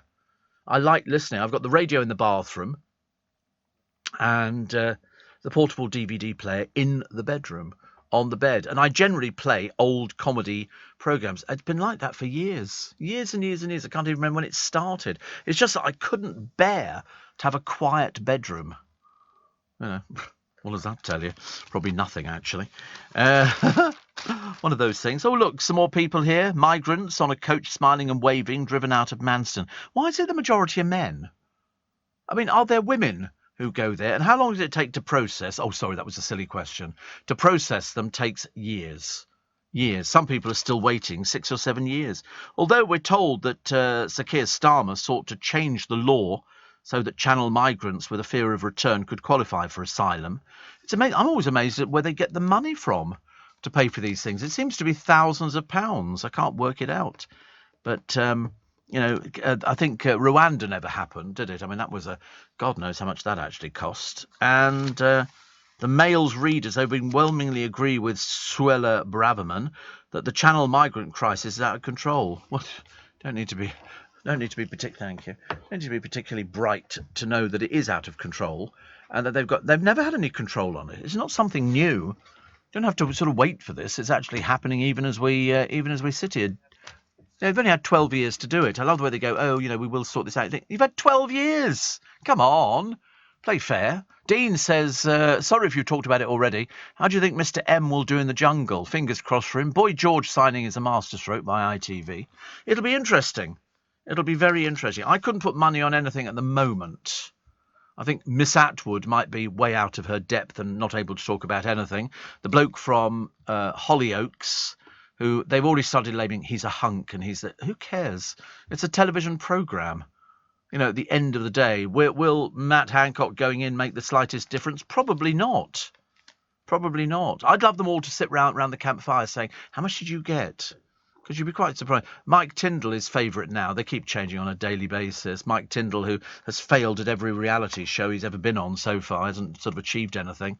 But he has been getting some good lucrative deals. He's advertising pizzas now. So funny, isn't it, in the royal family for somebody to be actually paid to be advertising pizzas. And he's also paid by Amazon. And there was also another one, wasn't it? I can't remember what the other endorsement was. There was something, but whatever it is, he doesn't really know what to do either. So we have to put up with it. And all the papers, they all say the same things in the papers. Oh, he'll be spilling the beans about the royal family. No, he won't. No, he won't. Listen, you could stick Meghan in the... She wouldn't be spilling any beans about anything at all. They'd be saying, pay me. Pay me. Then I'll tell you about how life was so awful in the royal family. They're ghastly and they're this, they're that. Oh, by the way, this is the Ginger Whinger, who's the spare. You know, such a useless title. They reckon 50,000 people could try and get across the channel this year. 50,000 more people. What are we going to do with them? What are we going to do with them? So they've got a lovely picture of Suella Braverman, supported by fellow Tories. She won't achieve any more than anybody else will. I'll put money on it. Put money on it. Sorry? Yes, less. I think she'll. I mean, at least with Priti Patel, you knew that the moment she opened her mouth, it was going to be laughable. You know, we've got a plane standing by at the airport. We're going to take these people. We're going to put them on there, basically in shackles, and then we're going to fly them to Rwanda. And here is the hotel that they're all staying in. It's got games tables and everything else. And then it went very quiet. And then it turned out they had to turn the plane off on the runway because nobody was heading that way at all. There was nobody. Yes, do you think the rooms are still booked? Didn't we pay millions, I think, to Rwanda? I can't remember exactly how much it was. But it'd be a lot cheaper to put them up here in Leicester Square. We've got the W over there. They've got some rooms going. It's like when you read that we're spending £7 million a day. £7 million a day to house people, most of whom don't even exist there. Don't even exist. Who do you reckon would sell a bag to put doggy poo in, and this bag would be £65? Who do you reckon would actually sell this? Or, failing that, a doggy bed for £313, a baguette bag, so you can put your baguette in there, for £208, kinky handcuffs, £51. Who would be selling all of this? Oh, and a sex chaise, £24,800. It's, I don't know, it's like a chaise longue. Yeah, but for sex, it's sort of designed for. I mean, I don't know how. There's no good asking me. Listen, I mean, it's designed for sex. I don't know what that means. I haven't got any idea. I nearly went into. I mean, you sort of look at this thing, and it's perfect for the bedroom, the living room, or the sex dungeon, they say. Because we've all got one of those, haven't we? I was only looking at mine the other day, thinking, I really must tidy it up a little bit. No, it's all Gwyneth's Christmas list, Gwyneth Paltrow. You know, the one who has really. I mean, she's obviously gone round the barmy. Completely gone round the barmy here.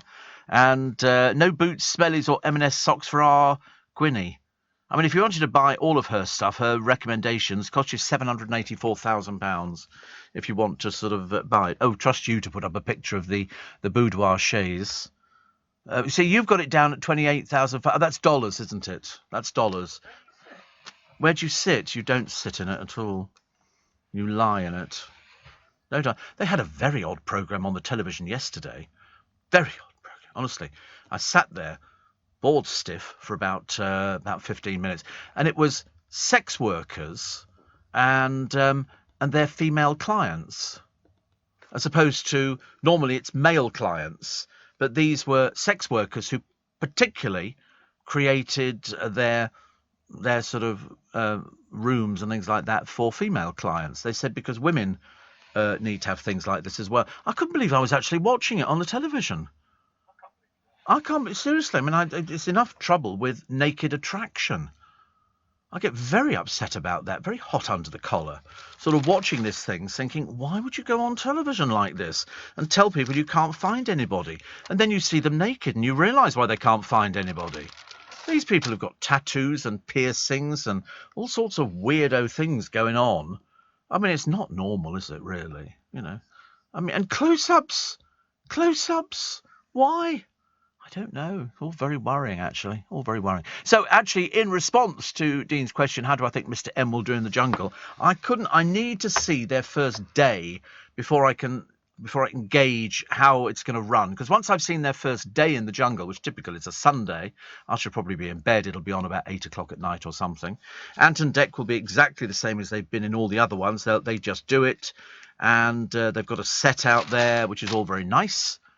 But you have to see what the interaction is between the celebrities, and I use the term loosely, with each other.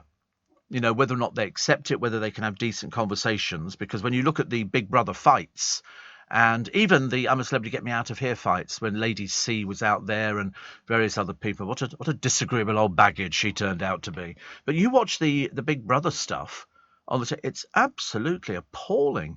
The language tends more to be about sort of challenges, I think, than the actual fights. We do like a good fight, don't we? A bit of the old fisticuffs, you know. I'm sure something will happen somewhere, but who it's going to involve, I've got no idea. Somebody will be saying to that poor boy from Hollyoaks, I'm so sorry, who are you? You know, and then you'll get Matt Hancock in, and a few of them will be going, who are you? What are you famous for? Oh, you're a politician. And that they won't know anything else. They won't know about the scandal that went on beforehand. They won't know anything like that at all. But that's probably what will make it more interesting. You can imagine that poor old, who's the Page 3 person? The one who's on Love Island. Yeah, that's right, Olivia Attwood. I mean, she won't have the faintest idea. Really, she's going to be so out of her depth, because there are some very intelligent people in there who can have a conversation. She'll just have to sit there and play with her fake hair. I can't see anything else that she'll be able to do. Very embarrassing, isn't it? But, you know, it'll be entertaining. But are they going to be worth the money? That's what the programme makers are hoping. They've got to be worth the money. If you go to the gym, you know, I see a lot of people going to the gym in the morning. I join them. I'm sort of there. I'm walking along the road, and then they go into the gym, and I veer off to Greggs, and that's it, or McDonald's or something like that. If you go to the gym later in the day, that is better for losing weight. So if you go first thing in the, I mean, I don't know, they've got the strength first thing in the morning. You do see them. We have gymnasiums all over Twickenham, gymnasiums, because it's so popular. People love going for a workout and stuff like that. If you exercise between noon and midnight, it helps to cut insulin resistance, which leads to weight gain. Insulin resistance is when cells struggle to take up glucose from the blood, leading to more sugar in the bloodstream. So there. Only I would, if only I'd known that beforehand, you know. I did go down to the gym the other day. I had to go and deliver something to them. And I remember I felt quite weak looking through and seeing people. Yes, I'd been delivered to the wrong place. And there were people there doing sort of exercise. And I looked at them with pity. I remember thinking to myself, there's no danger of me ever becoming one of these gym bunnies. We used to have a reporter here called Matthew, and he put down that he was a gym bunny, which I'm assuming is somebody who enjoys going to the gym and gets something out. I find it difficult putting one leg in front of the other without actually sort of lifting them up and spreading them. You know, not my, which takes me back to that programme on the television again. But anyway, that was another story. We'll celebrate some birthdays, and the motorist terror as a piece of artwork is blown off into the traffic, and why 007 doesn't need to be UK born anymore, and the student union president axed for anti-Semitism. All of that and more in a minute. Attention all passengers. You can now book your train tickets on Uber and get 10% back in Uber credits to spend on your next train journey. So no excuses not to visit your in-laws this Christmas. Trains, now on Uber. T's and C's apply. Check the Uber app. This is LBC from Global, leading Britain's conversation with Steve Allen.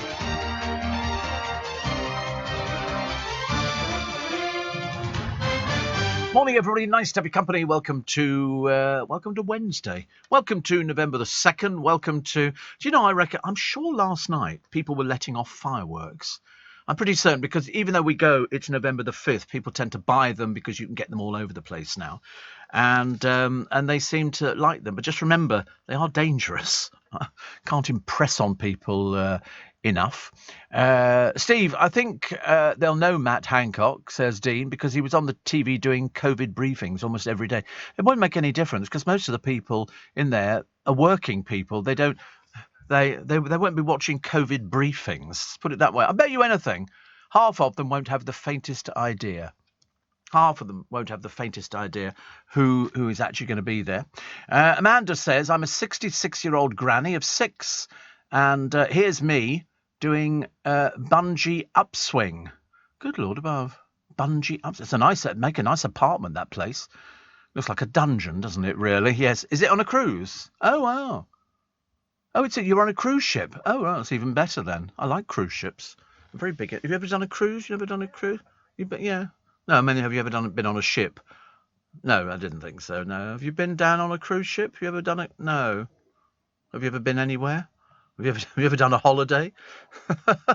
Because most people nowadays, they can't afford to go on holiday. It's so expensive, you know. And if you're sort of living at home, or you've got to pay for sort of this, cruises are quite. Actually, I didn't think cruises were expensive. You can get some really cheap ones. The thing to do is to buy once they've sold as many as they can. Then they start reducing the prices. You can get some really good deals on cruises. You just need to make sure you've got the clothes to take with you. You don't have to dress up and do posh.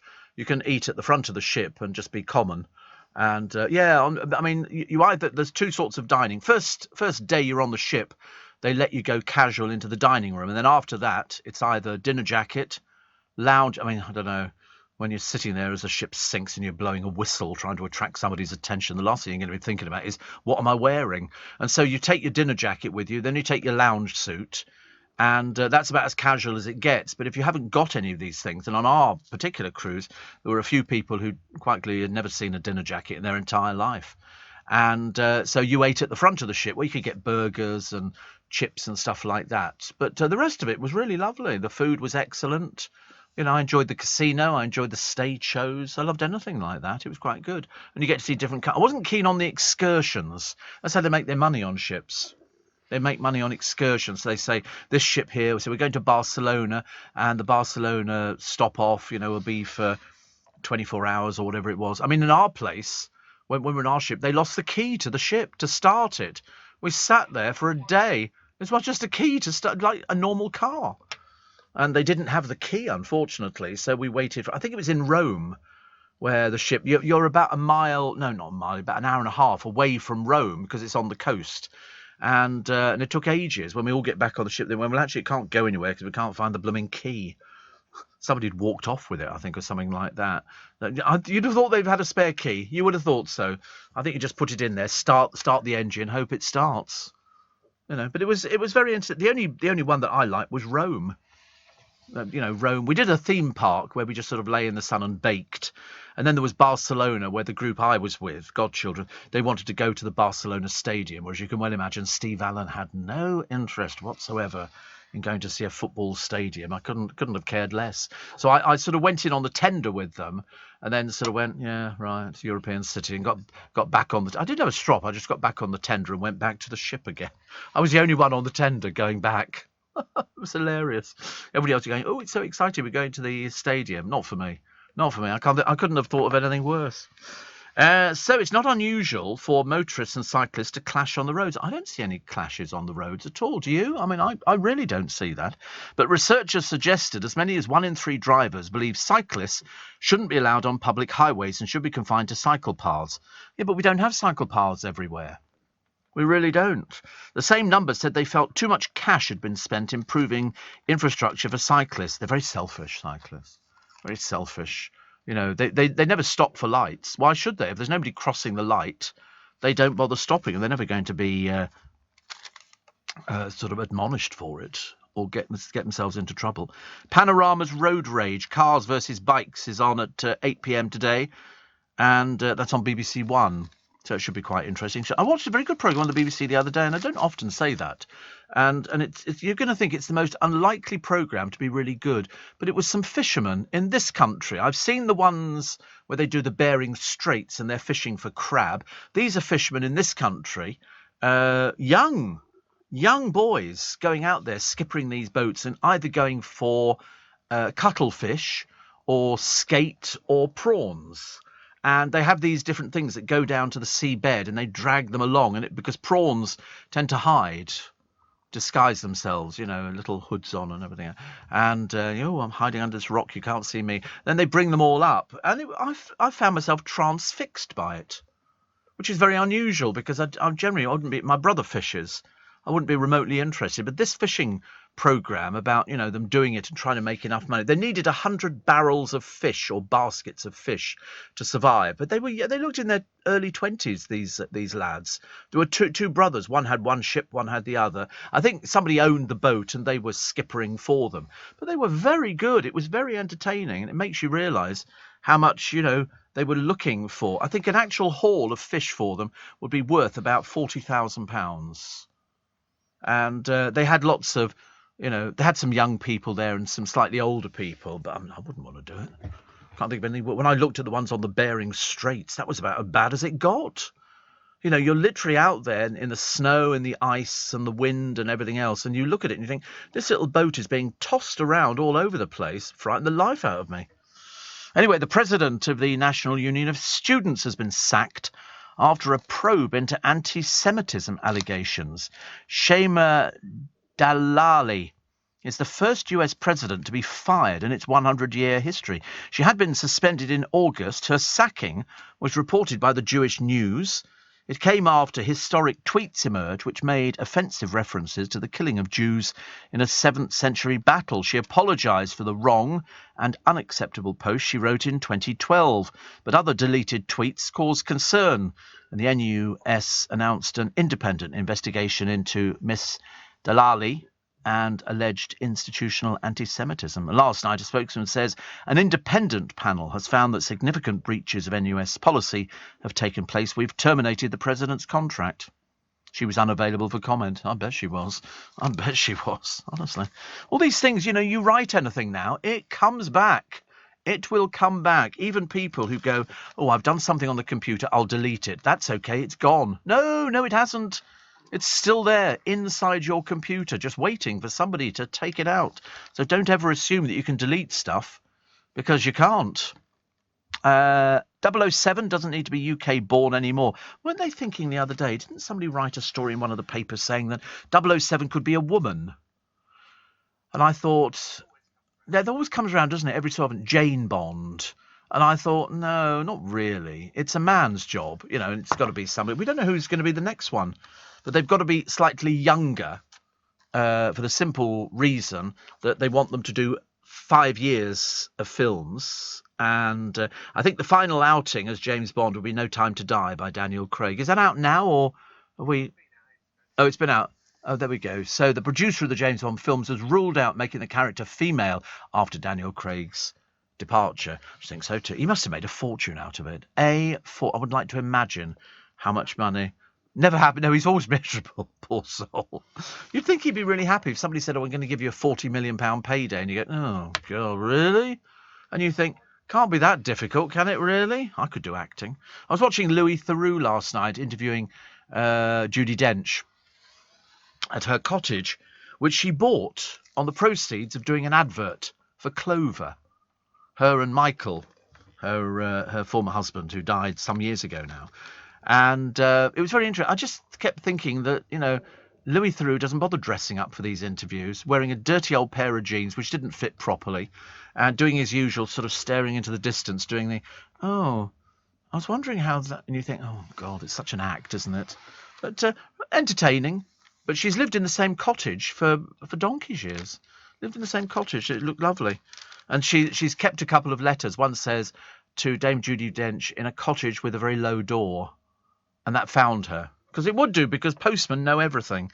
They'll tell you where everybody is. Matt Smith will make a good James Bond, says Paul. You think so?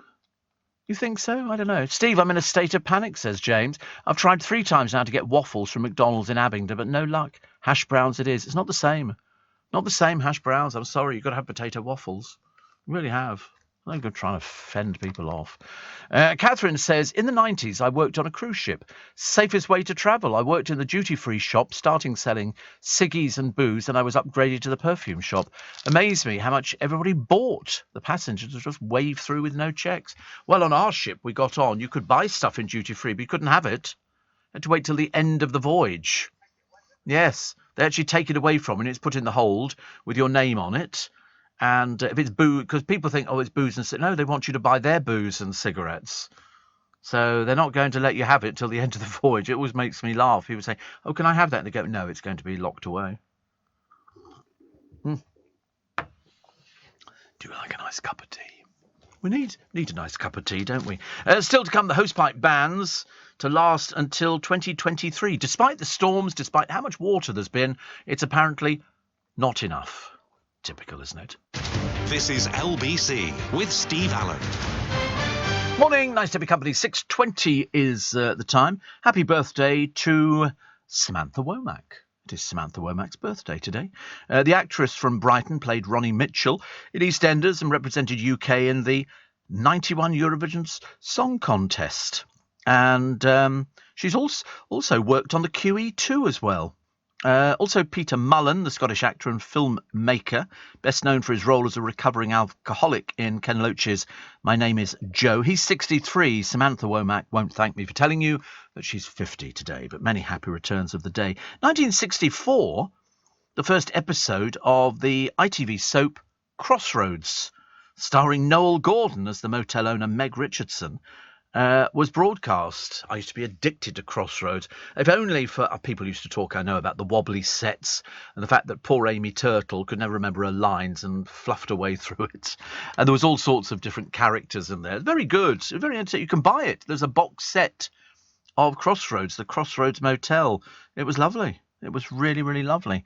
Also, the Post Office began the issue of wireless broadcasting licences back in 1922.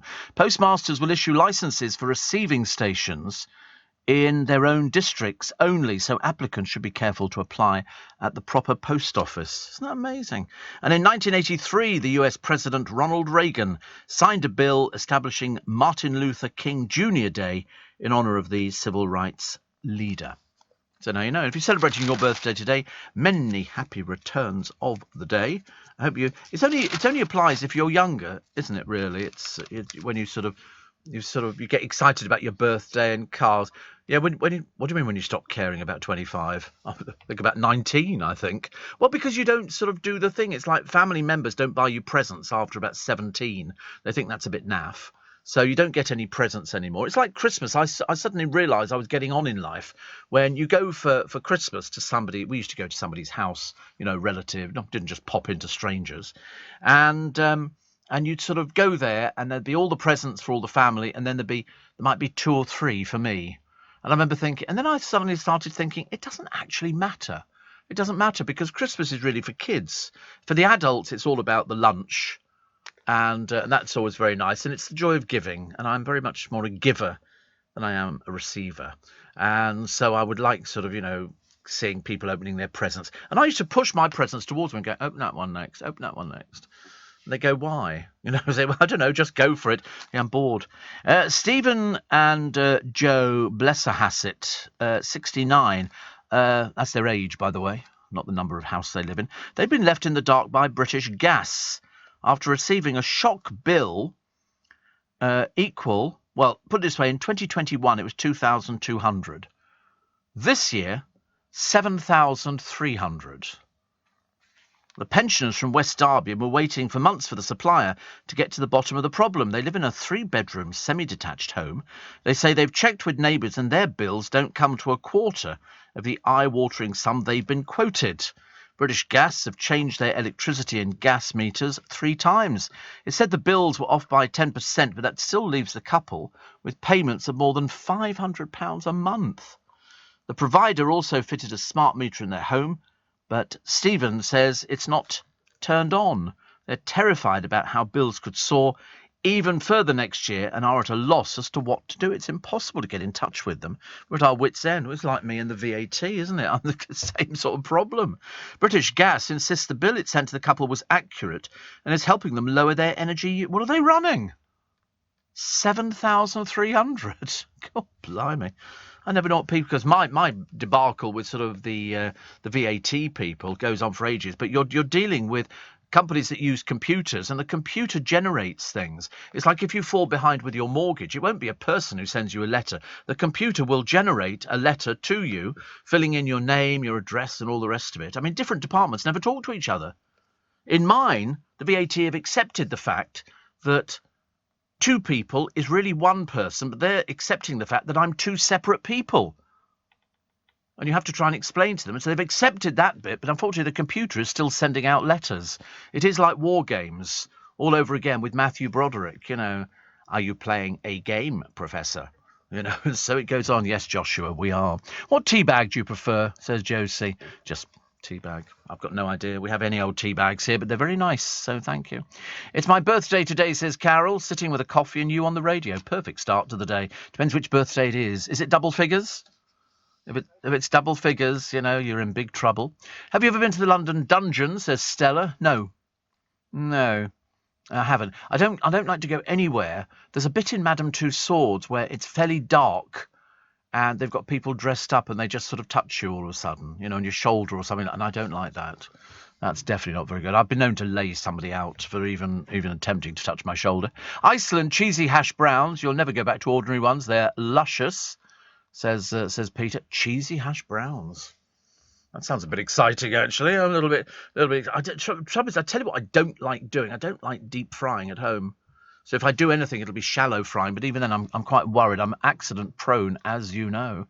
David says it's amazing how many cars and vans without their lights on I'm seeing in the dark mornings. Just because the dashboard may be illuminated, the outside may not be if you don't have automatic lights. Well, my lights are on all the time. My front headlights. And I see that more and more on cars. And then when it gets dark, I can just turn on all of the flood lighting to go along with it, which is quite nice. I would like to see, says Billy on the Isle of Wight, Idris Elba as the new Bond. I think he'd be fantastic. And he's too old. I've suddenly realised actually he's 50. He's too old. They don't want somebody as old as 50, Billy. I know. Bit of a pain, isn't it, really? So can you say good morning to my colleague Rasha, who's recently joined the Spike. That's what we like to hear. I'm still getting over this couple at 7,300, and British Gas say the bill it sent to the couple was accurate. There appears to be no room for manoeuvre on these things at all, does it really? Second-hand Fiestas, less than a year old, now cost more than a brand new one. And the reason is the used car prices have exploded, so it's better to get a pre-run-in car than anything else. According to Auto Trader, the average price of a nearly new Fiesta that's less than 12 months old has increased by £4,500 to £23,700 or whatever it is, something like that. So collector's items, by comparison, a brand new equivalent costs £23,000, meaning the second-hand model is £405 more expensive. Can you imagine? Can you imagine? We were looking the other day at what was it? It was that Rolls-Royce owned by Freddie Mercury, and we worked out that Freddie Mercury paid the bills on it in the garage, but he couldn't drive, so there was no chance. And we think it was driven by Mary, and because she was listed on all the other things. John Lewis have declined tens of thousands of applicants who applied for its new reward credit card. 600,000 applications have been successfully processed. But loads of people have been turned down, tens of thousands of people. They used to do that as well for American Express. American Express, you would write into American Express. They would automatically just go no. They'd have a batch in the month and go no, definitely not. And, of course, if you were serious, you'd apply again. So when I got an American Express card, I don't have one now. I like to keep tabs on my money. I went to the bank and said I'd like an American Express card, and so they agreed, which was very nice. That poor couple, Steve. Wait a minute, lost my mouse again. Here we go. Typical. Oh, there it is. That poor couple should contact the Energy Ombudsman. And Dean Dunham on LBC would guide them, says Carol in Epsom. Thank you. And what's happened to Pete the Pool Man, says Eileen. I've not heard from him for a while. We're like family here. Well, I don't think I think he's finished cleaning pools, hasn't he? Didn't he have... He's still listening, but we don't know if he's still doing the pools or whether he's finished all of them. He was getting to that stage where he was going, oh, only one more to go and all the rest of it, and then they sort of close up for the winter, I think. And then, unless you've got a heated pool, in which case you've got a problem for the rest of your life and a huge bill, which is interesting. So how the sound of the future became a relic of the past. Farewell to the beeping, screeching fax machine. Oh, it used to make all these noises, whirring and whizzing and doing all sorts of little bits and pieces. But I quite like it. People used to fax LBC. Oh, yeah, the fax machine would be churning out 24 hours a day. And then people would go, oh, Steve, there's a fax for you. And you'd read it, it'd be from a publisher. Because that's what they do. They would do that, Before text, yes, before texting. I mean, now texting is the way forward, isn't it? It's the way it happens. The way it happens. Attention all passengers. You can now book your train tickets on Uber and get 10% back in Uber credits to spend on your next train journey. So no excuses not to visit your in-laws this Christmas. Trains, now on Uber. T's and C's apply. Check the Uber app. Leading Britain's conversation. LBC with Steve Allen. Morning. Nice to have your company. Nice. It's Wednesday, November the 2nd. Wakey. Up. Cup of tea. Get yourself ready. Licking a promise. Off to the bus stop. And then next week it strikes again, isn't it? I have a feeling. I think we've got 3. You've got the Saturday, typical, isn't it? And then I think you've got the Monday and the Wednesday. I think so. So 5th, 7th and 9th of November. Typical bonfire night. Perhaps they've got some fireworks to let off. And the RMT. So this is staff at Network Rail. Major impact on services. So also on the 5th and the 9th, which I think will be the Saturday and Wednesday, the RMT strike will include its members belonging to 14 train companies. And Network Rail workers belonging to another union, the TSSA, are also going on strike on the 5th, the 7th and the 9th of November. In a separate dispute, RMT rail workers at Underground, London Underground and London Overground will also strike on the 10th of November. It's going to be exciting, isn't it? Not really. I shall just do my usual going home on the buses again. The trouble is it costs me so much money to do it because I've got to do 2 buses to get home. Normally it's 1 train journey. Oh, I don't know, perhaps it isn't. Because from here to Waterloo and then Waterloo to home, that's 2, isn't it? But I had to put some money on the card the other day. I thought that when I got on the bus, it sort of flashed at me and I thought, oh, goodness. But yeah, so I get the bus from Trafalgar Square to Hammersmith, and then Hammersmith I then swap and get on a bus which takes me to Twickenham. Which is, I mean, it's inconvenient, but it's doable. There's nothing, you can't do anything else about it. It's no good standing there getting upset, which is not very good.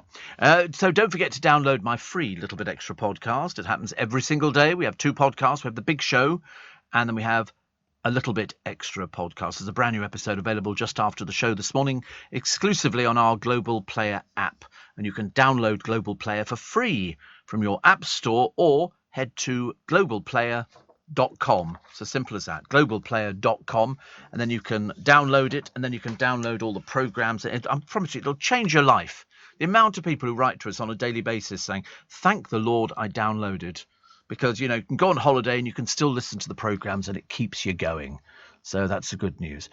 Steve, I thought the reason why Ford Fiesta second-hand cars are so expensive is because Ford are doing away with the Fiesta, so it'll end up being a classic car. Well, it could be that, but people seem to like their classic. Have you watched this Bangers and Cash? It's a very good little programme. They're so enthusiastic up there, and I just quite like them, actually. Steve, I just want to give thanks to Catford Rail Station. They have a unit with books for swap. Take a book for free and donate your old one, says Diana. They do that a lot. I've seen that a few in phone boxes where they've turned them into like mini libraries. Although, do you remember I told you about the girl up on Twickenham Green? She's converted a phone box into a coffee stall. And so she's got all her equipment inside there.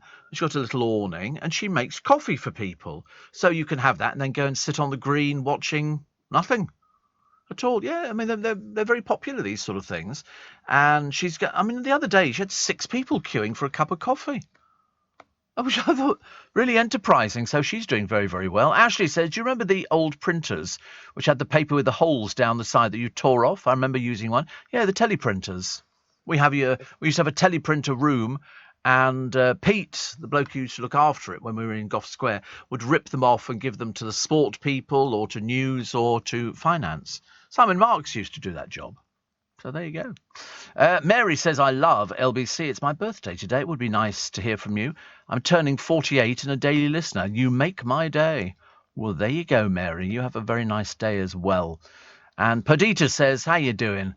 I hear the weather is pretty terrible back in Blighty. It is. It's miserable.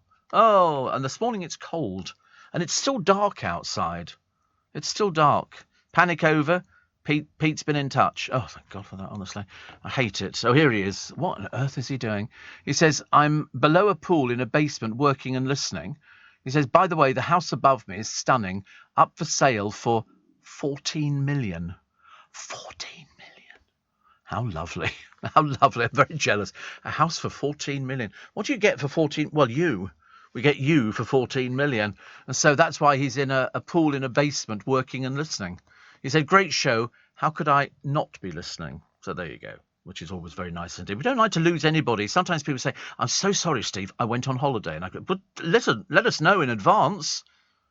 I've got an audience increase in the London area. I don't want to miss out on anything at all. I'm not messing around with it. But no, poor Perdita, the weather is, stay where you are.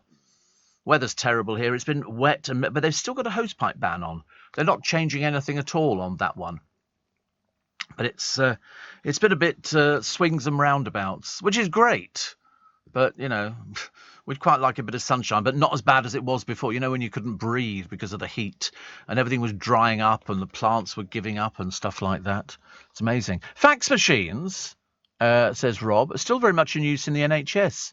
Can I send you this by email? No, fax it, please. I didn't know. Angela says, have you given up with your Freedom Pass renewal? No. I've not. No, I shall be taking it further shortly. I'm sure the local MP would take it up for you. It's wrong that you haven't got what you're entitled to. Well, it must have been over a year since I've not, at least over a year, because I can't prove who I am. I know this might sound ridiculous, but it's just absolutely crazy. And I was talking to a woman at the Freedom Pass office, who I think was Polish or something. I don't think she understood what I was talking about at all. I'd even submitted my passport and my driving licence. And no, they're not acceptable. So I didn't. Yes. And they wrote to me to ask me to prove I live where I live. And so I contacted them and said, but you're writing to me. Ridiculous. And Chris Lowry did a shift in the teleprinter room at Gough Square. He said, never again. I mean, there must have been, I would think, 15 teleprinters in there rattling away throughout the night, churning out all these different bits and pieces. And Chris, who went on to become, sort of head of imaging and everything else, and he was LBC's weatherman and all the rest of it, now is sort of, I'm always tempted to say retired. That sounds dreadful. What was coming off them? Sports from around the world, news headlines, everything. Absolutely everything. It came in on the teleprinter. You've never heard so much noise. Clacking away like there was no tomorrow. And you'd rip them off and you'd go round the different desks and put the stuff on there so that people had it. And if you, I can remember sending faxes. If you were looking for stuff, if you had a guest coming in, they would fax you something from the company, and the fax would come and say, "Steve, there's a fax for you," and oh, very nice, thank you. And who, me? It's amazing how much technology has changed.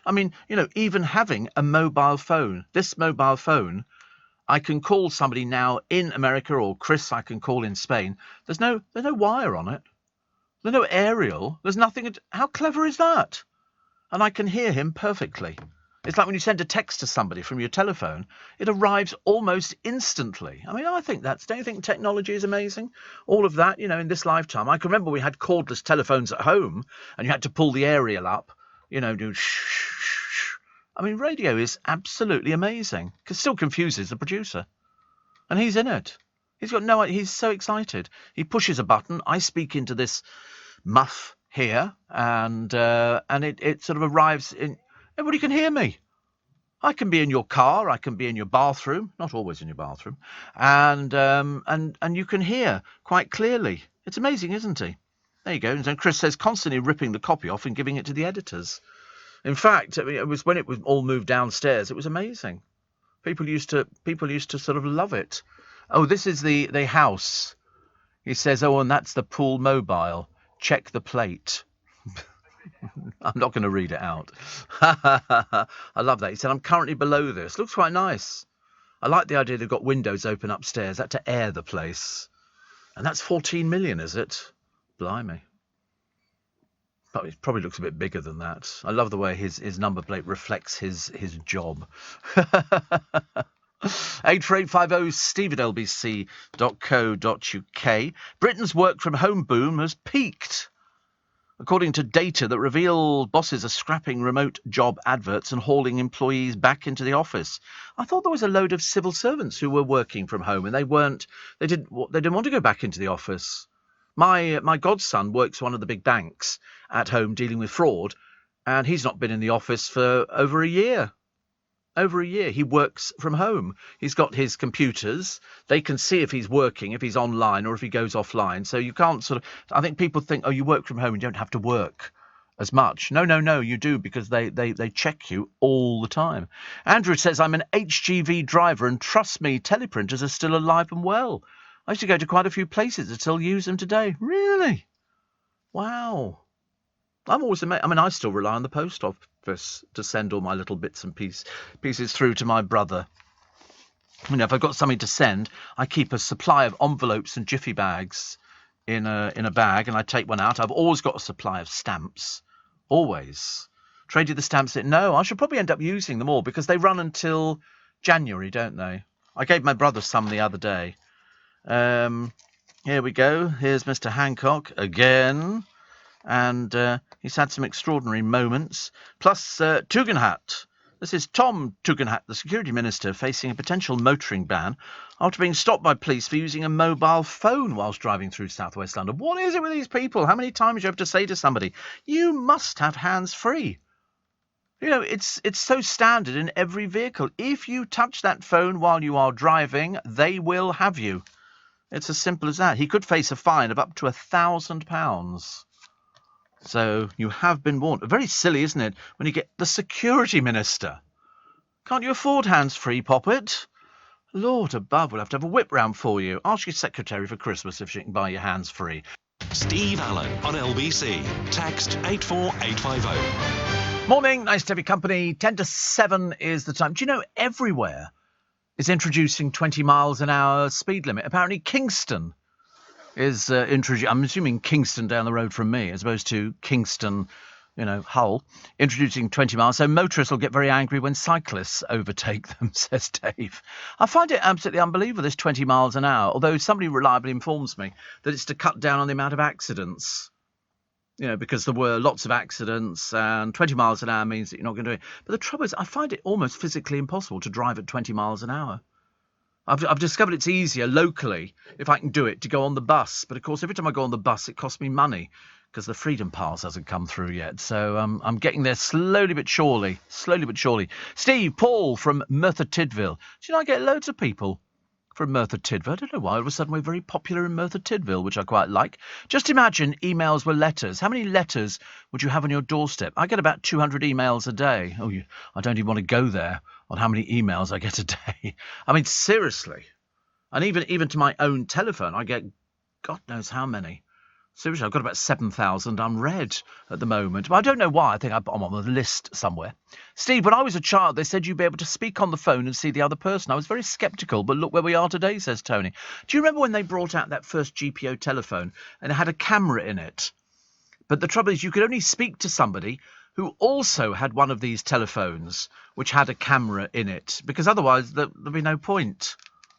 And Harold Wilson and the Queen did the video call. Oh, right. But you look at it now, you look at FaceTime, the picture quality is stunning. That's why I get so annoyed when they take pictures of the so-called Loch Ness Monster and you can barely see a blurry little outline. You think, wait a minute, we've all got top quality cameras on our telephones. But I do remember those things. I can remember the first time I did FaceTime. I remember thinking, by Jove, this is fantastic.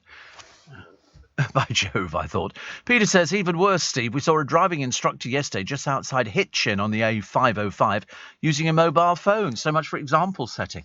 I think you'd have to be mad to pick up your telephone. I mean, I try. I don't touch the phone. It is on the seat next to me. It's only because it's charging up. But I don't touch it. I look at it, and I would rather leave and let a call go rather than touch the telephone. I'm paranoid over it because years and years ago, I got pulled. I was on the phone to my Lynn just to say I'll be back home within 5 minutes. I was just outside Waitrose and there was a copper the other side of the road, giant of a bloke, about 6'6", and he saw me and he pulled me into the side of the road. I thought, oh, God, here we go. And, of course, it doesn't matter what your excuse is. I was only just calling to let them know I'll be home very, very soon. The excuse is you've touched your telephone. And they're now even hotter on it than they ever used to be. Kathy in Wigan. Oh, hello. That's quite nice, isn't it? Who's this? David Francis. He said, a few pictures of my first ever skydiving experience at 13,000 feet whilst in Vegas. He said, I can't wait to go back next year and do it again. Oh, you sort of, I think personally it's the strapping yourself onto the instructor frightens the life out of me. Just supposing it breaks. Oh, I couldn't even think about it. Couldn't think about it. It doesn't look the most comfortable, does it? But he says, I can't wait to go back and do it again. How lovely. I'm not sure if my nerves would get the better of me if I was doing skydiving and then go... Because I remember seeing some girls once. They were doing it... They were raising money. They were doing a bungee jump from a Swiss railway, a mountain railway thing, a carriage, suspended. In other words, and she got there, they opened the doors, and she couldn't do it. She couldn't do it. She had to... they had to close the door. So my fear of heights, it just gets worse. It really does. I mean, going through a barrier at the station I find very traumatic. I find everything traumatic now. I don't do step ladders. It's bad enough doing a chair, especially a chair that moves. How do I change light bulbs? I'll get somebody in. Yeah, I love the way he goes. No, not really. Steve, yesterday I experimented with you. Oh, right, says Kathy. I turned you off at 4 a.m. and didn't listen at all. Then at 7:30 I went back to bed and took you with me, listening on download, nice and snug under the covers with the electric blanket on. I love it when you talk about years gone by and old programmes. Couldn't manage my day without you. Well, there you go. You're in Wigan. So we're helping you more than anybody, I should imagine. Viv says, can you ask if Pete ever gets to Suffolk? No, I don't think he does, actually. She says he can do my pond next year. It's a long way to do a pond, isn't it, Suffolk? Long way. Kev the Milkman says, we use a local bakery to supply us at the dairy with fresh, crusty bread for our customers, and we have to fax our order to them daily. It's like the 1980s has never ended. There used to be a shop in Staines in the marketplace, jewellery shop, and all their prices in the window were in pounds, shillings and pence. Is that before your time? You don't know what pounds, shillings and pence are, do you? How ancient do I feel, ladies and gentlemen? You look at the team next door and Dan looks at me like I'm speaking another language. 51 years ago it changed, did it? Yeah, all right, don't make a big deal about it. Your age, don't worry. And you'll be saying to all your family and all the rest of it, I used to work with this bloke, Steve. He used to talk about pre-decimal and all the rest of it. Do you remember the rabbit phones? I've still got them. I didn't get rid of them. I've got 2 sitting in a drawer with the chargers and everything. Karen from Merthyr Tydfil, she said, yes, the group from the South Wales Valley is growing. Looking forward to the show in December. Thank you. And Olivia in Plymouth says, I love how light-hearted you are, yet informative. I'm a mummy of 4 young kids, and I look forward to listening to your show whilst doing some chores with a Costa coffee. Actually, we're losing. We've got a Cafe Nero in Twickenham. It's closing. They've said it's to do with the fact that the lease has expired. But it's quite a big Cafe Nero. And then there's another thing that says, new exciting experience occurring. So we seem to be fairly up to date with all our shops in Twickenham. I don't like to see empty shops. I really don't like to see empty shops. I think, what you need to do is get them all up and running. But Cafe Nero is quite a busy shop. It's quite a big outlet. And it's like, you see down the Strand, there's empty shops and different bits and pieces like that, which I don't like. And then they strip them out. Yeah, down here as well. You've got them sort of all round, whereas we're the busiest building in the block. We really are the busiest building in the block, which is nice. So, I mean, you're going to be hearing this all day today. Matt Hancock, Diary, and Flogging Book, In the Jungle, Out There. How much money? I don't know. I'd heard a rumour of 200,000. And whether that's accurate or not, but he will, bearing in mind, because of being an MP, he will have to declare it. Oh, look, Pete the Pool Man. Yes, he says, here's me over the Palm, Dubai business trip. Lots of pools needed me. Oh, wow. You also did that. He said, all the LBC Steve Allen Show listeners have skydived. It frightens the life out of me. I don't think I could ever do it. I know, but I really don't think I could do that. I just don't think I could. My dad was a parachutist. He had his parachute wings and all the rest. I don't think I could do anything like that. So I won't. I think it's safer. I think there are other things which are better done by loads of other people, and they do them so much better. There you go. Finding your balance, a piece in The Guardian today, and why it matters for your health. See, I'm terrible. I really am terrible. If I spin round, not that I would recommend spinning round, I can lose my balance completely. And just fall over. So I don't spin round. It's like going to the doctor saying it hurts when I do that. And he said, well, don't do that. So I don't. Blow me down. I'm bleeding now. It's dreadful. I just looked down. I stupidly gave myself an injection a minute ago. And the blood's come out. Look, all over my shirt. Very unhappy. Well, a bit late now, paper towels. It's soaked into my shirt. It's almost bad as the other day. I've discovered I must have been sitting on a wet seat to get my jeans wet, because I experimented the other day with sitting down on the bus as per normal. I don't sit on my coat. For some reason, you don't. When you sort of sit down, the coat rides up a little bit. So, it's a bit, if you don't follow that, please get the podcast. It'll be well worth it. And the good news is, on the podcast, we are #1 podcast, The Steve Allen Show, on Ian Dale's programme. When he did that interview with me, which runs about nearly 2 hours, I think. We're the #1. It's Ian Dale's All Talk. We're the #1. I'm above Sir Keir Starmer. Goodness sake. Things do not get any better, do they? But we all do very well on our podcast. So Ian Dale's All Talk, which you can find quite easily, and then you get 2 hours of Steve Allen talking about everything, actually, talking about childhood, talking about getting into radio, talking about staying in radio, talking about all sorts of things. And it's obviously done very well. The chart is he does the top 8. And he put this out yesterday, the top 8 most downloaded episodes of my Ian Dale All Talk podcast. Number 8 is Tony Blackburn. Number 7 is Andrew Adonis. 6 is Adam Bolton. 5 is Keir Starmer. 4 is Nick Robinson. 3 is Neil Kinnock. 2 is Sheila Fogarty. And number 1, Steve Allen Show. I mean, couldn't make it up, could you really? I was very excited. Tweeted about it. I said, I'm more than chuffed, really, to be #1. So it's a roller coaster romp if you're a radio fanatic, and I'm assuming I think it's a roller coaster romp. Yes, it's definitely a romp, because we both cry.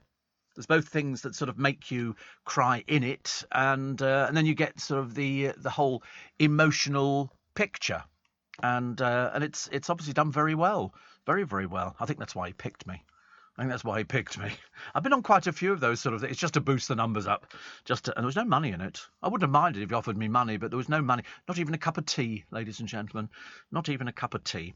Katie Price is on her 11th holiday of the year. Well, of course she would be. She's unemployable. Totally what can you put her into? You can't put her into anything at all. What's the matter? Something the matter with the tea this morning? Bit frothy. Oh, that's a worry.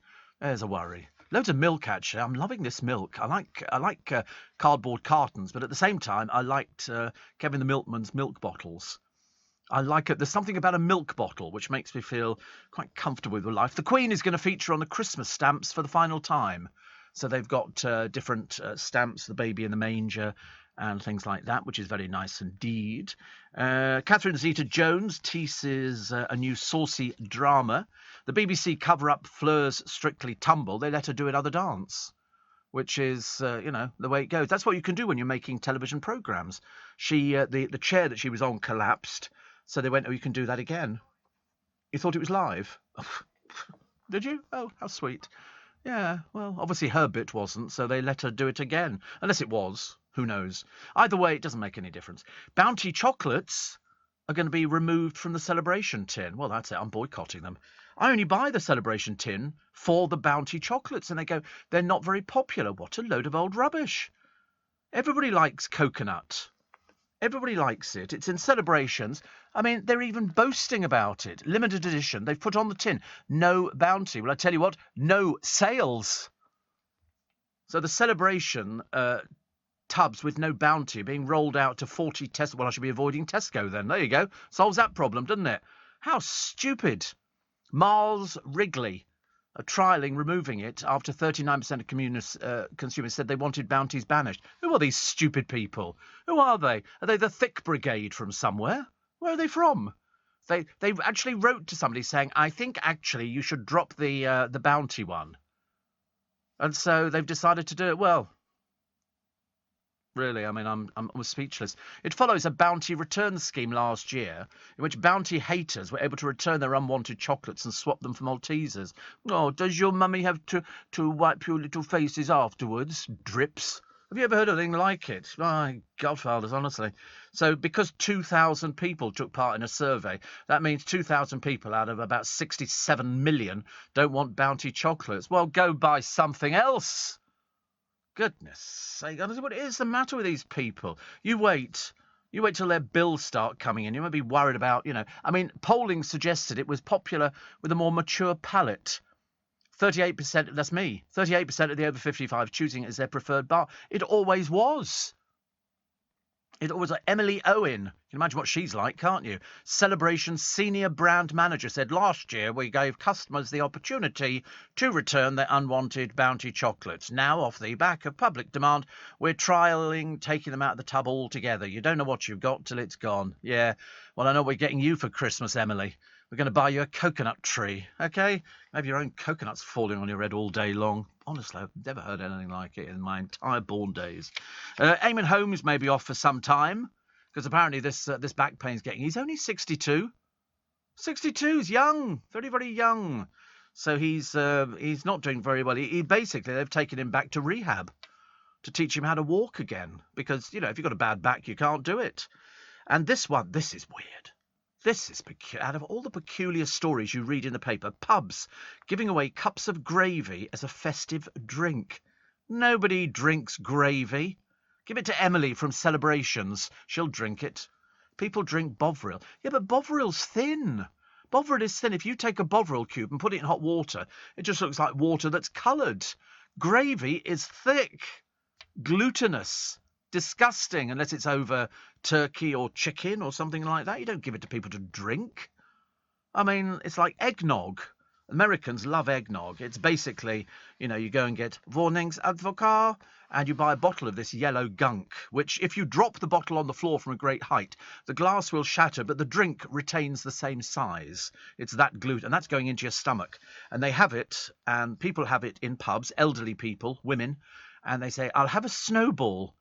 And the barman would go, oh, God, here we go again. So they pour you out a shot of eggnog, top it up with lemonade and stick a cherry on a stick in the top of it. And that is eggnog. The Americans love it.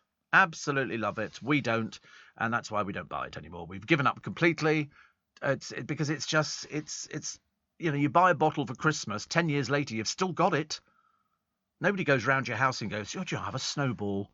They used to do, I think it was Golding snowballs. It's eggnog. It's eggs whisked up, and you put it with lemonade. It's very popular, very, very popular, and people like it. It's a classic Christmas cocktail. There you go. The recipe includes advocaat, lemonade, lime juice, ice, and a cherry maraschino cherry. It comes out of a jar. We used to eat them, you know, just normally. I mean, people seem to like it, but it's advocaat. Voningsadvocaat. That was the advert. That's how it used to go on the television. Sung like that. Voningsadvocaat.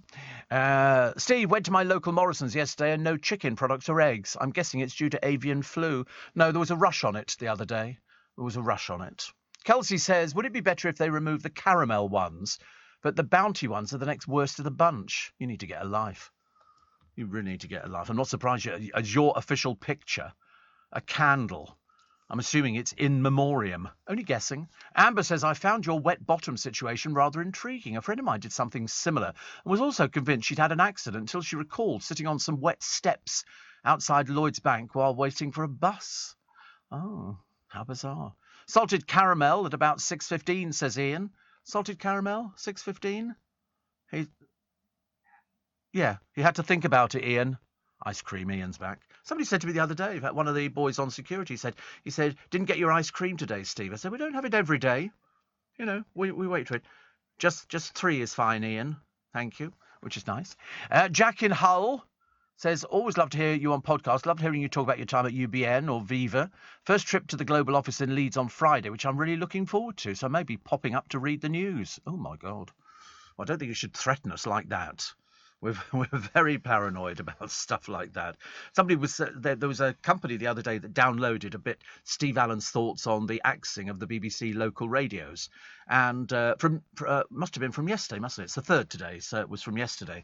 And I was saying it's long overdue, long overdue, because it's a case of, you know, BBC local radio costs a small fortune to keep going. For the pitifully small audience, it's not really worth it, and we have to move with the times. And as I'm a contributor to the BBC's funding of local radio, you know, there's nothing the matter with having a breakfast show, a lunchtime show, and in between comes from the big boys. Not saying that the local radio doesn't beat big boys occasionally, but, you know, it doesn't pull the audiences it's supposed to. It's got to change. It's been stuck in a time warp for a long, long time. And I'm not the only one saying that. That was lots of people within the business were saying that, saying it's stuck in a time warp, they need to change things. And at the end of the day, it'll be mainly, I'm assuming, producers, backroom staff and people like that. I think out of all the stations that are being affected, there's only about 160 staff affected, which in terms of how many people have been employed is a very small number. I mean, it's very sad for them, but then it's necessary to go forward.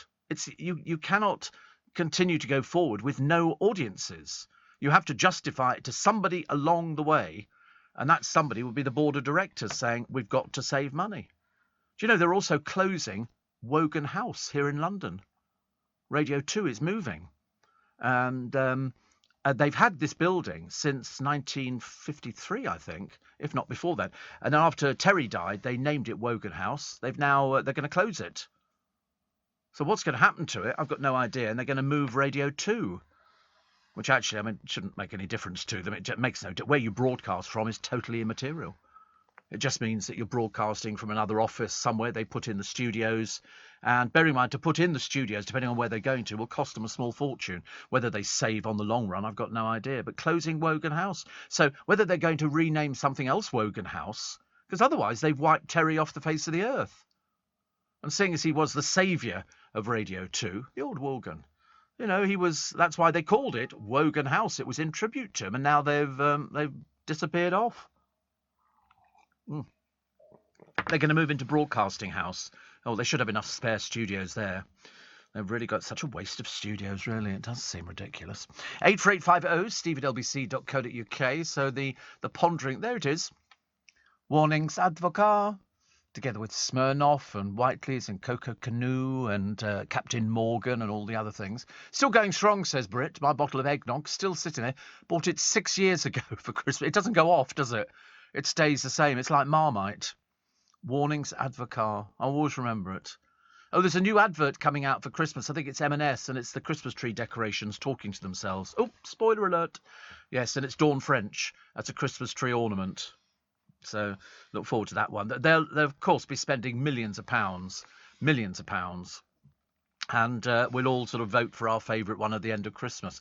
I seem to remember one year it was millions of pounds, I think, that John Lewis spent, and I remember thinking, my God, there's people dying around the world, and they're spending millions of pounds on an advert, But their Christmas ad, I mean, used to be a big thing, didn't it? I can remember the trenches and all these other things. And they're made like films. Absolutely amazing. Steve Allen on LBC. Text 84850. Morning, nice to be company. 80... No, it's not. It's really not. I'm telling you fibs.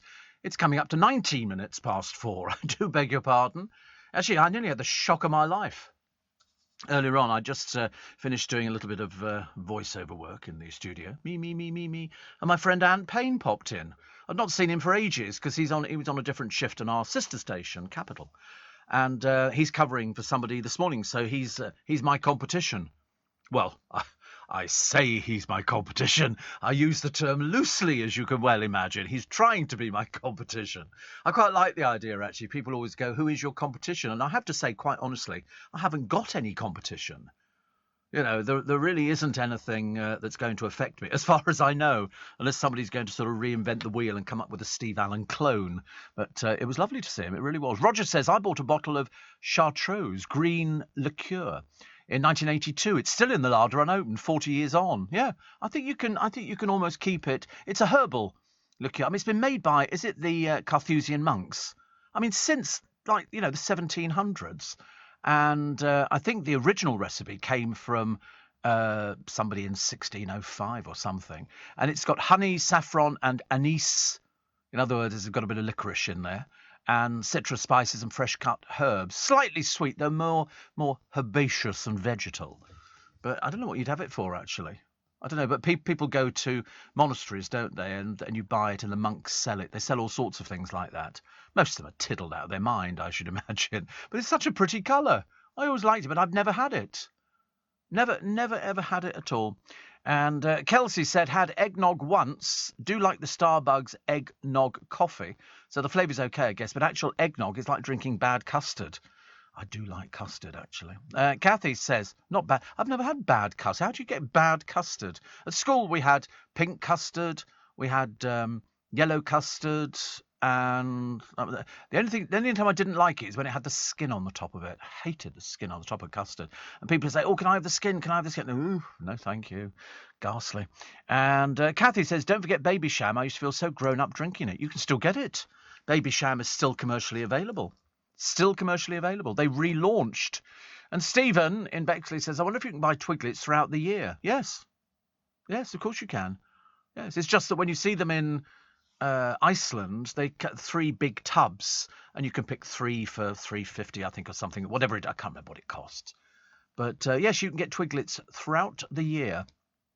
It's just that the ones that you see, no, you never see them. I mean, I can find them in Waitrose. They've got a big shelves and shelves full of crisps and cheesy puffs and stuff. I do like cheesy puffs. I like Wotsits. I like Wotsits very much indeed.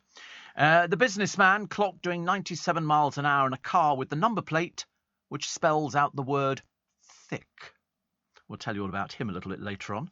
Madonna's dressing up again. I felt a bit sorry for her. She must take her most of the day, but I suppose it keeps her busy, doesn't it?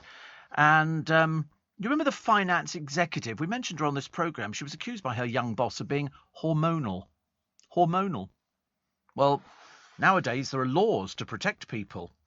And in fact, actually, they were talking about that the other day. James O'Brien was talking about how many people he's banned. He says it runs into thousands. People who've written to him and written abuse and all sorts of things like that. He said the others, he said, just go straight to the police.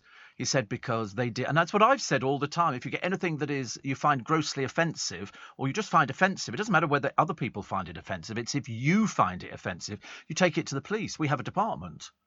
We have a department which deals with things like that. And then once they appear in the newspapers, their world is finished. They have no job to go back to. They have nothing at all. But this financial executive, accused of being hormonal, took it to one of these tribunals. And they agreed. And they've given her £125,000. Sure, the producer accused me of being hormonal at one point. I'm sure he said to me, "Steve, you're a bit hormonal this morning." The trouble is I was. Very. Steve, just saying, I've just discovered your programme in the morning, says Debbie in Kent. I love it. Thank you. And as for the M&S advert, there was already one on a couple of times today. I know it's definitely Dawn French, but is it Jennifer Saunders? I don't know. I've not seen it. I'm not sure as I'm blind. You wouldn't know, would you? How would you know? Doesn't matter. I so love listening to your show because you keep me informed of everything. And as for the bounties, says Debbie, my grandson loves them. He's only 8. He'll be devastated. But apparently it's only the Tesco tins that are not having them in there, so you can get them anywhere else. And it is Jennifer Saunders, by the way.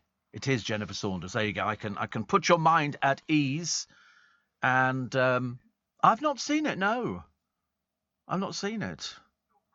I know what Dawn French looks like. And the other one, I just like, it's got lights and a tree and everything else, and it's got different... You know, wouldn't it be lovely if, you know, when you went to bed at night, all your Christmas tree decorations came to life? I would love that. I'm sure mine do. I'm sure mine do. But Debbie, nice to hear from you. Don't be a stranger.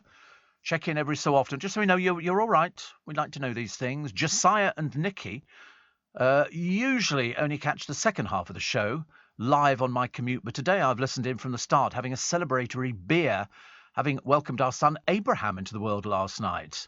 Woo! Aren't you the posh ones? Aren't you the posh ones? Celebratory beer. So we have a new addition to the family. So it's Josiah, Nikki, and Abraham. How brilliant. How brilliant. Well done you. Well done you. Monica says, greetings from Poland. I came to spend All Saints' Day with my family, flying back tomorrow. 1st of November is big over here in Poland. We visit our cemeteries and decorate graves of our loved ones with candles and flowers, mainly chrysanthemums. Isn't it funny about chrysanthemums? Because I think if you give a chrysanthemum to somebody in Japan, it's considered bad luck. I'm pretty certain there are certain flowers. Everybody's got different traditions. And I seem to remember reading something about chrysanthemums in Japan. I might have got it wrong. It might be the most popular flower ever. But I just remember thinking, it's good in Japan, is it? Oh, okay. So it symbolises royalty, longevity and rejuvenation. I must get some for the producer. We can rejuvenate him. Have you tried limoncello, says Paul? I don't like it.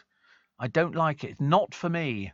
Not for me. I appreciate people. They always give it to you free, don't they? If you we used to go to this restaurant and then they come and go, limoncello. And I used to go, no, thank you. Never appealed to me. Listened to a little bit extra yesterday. Hurricane Steve. So funny to hear you swearing, says Eileen.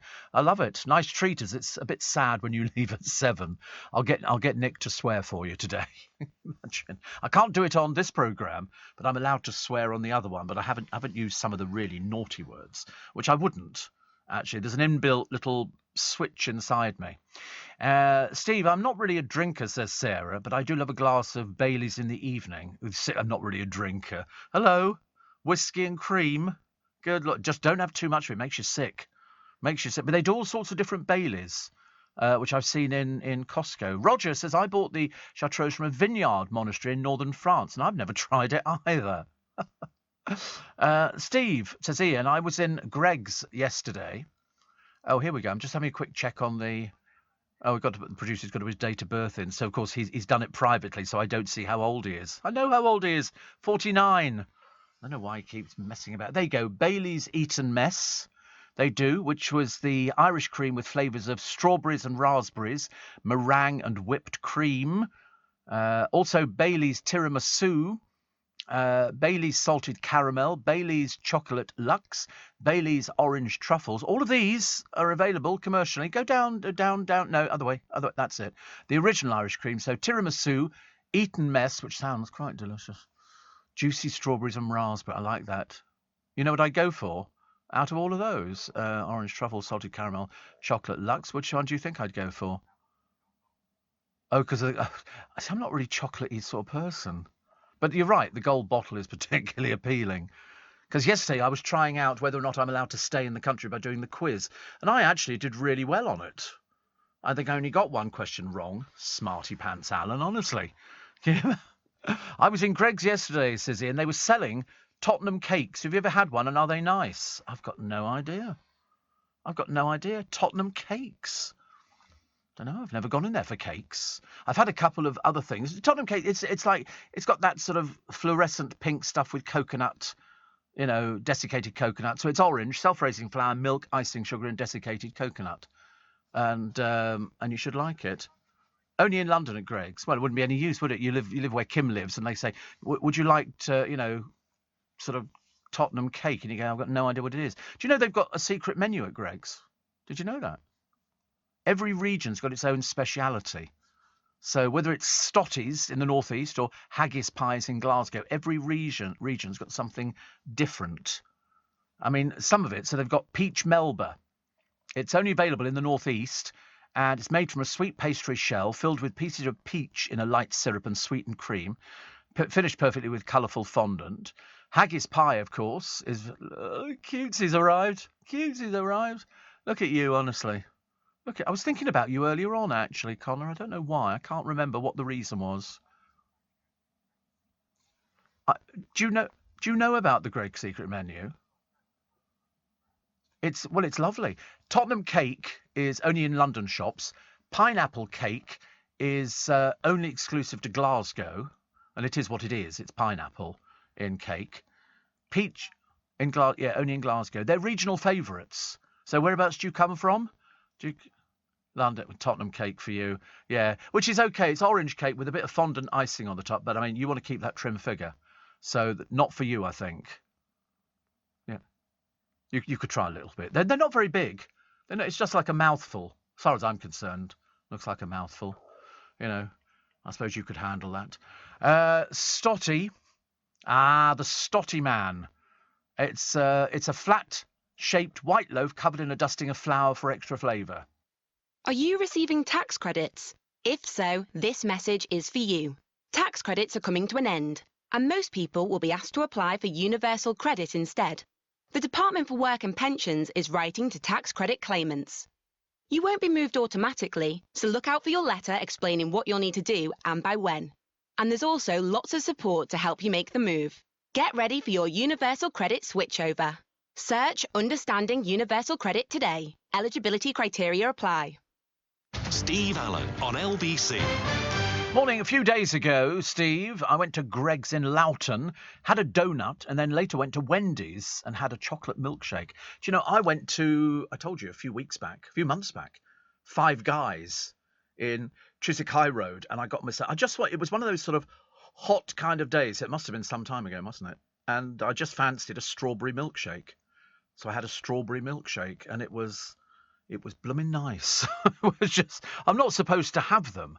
I'm a very, very bad, naughty person for having it. But just occasionally, you've got to do something that's against your religion and your illness. It was quite expensive. It was about a £5, I seem to remember.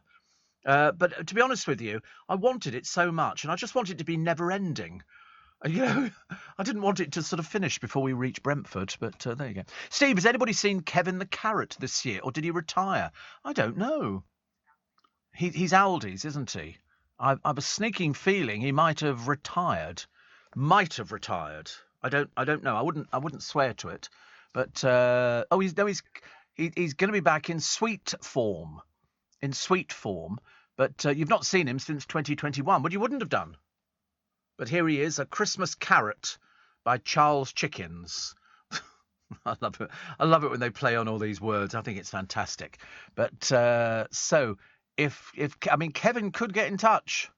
He could get in touch. He's a bit of a star in the spotlight, and everybody seems to like him. So they put together. If you go to the website, actually Aldi's website, you'll see him in various guises, flying high. What a pair with Santa Claus and all sorts of other things. Kevin the Carrot. Makes you wonder how old we are, doesn't it, sometimes? But if you've got children, I've always said that Christmas is for children. They're the ones whose eyes light up. I can remember being taken to Oxford Street when I was a child by my parents. You'd come up to London, we go to Oxford Street, and you'd look in all the shop windows. And I seem to remember Hamleys used to have train sets going round, and you'd stand there transfixed, watching these train sets and watching little cable cars go. I mean, I still do the same in garden centres. Little cable cars going up a mountain and coming back down again. And you think, do you know, childhood goes by so quickly. Don't ever sort of hope your children are going to grow up very fast, because you don't appreciate just how good it is being a kid. You don't need to worry about tax.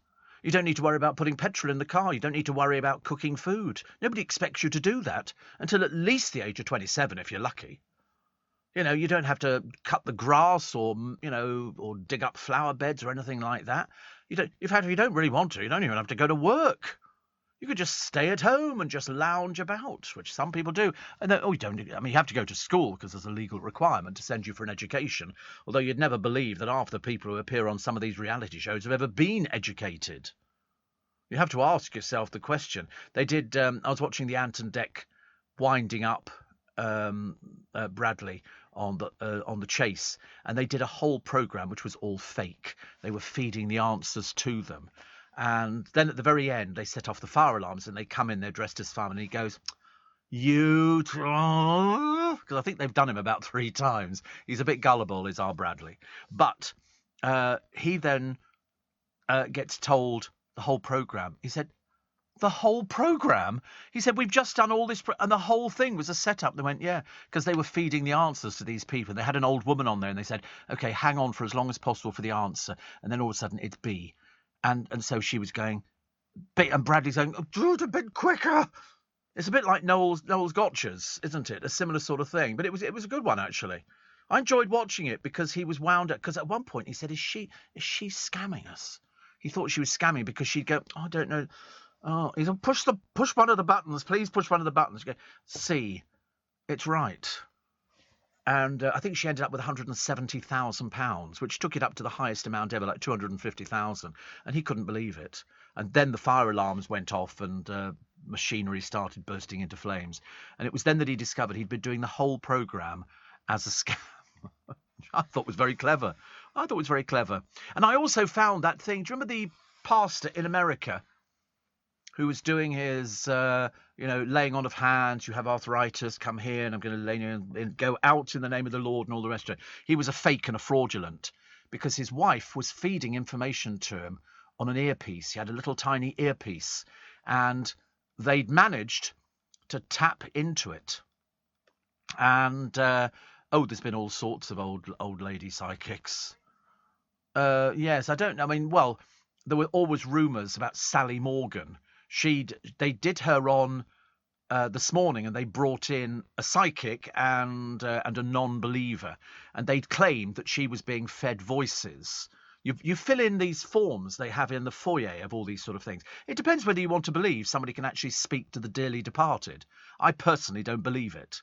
I personally do not believe it. But that's my belief, in the same way that they want to believe that for money. As somebody pointed out, though, and I can't remember who it was, might have been Philip Schofield, saying that, if you had that gift, why would you charge people for it? Why would you be making a living out of it? Surely if you've got that God-given gift to be able to talk to the dead. But I don't believe the dead do talk. I believe once you're dead, you're dead. But that's just my opinion. Everybody's different. There was a guy called James Randi. He spent his entire life sort of exposing fake mediums. Oh, there was the one on the stage, which I've done before, which was Doris Stokes. Yeah. She was a very sweet, kind old lady, but a crook. She was lying. She was lying. I mean, who knows? Everybody's a little bit psychic. Everybody is a little bit psychic. But in fact, she used to plant accomplices in the audience, giving the appearance of having paranormal abilities. And also, she was a self-proclaimed medium. Public performances made her a household name. She was controversial, some believing her to possess psychic abilities, but investigations published showed that she was an old fraud. And strangely enough, she died when she was only 67. Bet she never predicted that. And they also never found any money she had. Odd, isn't it? Very odd. But people like going to things like that. People like it gives them some sort of comfort. But I don't believe a word of it, I'm afraid. I've seen people who do cold readings. In fact, they did it on this morning to Holly, and she went, "Oh my God." He did cold readings. He was basically going, you've got something the matter with your back, and there's the letter B. Does that feature prominently? That's my dad, Brian. And so she interpreted everything that he said, which could have applied to all of you, quite easily. It's fascinating, but cold reading is very good. It's like you'll sort of say, to the producer, you go, I don't know you. I really don't know you, but I think the letter C features prominently in your life. And he'll then go, that's my mum, Christine. And so he will then become a believer. And then what they're doing inadvertently is they're giving you the answers to questions you haven't yet posed. But they'll sort of go, if you've got an elderly person in front of you, that it's going to be a medical problem. There's going to be something the matter. And it will generally either be back, feet, tiredness, earache. It can be all sorts of little things like that, bleeding, like me this morning. And that's how it works. You do cold reading. You're basically doing a generalization. And a lot of people do it. Magicians practice it. Peter the Pool Man says the tree is up. Early stages with no decorations. Well, I don't know. It looks like it's got decorations on to me. It's very nice. Most wonderful time of the year. It certainly is. He says, early stages, no decorations, but it is up. Yes, it's a bit small for me, actually, Pete. I don't want to sort of, rock your boat too much, but I like something a bit wider. Get my drift? I like a wide tree. Yeah, a little bit more girth to it. And it's got to take up, basically, the entire sitting room. Imagine. I see, somebody said to me the other day, I think it was Will Guyot. Cuz Will, and I think he was sort of checking whether my tree was up. Whereas I was sitting on the train at the time, I didn't really know what to answer, so I didn't bother. Steve, I've sold your trouser issue. I'm on the 188 bus and the roof is leaking on the seat behind me. Well, I didn't have a seat behind me. I always sit in the seat where there is no seat behind you. Just copies of the paper. But I think I was sitting on a wet seat. I must have been. It was soaking wet. Well, I didn't know the seat was. I mean, God knows why it was wet. I've got no idea. It's 16 minutes to 5. Try a trifle, shot of grenadine, Advocar in a small sherry glass with a squirt of cream and hundreds and thousands. Ooh, I like a trifle. I do like a trifle. Stephen Windsor's recovering at home after breaking a rib. Listening to your show helps dull the pain. Oh, it's awful, isn't it? We don't like pain, actually. Somebody else says, I'm not really a drinker, but I also am with Sarah, and I like a shot of Bailey's. It's got to be cold. It's got to be really ice cold. Ian Beale's put his drag on, and somebody from Love Island who we've never even heard of before. But I suppose, if you can't get any work, you might as well do something. Dressing up as a woman. It's Chris Hughes, apparently. Does that mean anything to anybody? Didn't mean it to me. So it's another drag show. It's called Queen for a Night or something. It really is. They're so desperate now. So they find these drag queens who don't actually have acts. They just want to put on women's clothing. And then they go and dress these other people who are like heterosexuals, you know. And then on one of the shows, they had a woman who claimed to be a drag queen. I thought drag was men dressing as women. I didn't think it was women dressing as women. I didn't quite understand how that bit worked. But there again, most of life confuses me and probably you at the same time. Steve Allen on LBC. Text 84850. Morning, 11 minutes to 5. It's Steve Allen's Early Breakfast on LBC with you till 7 when Nick Ferrari will be here. So the grubby truth about the failure to clean up the nation's rivers. And we've still got the hosepipe ban. It's going to remain until next year because obviously we need a lot of rain, And that appears to be what we're getting at the moment, a lot of rain. So 7-day power cuts, and Suella targets 3 more countries for deportation. Yep, of course she does. No, she doesn't. No, she's just saying that because it gives her something to do at the moment. She's turning out to be the bigger disaster than the last one. We've achieved absolutely nothing. And then the Home Office, in their infinite wisdom, had a bus.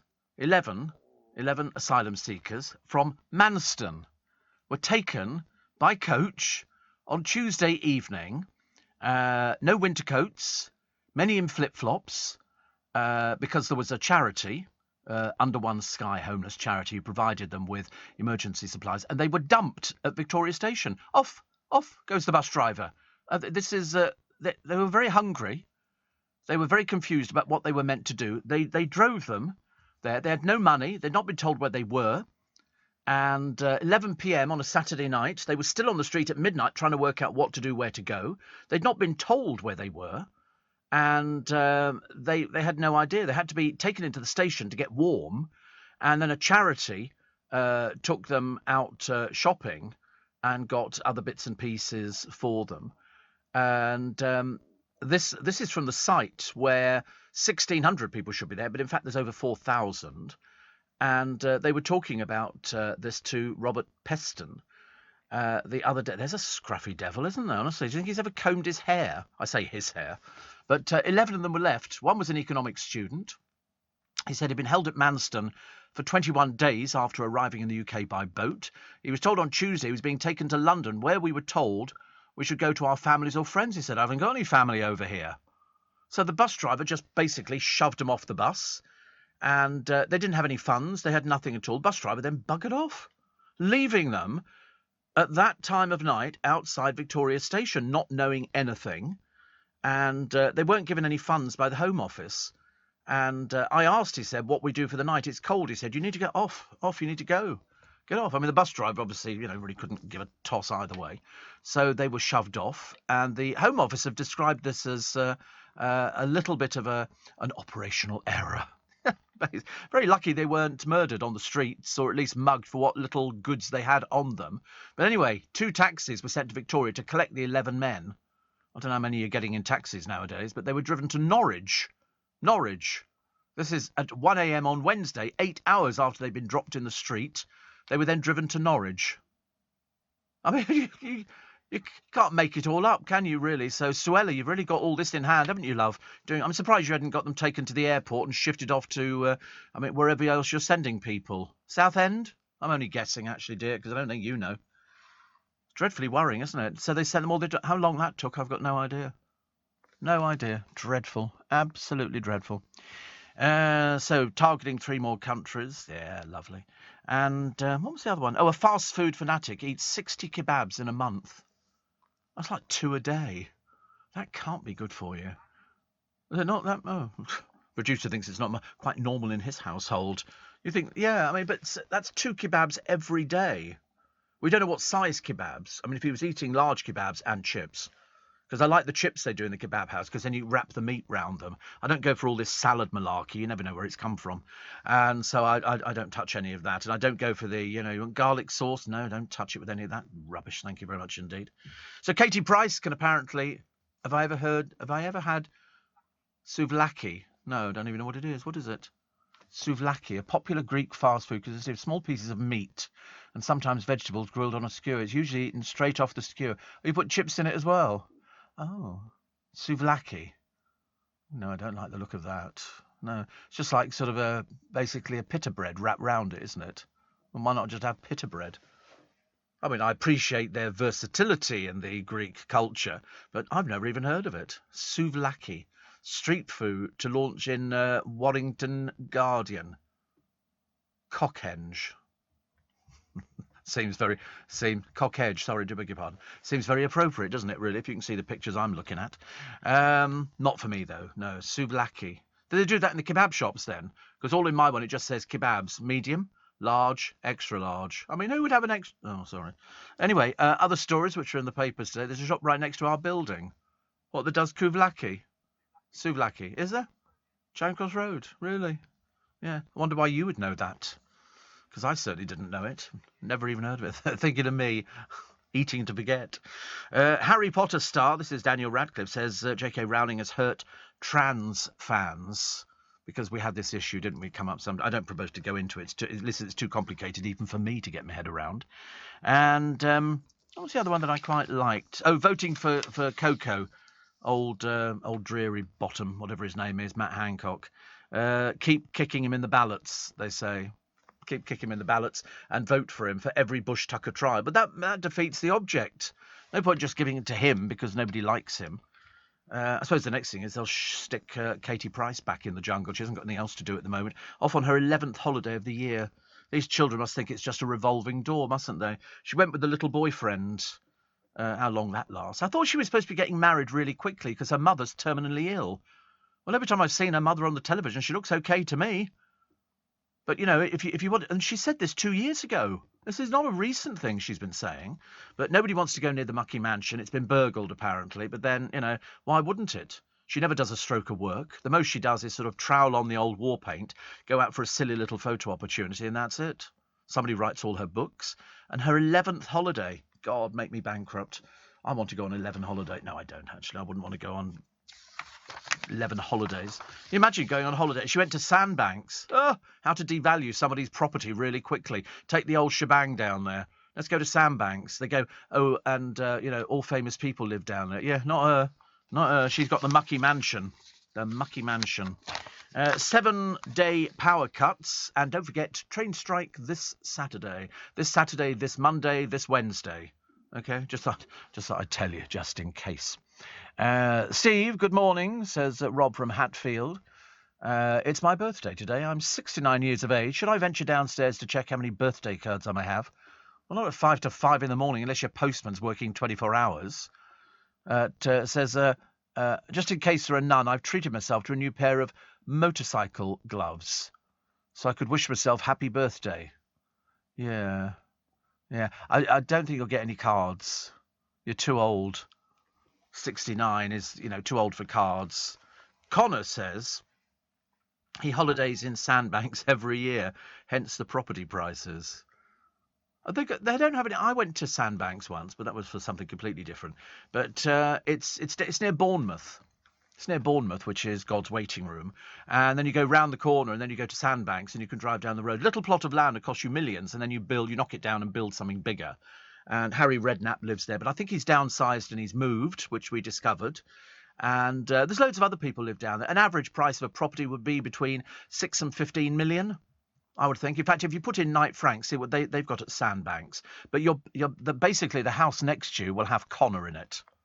Connor will be in the house next to you, so it'll be party on down, dude. Literally all the time. There you go. Exclusive holiday resort of Sandbanks, home to many celebrities. One of our favourite former king is Harry Redknapp. No, he doesn't live there now. Former Stoke City, Manchester. Have you noticed they're all retired footballers and football managers? That's where the old money is, isn't it? Celia Sawyer, dealer on 4 Rooms, and a presenter on Your Home in Their Hands, and that's it. But home to many. What was Connor doing? What is he, cleaning houses or something now? We love Connor, but he does live in this fantasy world. You know, it's a case of he's never been to Sandbanks in his life. He wants to mix with the rich and the powerful, and that's why he comes and talks to us on our programme, and we entertain him. We sort of a little bit of the glitter that's on us trickles down onto him, and all of a sudden, you know, he puts a big smile on his face, and his world is complete.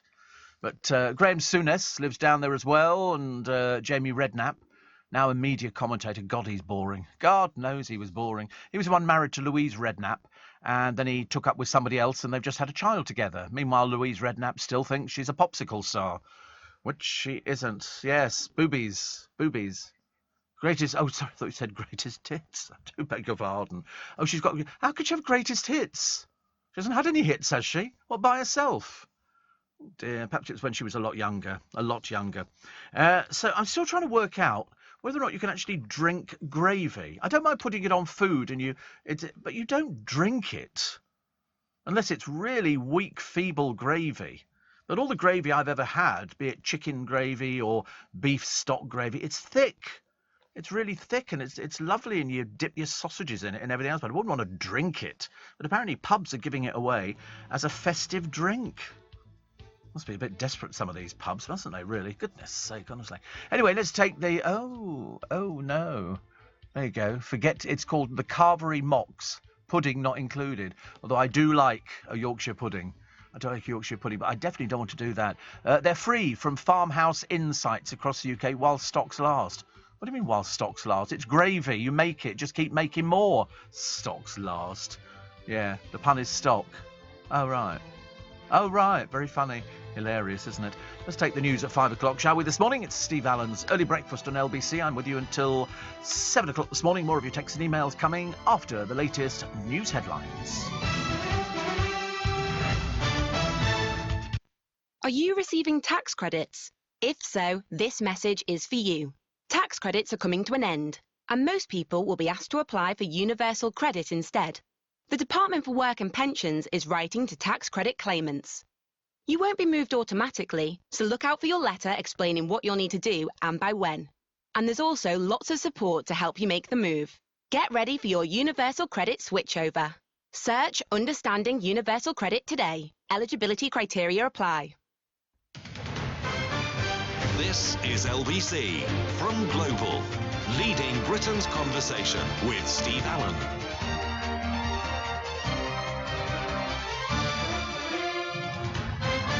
Morning, everybody. Nice to have your company, Oh, somebody's done it before, haven't they? So Wogan House is going.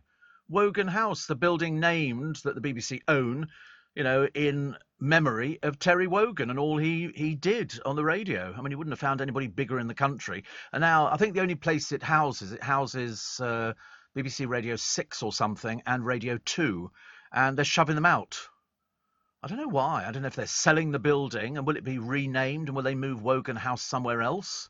So something else. They're selling off. Well, they've got loads of buildings, which, to be honest with you, are housing way too many people. It's a bit like the government. They've got loads of empty offices because people are working from home, and they seem to be quite happy letting them work from home, which is a shame.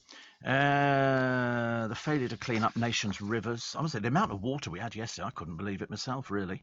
Putin accused of using disposable soldiers. That's soldiers that they can kill off without it making any difference at all to their numbers.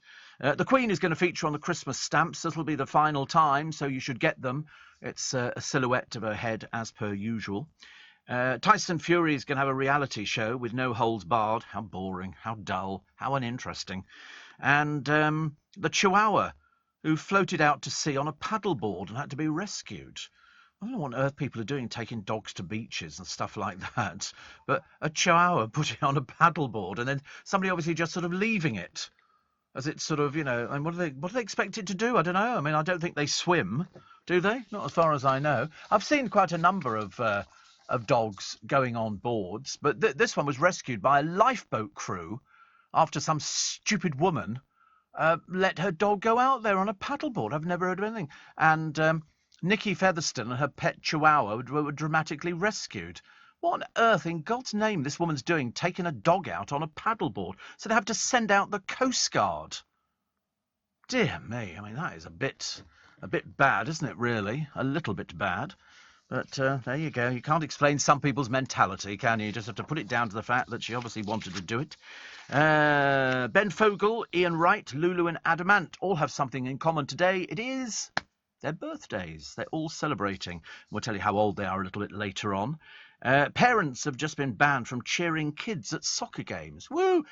Come on, Kylie. Come on. Come on. Yeah, shh. Can't do that now. Apparently it's to shield them from abuse.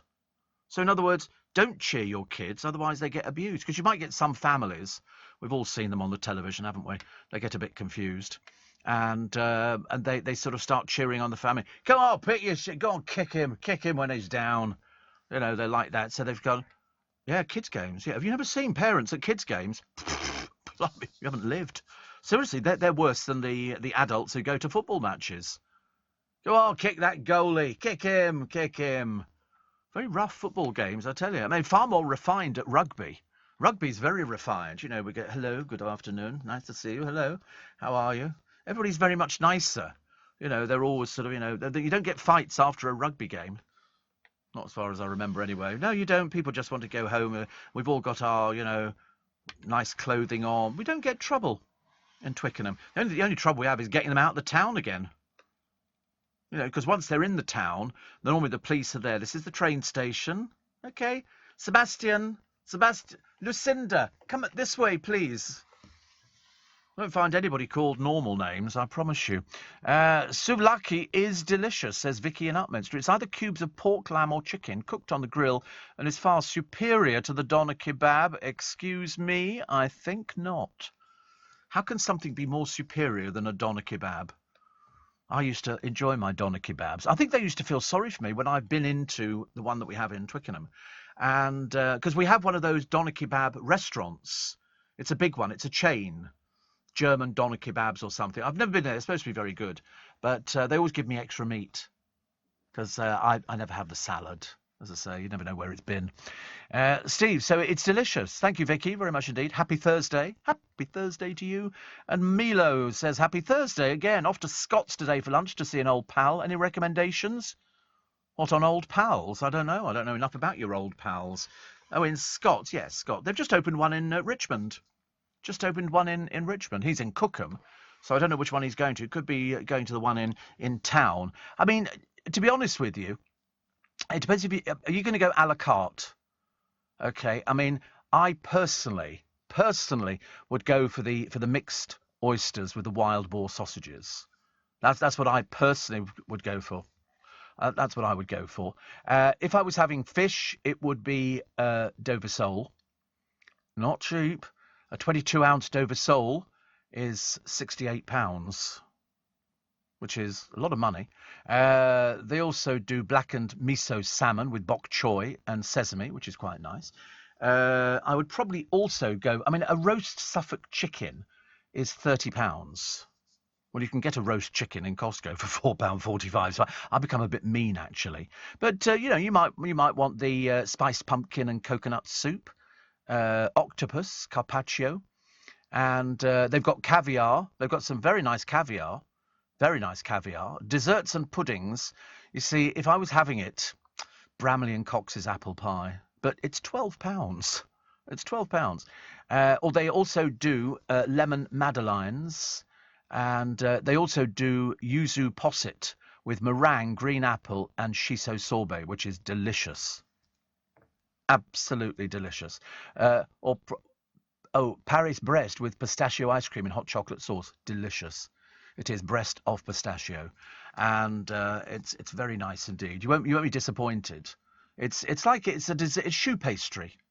It's delicious, delicious. But you remember, you'll need a credit card. You'll need a credit. How much are they charging for their caviar? I can't remember how much the caviar is. When we saw that a minute ago, they've got platinum caviar, 50 grams, £155. They've got an expensive one, Ositra. Or beluga. For 125 grams, it's just under £1,000. I don't like it. I don't like it at all. It's not my sort of thing.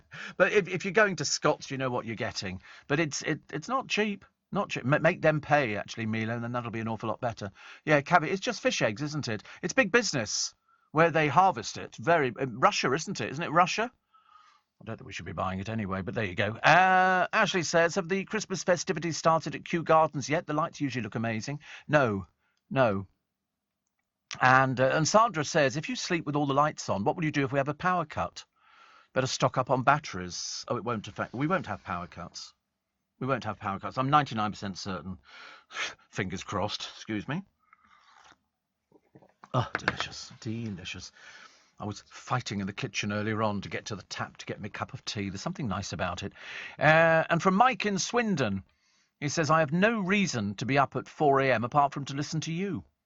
Your light-hearted take on the day's news articles is priceless and an excellent way to start the day. Well, that's the way we look at it as well, actually. And Sidcup Julie says, I'm taking you away again. I'm going to Lisbon for the weekend. I hear their speciality is a custard tart. Yeah, she's still working those streets. She really is. No, I like custard tart. It's funny, you go to Belgium, what do they have? Chips.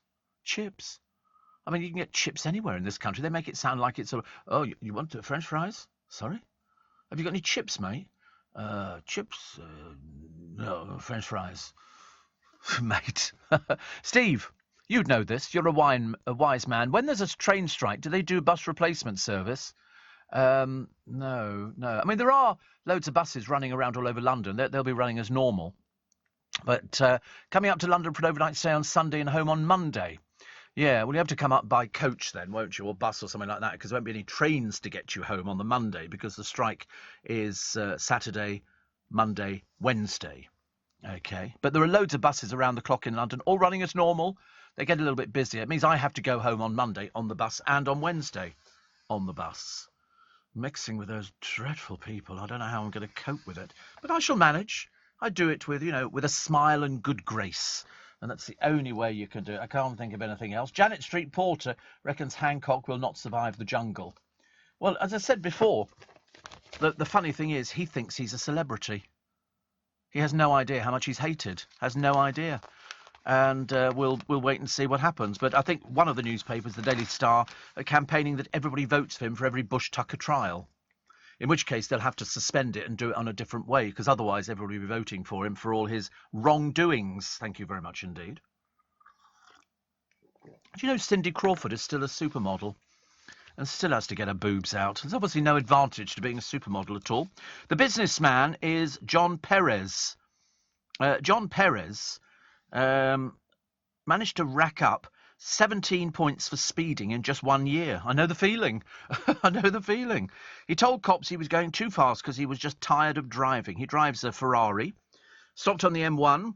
He admitted speeding and illegally altering the plate by having the letters too close to each other, which spells the word thick. He sells static caravans. I rest my case. I rest my case. But anyway, he's been fined £1,521 and banned for 3 months. And they were told he was spared a driving ban. It would cause exceptional hardship. There you go. You only have to look at him to realise the word Pratt springs to mind, I'm afraid. Yes, or thick, which I think is probably more. Fleur East was allowed to restart her dance-off after a dramatic, unscreened fall on last week's Strictly, leading to claims the BBC conned viewers. It wasn't broadcast or even mentioned during Sunday's results show. So, which is the repeat, isn't it? So that they can cut things out. There was no reference by the judges either. So they always said, OK, let her have another go again. And so that's what they did. But strangely, she slipped for a second time during the rerun. Although not as dramatic as the original stumble, viewers pointed out that all 4 judges failed to comment on it. Of course they did. They're not going to bite the hand that feeds them, are they? Have you seen some of these hotels that the asylum seekers are put up in? They're super-duper luxury. There's one here, which is beautiful, which is Mock Tudor. It's very beautiful. It really is. It's Great Hallingbury Manor. It's 120 quid a night. And it's not, and that's where they're putting people up. The growing cost of dealing with the Channel boats crisis. £6.8 million a day to house people. What's the matter with the Premier Inn? Am I missing the point here? Families living in fear of hundreds of migrants living in their town have set up their own security patrols, because one woman had her house broken into by somebody demanding money and the telephone. So they're not fans of that one. Steve Allen on LBC. Text 84850. Morning, Mike in Kings Langley says, Steve, I hear the Aston. Up the Aston. As a new manager is any good. Oh, this is Unai Emery. Used to be over at Arsenal. Took his first training session at Villa yesterday. Give him a chance. Give him a chance. He might better do something with it. But, yeah, I knew all about that. But, yeah, up the Aston. I didn't even know they were still playing. Jackson, or Tristan. I love the way people change their names. I've just woken up to find the radio still on. Unbelievable, isn't it, really? He said, thank you for staying light-hearted. I'm light-end. I keep telling people I'm light-end. And, Steve, I feel I've woken up in the 70s with all this talk of snowballs and Babycham. My Steve popped down to our local Waitrose store last week and met Harry and Sandra Redknapp. Had my copy of their book, When Harry Met Sandra, signed for my birthday as a surprise. They were lovely and took time to chat with everyone. Yeah. Anne is sleepless in Poole, by the way, which is Dorset, which we like. Oh, yeah, he's very, very down to earth. Very down to earth. Loving the show, says Jonathan. I'm doing the British Airways cabin crew pantomime of Aladdin at the Beck Theatre in Hayes. All proceeds go to charity, and it's a fantastic show. Please come and see it if you can. We would love to see you. 30th of November to the 4th of December, and you can buy tickets from the Beck Theatre website. Would appreciate a small plug, because every penny we raise goes to charity, and we've raised over £1 million since 1971. We shall have a look at the Beck Theatre website. So this is the 30th of November we're looking at. It's not that far away. Not that far away. And I see that Rita Simons is doing Beck Theatre this Christmas as well. And good luck. So everybody will enjoy it. I mean, she's been all over the place. She was 1/5 of the pop group Girls at Play. And she was also doing a cover of Mel and Kim's Respect to Her. She was Roxy on EastEnders. Absolutely. She's a listener. Yeah, she's a listener. Absolutely.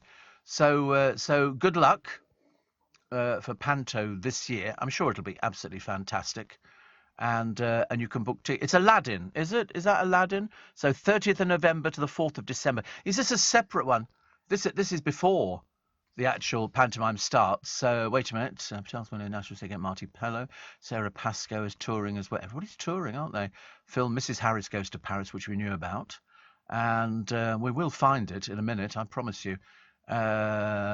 So. There we go. The multi-award-winning British Airways Cabin Crew Entertainment Society are doing Aladdin. So climb aboard your magic carpet, and they're going to take you on a journey you'll never forget. By Jove, I tell you, those cabin crew, they could take you on journeys. So well done to them. So that's 30th of November to the 4th of December. And they'll love every minute. It's showbiz. Listen, if you're cabin crew, if you're cabin crew, you're showbiz. It's as simple as that. You have to be. You have to be. Beck Theatre website, you'll find it. I've played there on a few occasions. I've done the Beck Theatre. It's a nice, not panto, no, it's a 600-seater. 600-seat. I know because I've done all of those nice theatres. Steve, Mike in Finchley says, our good mutual friend Charles this week, 11 years ago, convinced me to give up smoking. It was a hard sell as I love smoking, but I did it and I've never looked back. I do miss him and Maddie. Yes, smoking is... Mind you, I seem to remember Charles used to smoke. I seem to remember. I don't know why. That just sort of dropped into my mind, Mike. Just dropped into my mind. But they'll be listening. They'll be listening this morning, which is nice. Perhaps they'll be bidding for Her Majesty's favourite off-duty car. Going up for auction. It's a green X-Type Jag with 72,500 miles on the clock. It's a 13-year-old... 3-litre diesel estate, normally fetching around £5,000, but it could fetch, they reckon, probably double that because of the provenance. Strangely, a spokesman for Buckingham Palace last night didn't want to comment. Are they mute or something? Is there something the matter with them at Buckingham Palace? You ask, what's the big secret about selling a car? Silly people, honestly. A source says that the current owner... Oh, right, it's not owned by the Queen now. It's been sold on to somebody else back in 2016. Believed to have recognised it as the Queen's car after spotting photographs. A source said he was completely unaware. So that's why they won't comment on it, because it's not Buckingham Palace selling it. It's a private seller who bought it a long time ago. Doesn't make any difference, does it? Do you think Mr. Hunt could cut the fuel tax and cut it big? Be quite nice when you look around at everybody else. You know, and let's go to Poland and get our petrol. It's 25.3% cheaper than we're actually paying. Introducing the other World Cup lineup, the players' partners. Oh, boring. Dullville. Oh, wags. God knows. People who can't string two words together. Ghastly. And they're saying basically how rich they are because they've all got, lucrative contracts for getting their boobs out and stuff like that. Seem to attract footballers. I don't know why, actually. Paul says, have you bought your Christmas crackers yet? No, I don't need to this year. Don't need to. Does Connor go to the BA, Chris? He doesn't. Does he? His mum's cabin crew, really? Jenny, you learn something every. That boy is getting addicted to this program. Seriously, it'll be. The next thing it'll be. Steve, you want to go out for a drink after work? That's what it'll be like. And then the next thing after the drink it'll be. Do you want to go for a pizza or something? I can see that happening. Yeah, or some Slovakia, Souvlaki. Yeah, Slovakia is the other one. And we found another Connor. This is in Bracknell. He says, me and the wife and the kids go to the BA Panto every year, and it's amazing. See? There you go. And is Connor's mum in it? Is she in the Panto? Or she just works for BA? Oh.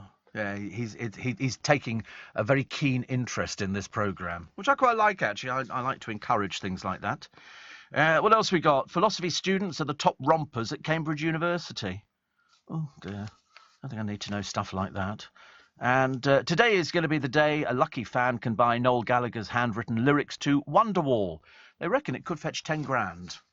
Mind you, the Beatles stuff would be better. I was looking at a bit of old footage of Paul McCartney at Glastonbury. Hey Jude, don't bring me down, take a sad song. He sings it all the time. You know why?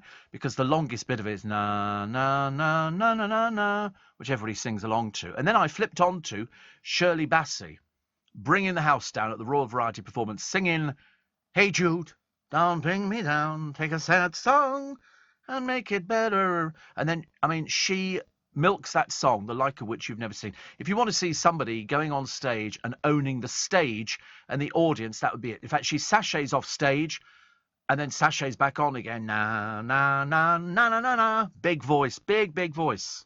Big voice, unbelievably big voice.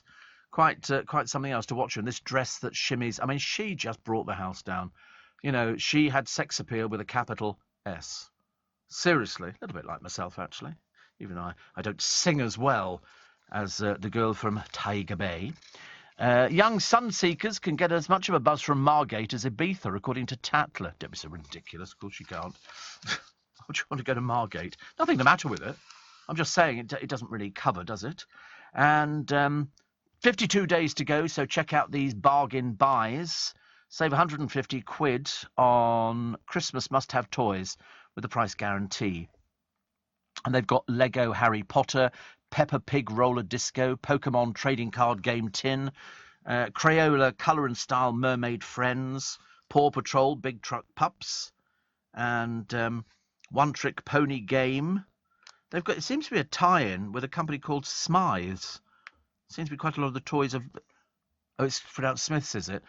Spelt S-M-Y-T-H-S, Smiths. Oh, right. They're not obviously down here. I've never heard of them before. But they seem to have done a tie-in with them because they seem to be on all the prices. On all the prices. Argos selling it, but, you can find it at Smiths. It's a big toy shop. Big toy. Is it like Toys R Us kind of thing? Huge. Got more than 2 aisles. Whew, massive. Can't believe it. Unbelievable. Also... cheese is the best thing since sliced bread for a sandwich. I had a cheese sandwich the other day, but with Branston pickle in it. Edam cheese with soft, fluffy white bread.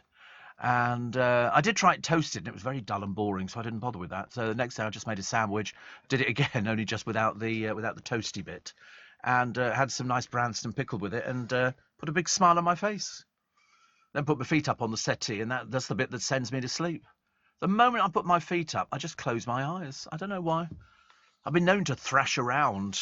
No, I don't want to tie it now, but I've been known to thrash around and knock things over and all sorts of things. I've fallen off the settee in past days. It's balmy, isn't it, really? Yeah. No, I just sort of, I tend to, I don't know why, I just fall off. I kind of obviously think I'm in bed. Don't know why I would ever think that. Currently in Brussels on business, Steve. I'm glad to report the weather's a lot drier than it is in the UK, so I'm going to go there for Belgian sweet waffles with chocolate later tonight. Unfortunately, the Christmas markets aren't open yet, so I'll have to wait for the Frankfurt ones to come to Birmingham, says Paul in Sutton Coldfield. Yeah, the Christmas markets are sensational abroad. They're not bad here. We have them here. We have Kingston. We have the Kingston Market. I think is the one in Richmond? No, I don't think so. But they are all over the place, and they're very entertaining. You can buy sort of Christmas stuff like balls, and you can get bratwurst and stuff like that. It's okay, Or that's about it. Oh, you can get, they do wreaths of holly, and they do hot dogs, mistletoe, bunches of mistletoe, and they sell wrapping paper and little wooden things that move and bubbles, wooden things that move, the customers. What have we got here? And oh no, don't do that one. That's not very nice. In celebration of a national treasure and I'm a celebrity, it's Boy George. Why, my bitchy, ballsy, lovely friend George must be queen of the jungle, says Dylan Jones. Well, it's anybody's game. It's anybody's game, because until you see how they behave with other people, you won't know. You won't know. Looking in, 2002, who was the winner? Sensational. Tony Blackburn, yes. 2003 was Phil Tufnell. Kerry Katona in 2004. 2004 was also Joe Pasquale. 2005, Carol Thatcher. Matt Willis in 2006. 2007, Biggins. 2008, Joe Swash. 2009, Gino DeCampo. Hotly followed by Kim Woodburn, which I love. 2010, Stacey Solomon. 2011, Dougie Pointer. Charlie Brooks, 2012. Kian Egan, 2013. I always told him he'd win that. I always said to him, yeah. I said, you'll win that. Carl Fogarty in 2014. 2015, Vicky Patterson. Scarlett Moffat in 2016. Georgie Toffolo in 2017. At Honda, we've been engineering cars for over 75 years, actually. We know that excellence takes time. So you can rely on the Honda engineering in the all-new ENY1 with a range of up to 250 miles on a single charge and up to 5 years warranty, servicing and roadside assistance. Our first electric SUV, the ENY1. Oh, a hole-in-one. Yes. Honda, the power of dreams. Range based on test conditions and may vary. Leading Britain's conversation. LBC with Steve Allen. Morning. Nice to have your company. Lovely. Anthony says, chucking it down currently at Sandown Racetrack, heading to Sevenoaks. Roads are like rivers all over the place here. Flooding because the leaves, which have fallen off the trees because it's autumnal, have blocked the drains. He said, so be careful. He's out delivering fruit and veg, which is good. Stephen says, went to see Michael Ball and Alfie Bowe at Prism in Kingston last night. Great show, both so talented. Yes, it seems to work, these shows, don't they, with Michael and another person. Dean says, I went to the BA Panto for the first time last year. It was so funny, and all for charity. There you go. Well done, BA, on that one. One of those rare occasions where we thank the cabin crew for actually... They must love it. Loads of dressing rooms there. When I played it the first time, I'd never been to the theatre, so the first time I saw it was when I actually walked into the building on the night we were doing the show, and I got there, I think it was mid to late afternoon. I think the show was about 7 o'clock at night or something like that. And I was kind of lost in the dressing room because I was the only one in there. And there were loads of dressing rooms. And then you go up to the stage, and I like to have a little walk around I don't know why. Perhaps it's superstitious. I do it at every theatre I work in. Every theatre I take the show to, I always have a walk around the stage. I do it at the Leicester Square Theatre. I'll be doing it there in February. The only place I don't do it is the Magic Circle Theatre at Christmas, which is on the 30th. I tend not to do it there. I don't know why. It's just one of those sort of things, I suppose, because I've done it so many times. So Superfit Ben Shepherd apparently often puts us to shame with tales of athletic exploits, but apparently he's just as decrepit as the rest of us, it turns out. Oh, I always thought, I never looked at him and went super fit. Really didn't mean at all. But he does this Ninja Warrior. And but apparently, wherever he comes away from filming, he says, I'm re-inspired. So he goes back and sort of gets himself super-duper fit, which is good news. After a hard day battling to save the planet, Greta Thunberg has an odd way to relax with baked beans. She says that when I was sailing the Atlantic Ocean, I didn't have much to do, so I sat there and ate one bean at a time. And then it became comfort food, which is, I've never thought about that, actually. Lovely picture on the Sun Free TV mag. I think it looks like Olivia Attwood, who's going to turn out to be the drip of all drips. At the age of 31, I suspect that her playing age will probably be about 12 or 13. It'll all be just too much for her. She won't be able to cope with it. and she'll probably wish she'd never bothered in the first place. Whereas Matt Hancock will be going, I'm sorry, is there a journalist around here who can take some pictures of me? Will that be going on? Did I mention I've got a book out? That's what you're going to get. That's what you're going to get. Mike says, you are right about Charles. He did smoke.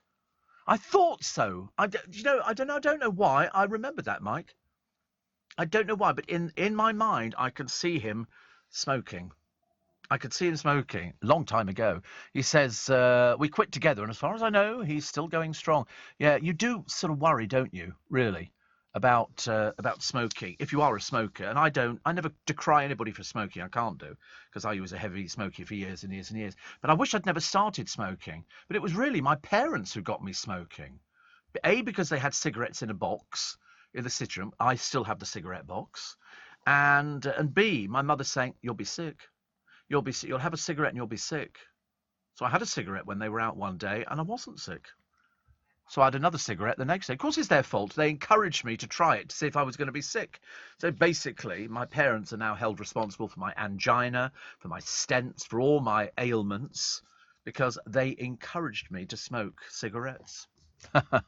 Important Christmas information, says Peter the Poolman. New Christmas Jamie Oliver Yule log now available in the garage this morning. Perfect pre-gym snack. And I'm a little hurt by your comments about my tree's lack of girth. I've never had complaints before. You have now. So what's this Jamie Oliver Yule log? Have we got a picture of it? We've got a picture of it, the Jamie Oliver Yule log. It'll be something he's not supposed to be having. Look at this, honestly. It's got...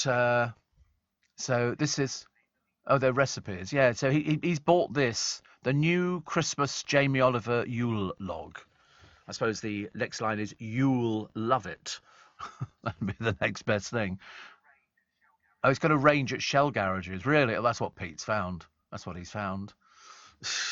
Look at that. Who's that? Who's that? Was that Jamie? Bless him. Look at that one. I don't know what that is. What's that in that glass jar?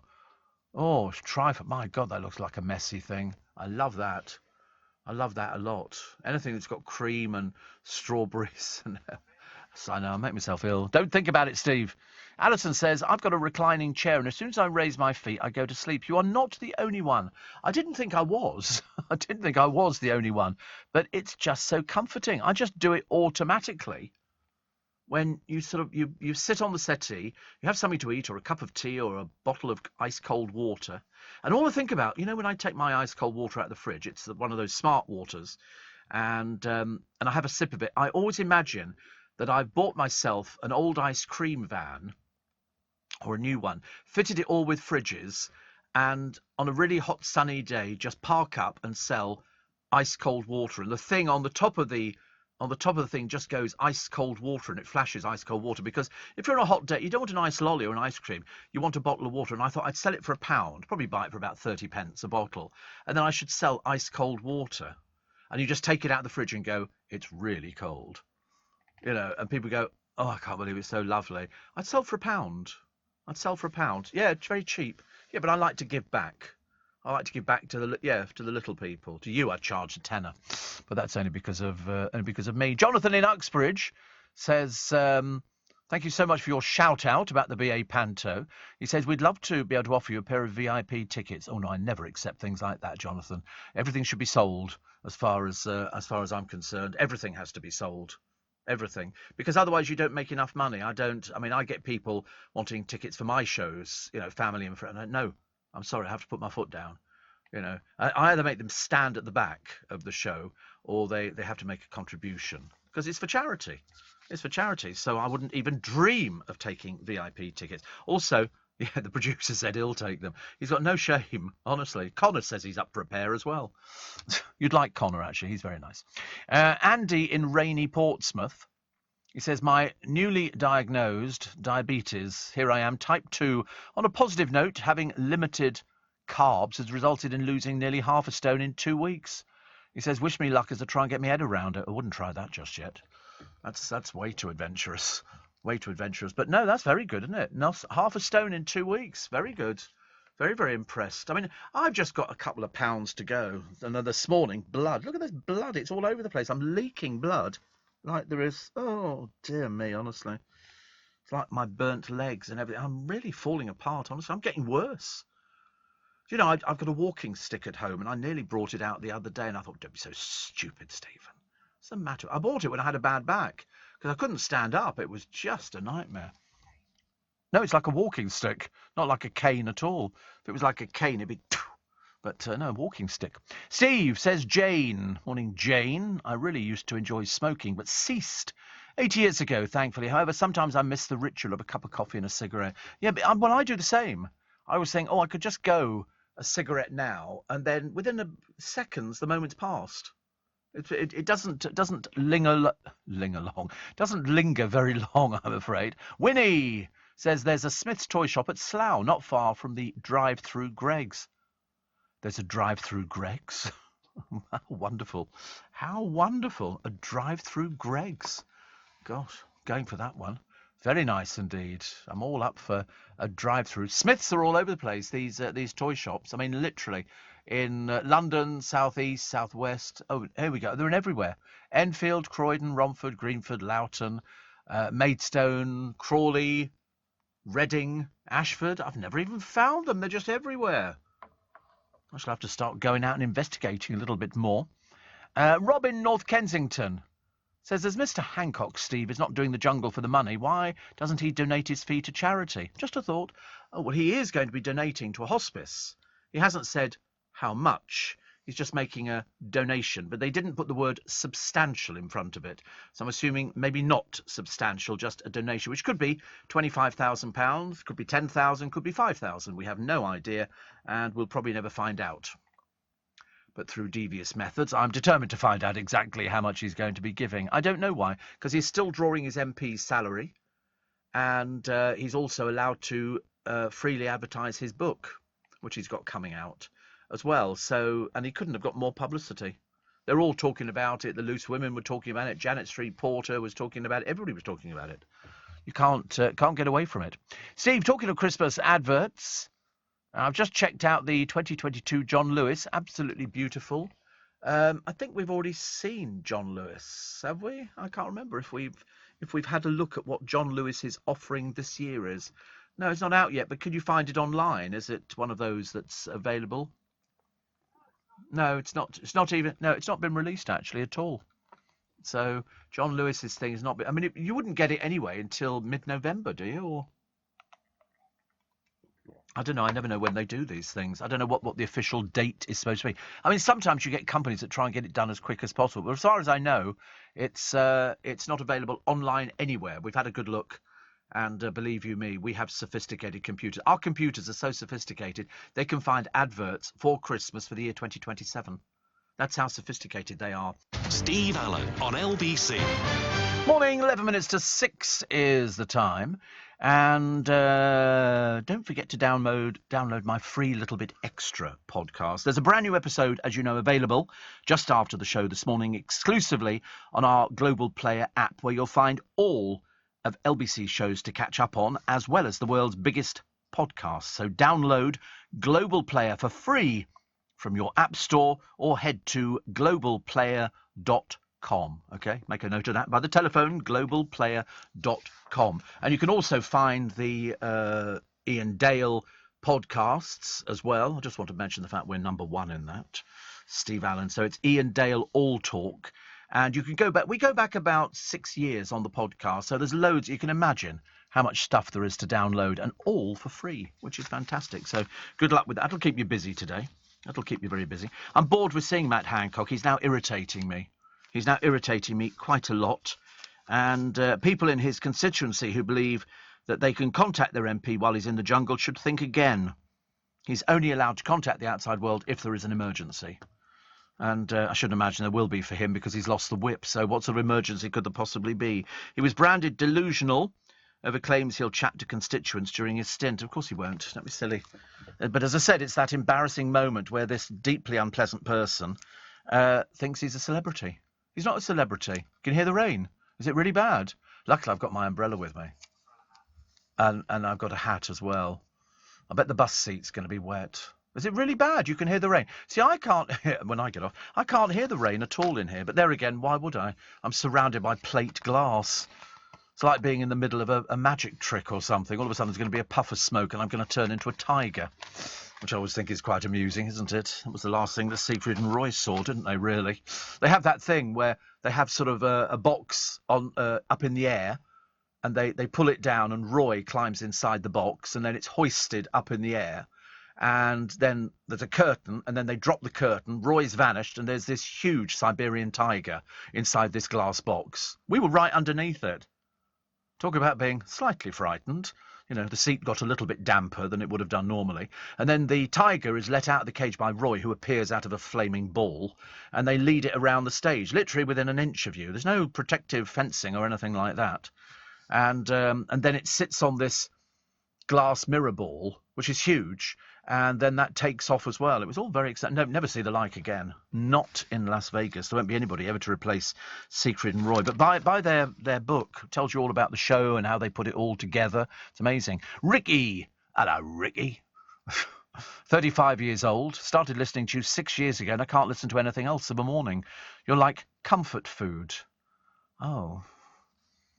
OK, we'll make a mental note of this one for the police and for anybody else who's dealing with cannibalism.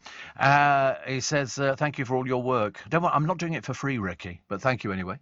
Did you hear about the runaway bauble? Says, I did. I saw a picture of it. Where did it run away from? It was particularly big, wasn't it? But it was obviously they're made out of... It was very, very big.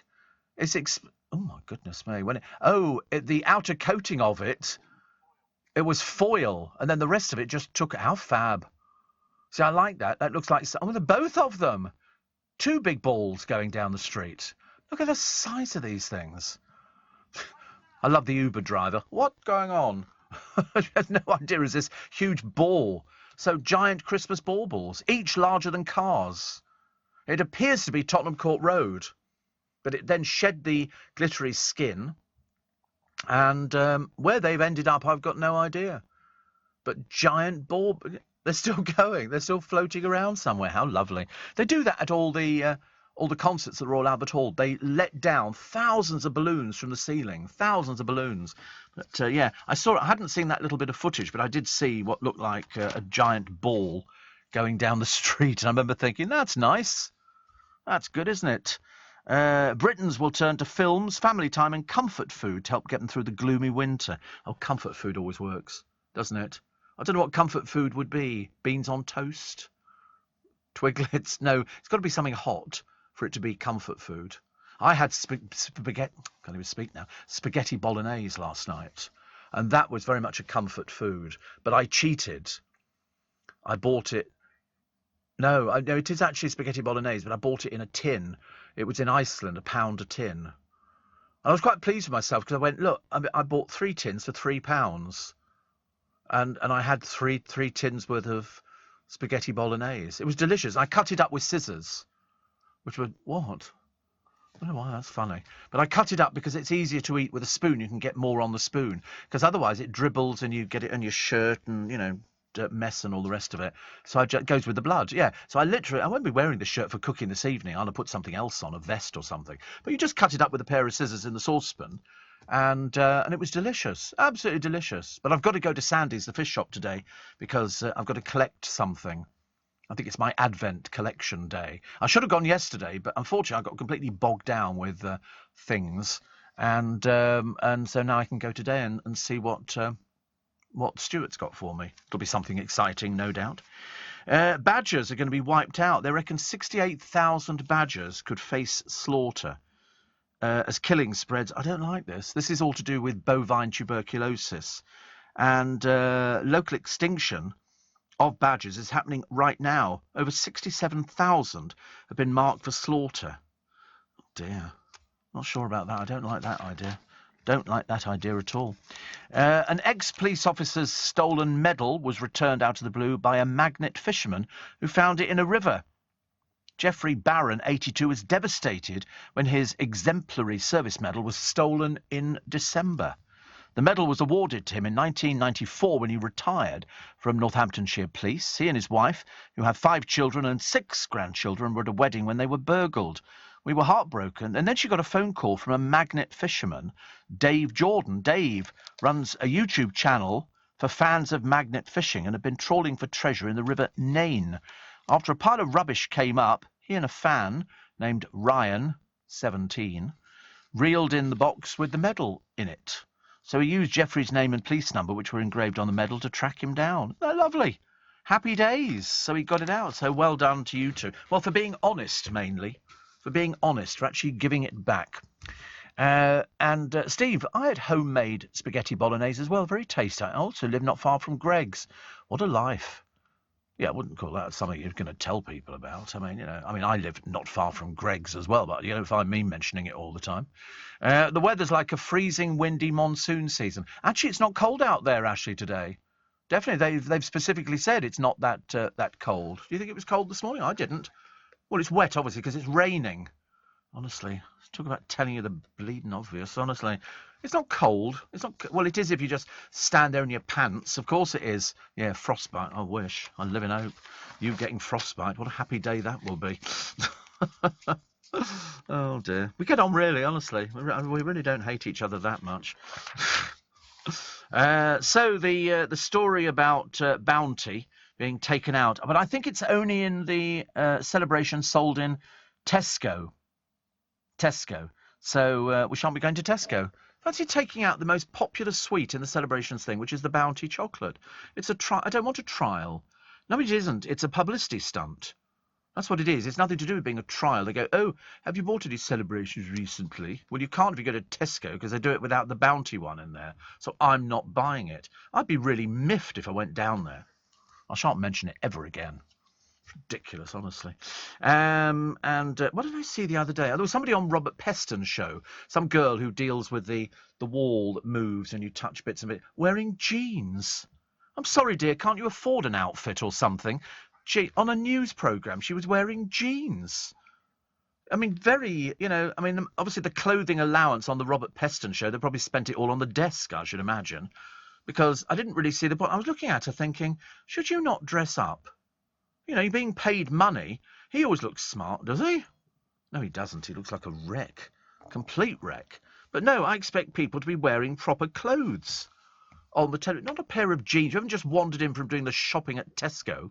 You go and put on a pair of clothes. Dale used to start doing the lottery in a pair of jeans. I used to say to him, they're paying you a small fortune for doing this, and you've turned up in a pair of jeans. I used to get very cross. It's like if me doing a show and not dressing up. Which I do. Charlie Gerling, dinner jacket. Well, I don't do the dinner jacket, but I mean, not far off it. Not far off it. This year I've got a surprise for everybody, but that's all I'm telling you. Charlie Gerling says there's rivers running down the street in North London. Yeah, it's called the Thames, dear. It's called the Thames. It's hopeless, honestly. There's rivers running down. Mind you, there used to be in Fleet Street, the River Fleet used to run right down the middle of it. Good old Charlie. All she'll do is get the little canoe out and start paddling up and down. Lots of flooding in London. Well, there would be. There's all the leaves off the trees which have blocked the drains because the councils can't be bothered. They'll put Christmas lights up, but they can't be bothered to get their sucking machine out and start, sucking all the leaves up out the drains because it's the only way that the water's going to disappear. It's ridiculous. I'm so sorry. Oh, the music. And so anyway, no taste of paradise in the Christmas celebrations things.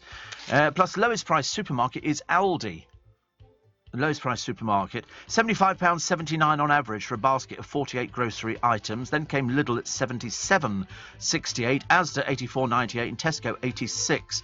Waitrose was the most expensive. Same items in Aldi, £75.79, Waitrose £101.17. Little bit of a difference there, ladies and gentlemen. No mention of Marks and Spencer's, but I'm assuming probably similar.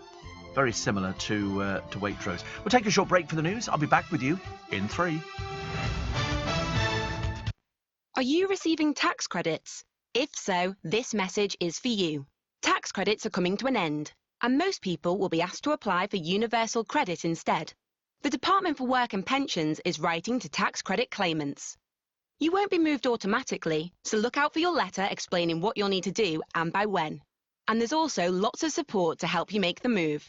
Get ready for your Universal Credit switchover. Search Understanding Universal Credit today. Eligibility criteria apply. This is LBC from Global, leading Britain's conversation with Steve Allen.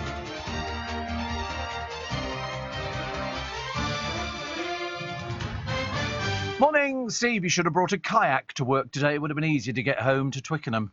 Yes, but there's lots of flooding, but it's the leaves. They've blocked the drains, and when you get a huge volume of water, not enough to stop the hosepipe ban, but it doesn't make any difference. It's going to drown all the plants anyway.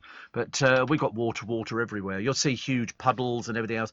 And unfortunately, you've got to be careful. If you're walking on the pavement and there's a huge puddle in the road, try and do it so that there's no cars coming down, because cars will deliberately drive through the puddle and soak people. Although, if you get their car number, you can prosecute them for deliberately getting you wet. There's been lots of prosecutions over the years of people who are walking along innocently, and then there's a huge puddle. I know some of them on YouTube are set up on fakes, but you can actually prosecute somebody because they've driven deliberately through the puddle to wet you. So make sure get your camera phone out and take a quick picture. Never happened to me, but I've seen there's a few of them which are setups. You see them on these, television programs where somebody is deliberately walking by the side of a huge road which is covered in water, and then a car just drenches them, and you think, yeah. It's, just... Andrew in Ealing says, you mentioned you were looking for Christmas lights the other day. Wilko have a great selection. No, not for me. No, they're for other people. Those lights. I'm looking for big sets of lights, like 800 to 1,000 to 2,000 to 3,000 in the box. That's what I'm looking for. I was very delighted the other day when I opened these lights to have a look at them. Colour-changing lights. They're white, and then they colour change into all different colours, and there's a remote control on them. So I can't wait for those ones. But I bought those specifically for 2 trees because there's only 200 lights in that set, which is, but 200 is nothing nowadays. You get these little P lights and you can lose them. I bought another set of lights, 780, and bulbs. And so I looked at them and I thought, it actually doesn't look very many. And I suddenly realised, on most of my trees, I've got minimum of 1,000. On there. I know it is the only problem, as you can well imagine, is because I live near Heathrow Airport, a lot of people think we're a landing strip. So many is the time we've had an aircraft hovering over Twickenham High Street thinking, oh no, maybe that's Steve's lights. Quickly get out as fast as possible. But I just enjoy looking at Christmas lights, all the time anyway. Really, I'm a big fan. Angela says, how sad that some lowlife would steal a medal that means so much to someone and then throw it away in the river, and how lovely it was found and returned to the owner. Well, the big thing for me, Angela, was the fact that the people who found it, magnet fishermen, actually bothered to check on whose medal it was and went out of their way to find out. But you're right, some scuzzy lowlife who steals it and then throws it away in a river. Probably assuming it would be lost forever in the mud or whatever. But you're quite right, giving it back is fantastic. Another nail in the coffin, says Liz, for the Tory party with Matt Hancock going into the jungle. What an absolute insult to his constituency, putting money over his work as if Rishi Sunak needs more controversy with this little weasel's actions. And I'm a long-standing Tory voter. Yeah. But he doesn't care about you. He really doesn't care. I wish I could tell you that he did. But he doesn't. That's why he's gone in there. He's gone in there for his own self-gratification, to flog his book and to trouser the money. And that's as good and as bad as it gets. They've taken the whip away. He doesn't care. It's like saying to somebody, I'm going to smack your legs because you stole. Whatever. Yeah, still an MP. He's still picking up his 89 grand. He doesn't care. And Steve, I don't know what I'd do without you in my travels. Don't go anywhere without my Global Player app. Listening, talking about the awful weather in London. I'm home Monday and dreading it. I know, 35 degrees doesn't suit you, but I'm enjoying it. Saw the bouncing ball on the news here last night. It actually looked quite dangerous. There used to be a programme, The Prisoner, and that had bouncing balls on a beach. And we used to use it as an LBC publicity campaign. And the slogan was, I'm not a number, I'm a free man. Indicating you can listen to LBC. You don't need to be any particular person. I must have missed the first bit of your programme. Why are you bleeding? I injected. And in fact, it's bled a bit more.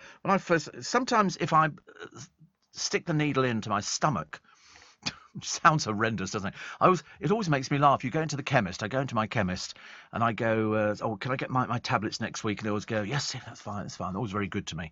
And then I did the other week. I said, I think I can do with another box of needles. And you could see the other people in there visibly thinking, junkie. You go, I do look like one, actually. But occasionally I bleed on the stomach and on the leg as well. I don't know why. But also because I'm on blood thinners, it bleeds for the country. I can't do anything about it, so I'm more prone to bleeding when I inject. Not all the time, but most of the time, I'm afraid. And, of course, I'm wearing a shirt today that shows it completely, so that'll be into the dry cleaners a little bit later on. But do not be concerned. Do not be concerned. Alton's Garden Centre in Basildon does a 5,000 light pack. Ooh. Bit of a trek for me, Basildon. Bit of a trek. And Mandy says, I dug leaves out of a drain with my umbrella on Tuesday. It took about 20 seconds.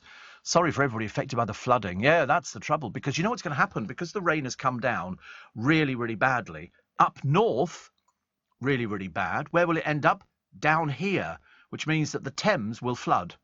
And the people who live on the banks of the Thames, people who live around Walton and things like that, who've got nice gardens that go down to the river's edge, the river edge will be joining you. Because all that water comes down and the Thames just sort of, there's just tons of it. Because up, where else do you think it goes from up there? It comes down here. Everything that we don't want from up there comes down here. Except Betty's Tea Room. I wanted a Betty's Tea Room down here so I can get some of their delicious mince pies. So Karen has emailed a Christmas gift idea. And it's the world's largest puzzle. 60,000 jigsaw pieces. Oh, Lord. Yes, it is actually quite wonderful, isn't it? It's at Costco, yes. How much is it at Costco? Oh, there you go. £500. It stands 8 foot tall and 29 foot wide once it's completed. I don't think I'll be bothering with that one. I mean, it's not the £500 that bothers me much. It's the fact that it's so big. Where'd you put it when you finished it? Where would you put that? I don't like jigsaws, no. I'm not a jigsaw fanatic, but thank you, Karen, very much indeed. I must have missed that on my travels around there. I generally sort of walk up and down each aisle, so I don't miss anything, which is quite nice. Steve, one song comes to mind regarding Matt Hancock's Money, Money, Money by ABBA. That's the only reason we're going into the jungle, says Jane. It is. He is not remotely bothered by his constituents or anybody else. He thinks he's a celebrity. This could backfire really badly. It seems to be backfiring on the Tory party already. You know, they're going from one disaster to another. But, of course, we've seen it with Nadine Dorries, and we've seen it with quite a lot of other people. It's ridiculous. Charlie Girling says, my friend works for Betty's. They can't open down here. It would cost too much. You're probably right, actually. I mean, the rents up north were in Harrogate to be a lot cheaper than here. They're opening next to a nightclub, Sheesh.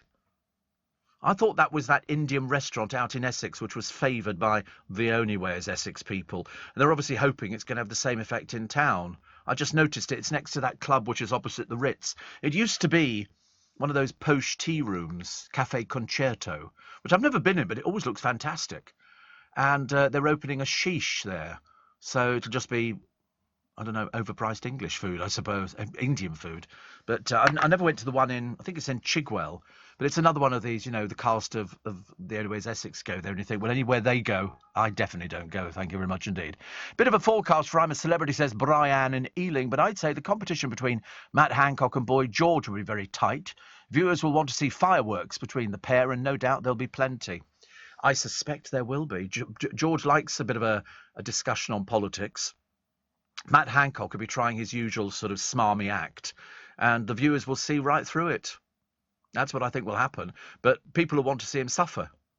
They want to push him forward for the Bush-Tucker trials, but you can't have everything like that. I was amazed, actually, at the Daily Star today. So, you know, you get people writing into the Daily Star about all sorts of things. They write in to say how much they love Dawn Neesom's column. They write in to say how much they love this and like that. And today was even more interesting, because they always have a little question, and the question is, can we see a picture of so-and-so, because I'm their biggest fan, and all this kind of stuff. And I thought, oh, that'll be interesting. I wonder who it is that they'll be looking at a picture of. And believe it or not, can we have a picture of S Club 7 singer Jo O'Meara in the paper? It says Cameron from Alford. I don't want to see a picture of her ever, thank you very much indeed. We do not forget the Shilpa Shetty episode where Jo O'Meara was blatantly racist on the television, and it was just deeply unpleasant to watch for everybody, especially as Shilpa stood there and said Jo was laughing at her. And she said, come on, Jo, can you not say anything? And Jo didn't, she just laughed. They thought it was funny. That was the ghastly Jade Goody on there, and the other one whose name I always forget. so I can't remember her. But it sort of came out, and then Jo was interviewed, and she didn't really seem to understand what they'd said. She said she laughed because that was her sort of reaction to it, nervous kind of thing. And I remember thinking, didn't look nervous to me, dear. Didn't look nervous. You can still say something, can't you? Still say something. And then they said, have you been home? And they went, no, she went, I can't go home. She'd had death threats and all sorts of things. And then there was the Shilpa Shetty thing built up. Sheesh, says Mark, is owned by Lord Sugar. Is it? He owns Sheesh. Oh, what an odd thing. It is Indian, isn't it, food? Is it Indian food? Unless it's going to be something, perhaps it's kebabs. I don't know, but it's right next to this this club. The Sugar Sweet, about Sheesh. Oh dear. Is that the one in Essex then? Oh right. Oh wait a minute. So it's not Indian at all. How strange. So they do vegetables, fish, chicken, corn-fed on a farm in France for some reason. And well, there you go. How wrong can you be? Blimey, Sheesh is not. See, I thought Sheesh kebab. I never thought about anything else. That's not Indian either, is it? Well, there you go. So Lord Sugar owns it. So, well, they've taken over. It's a huge site. It really is a big site. So they're obviously assuming the people who go to the club will want to go to the restaurant because they've probably heard about it before and will think it's a celebrity hangout. But, you know, a lot of celebrity hangouts are not the celebrity hangouts you think they are. Yeah, there are certain places that trade on the fact, oh, we've had all sorts of famous people in there. Yeah, mainly eating for free, I suspect. Mainly eating for free. Steve Allen on LBC. Text 84850. Morning, everybody. Janet Street Porter writing in the Eye today says, big mistake, Matt Hancock. You will be a slave to your jungle puppet masters and an angry public. I think the public are going to retaliate against him really badly. It's this smugness that seems to go with a lot of politicians nowadays. You know, I'm a celebrity, and so I can flog my book because there's going to be 12 million people watching. And, I mean, even Robert Peston was talking about it yesterday. You would have thought these people would just be sort of pushing it to one side. But it should be very interesting. This story, which is not going to go away, about the migrants dumped on a street at Victoria Station by mistake and then ferried up the other end of the country. Never heard anything like it. It is quite ridiculous. Also, the profile today in the Eye is James Corden. The presenter in need of a new joke writer because he used a David Brent gag, didn't he, the other day, and repeated it word for word, apparently, Gervais. And it was references, you know, about Elon Musk and bits and pieces like that. The trouble is, most of these talk show hosts in America, they do have lots of scriptwriters. I knew Joan Rivers, when she came into LBC, she brought in 2 scriptwriters with her in the studio who sat there literally writing as she's chatting away for an interview. As she's chatting away, they're writing stuff down and giving it to her. Writing stuff down, giving it to her. So that was it. And it was just the way. I mean, to be honest with you, James Corden wouldn't have written this thing. Somebody else would have put it in it. You might not know. It's like sometimes you hear a piece of music and you think, I'm sure I've heard something similar to that before. And then somebody will come forward and say, I wrote that. And you go, oh, right. Because somewhere in your deep, you know, the recesses of your mind will be sort of locked in jokes and stuff like that. They were doing a programme on, I think I discovered it on YouTube. I mean, Gordon's joke was word for word, though. I mean, mind you, I saw it exactly the same. There's a magic act called Piff the Magic Dragon. And he was on television. He did very, very well, very successful act and all the rest of it. We had him on one of my shows at Christmas at the Magic Circle, and he was excellent, absolutely excellent. And on, I think it was Russia's Got Talent or something like that, on comes Piff the Magic Dragon. Somebody had lifted his entire act and literally repeated it word for word. I've never seen anything like it. Plagiarism of the worst possible kind. But Corden wouldn't know. So he just would see that as a joke. You know, somebody would then say, that's Ricky Gervais's gag. And years ago, people nicked stuff. There was a well-known comedian called Jimmy Tarbuck. And he used to basically use other people's gags because he was on television and they weren't. I remember sitting with quite a few famous people and they were watching a television programme and they went, that's my gag. He's doing my routine. Because it's not officially illegal, but there is an unwritten code that you don't pinch somebody else's act and put it out as if it's your own. But if you're on television and they're not, it's very difficult to actually start, going round there and go, why are you nicking my act? And they go, because I'm on television. And Jimmy Tarbuck would come, and he had quite a few writers, but people would say, he's using my gags. I mean, I think it's quite normal for lots of people to do things like that. Joan Rivers was one of those, comedians. I think she was sort of funny, but in a sort of a very rude way. I think she got very old, very dead. I think very dead after she went into hospital again.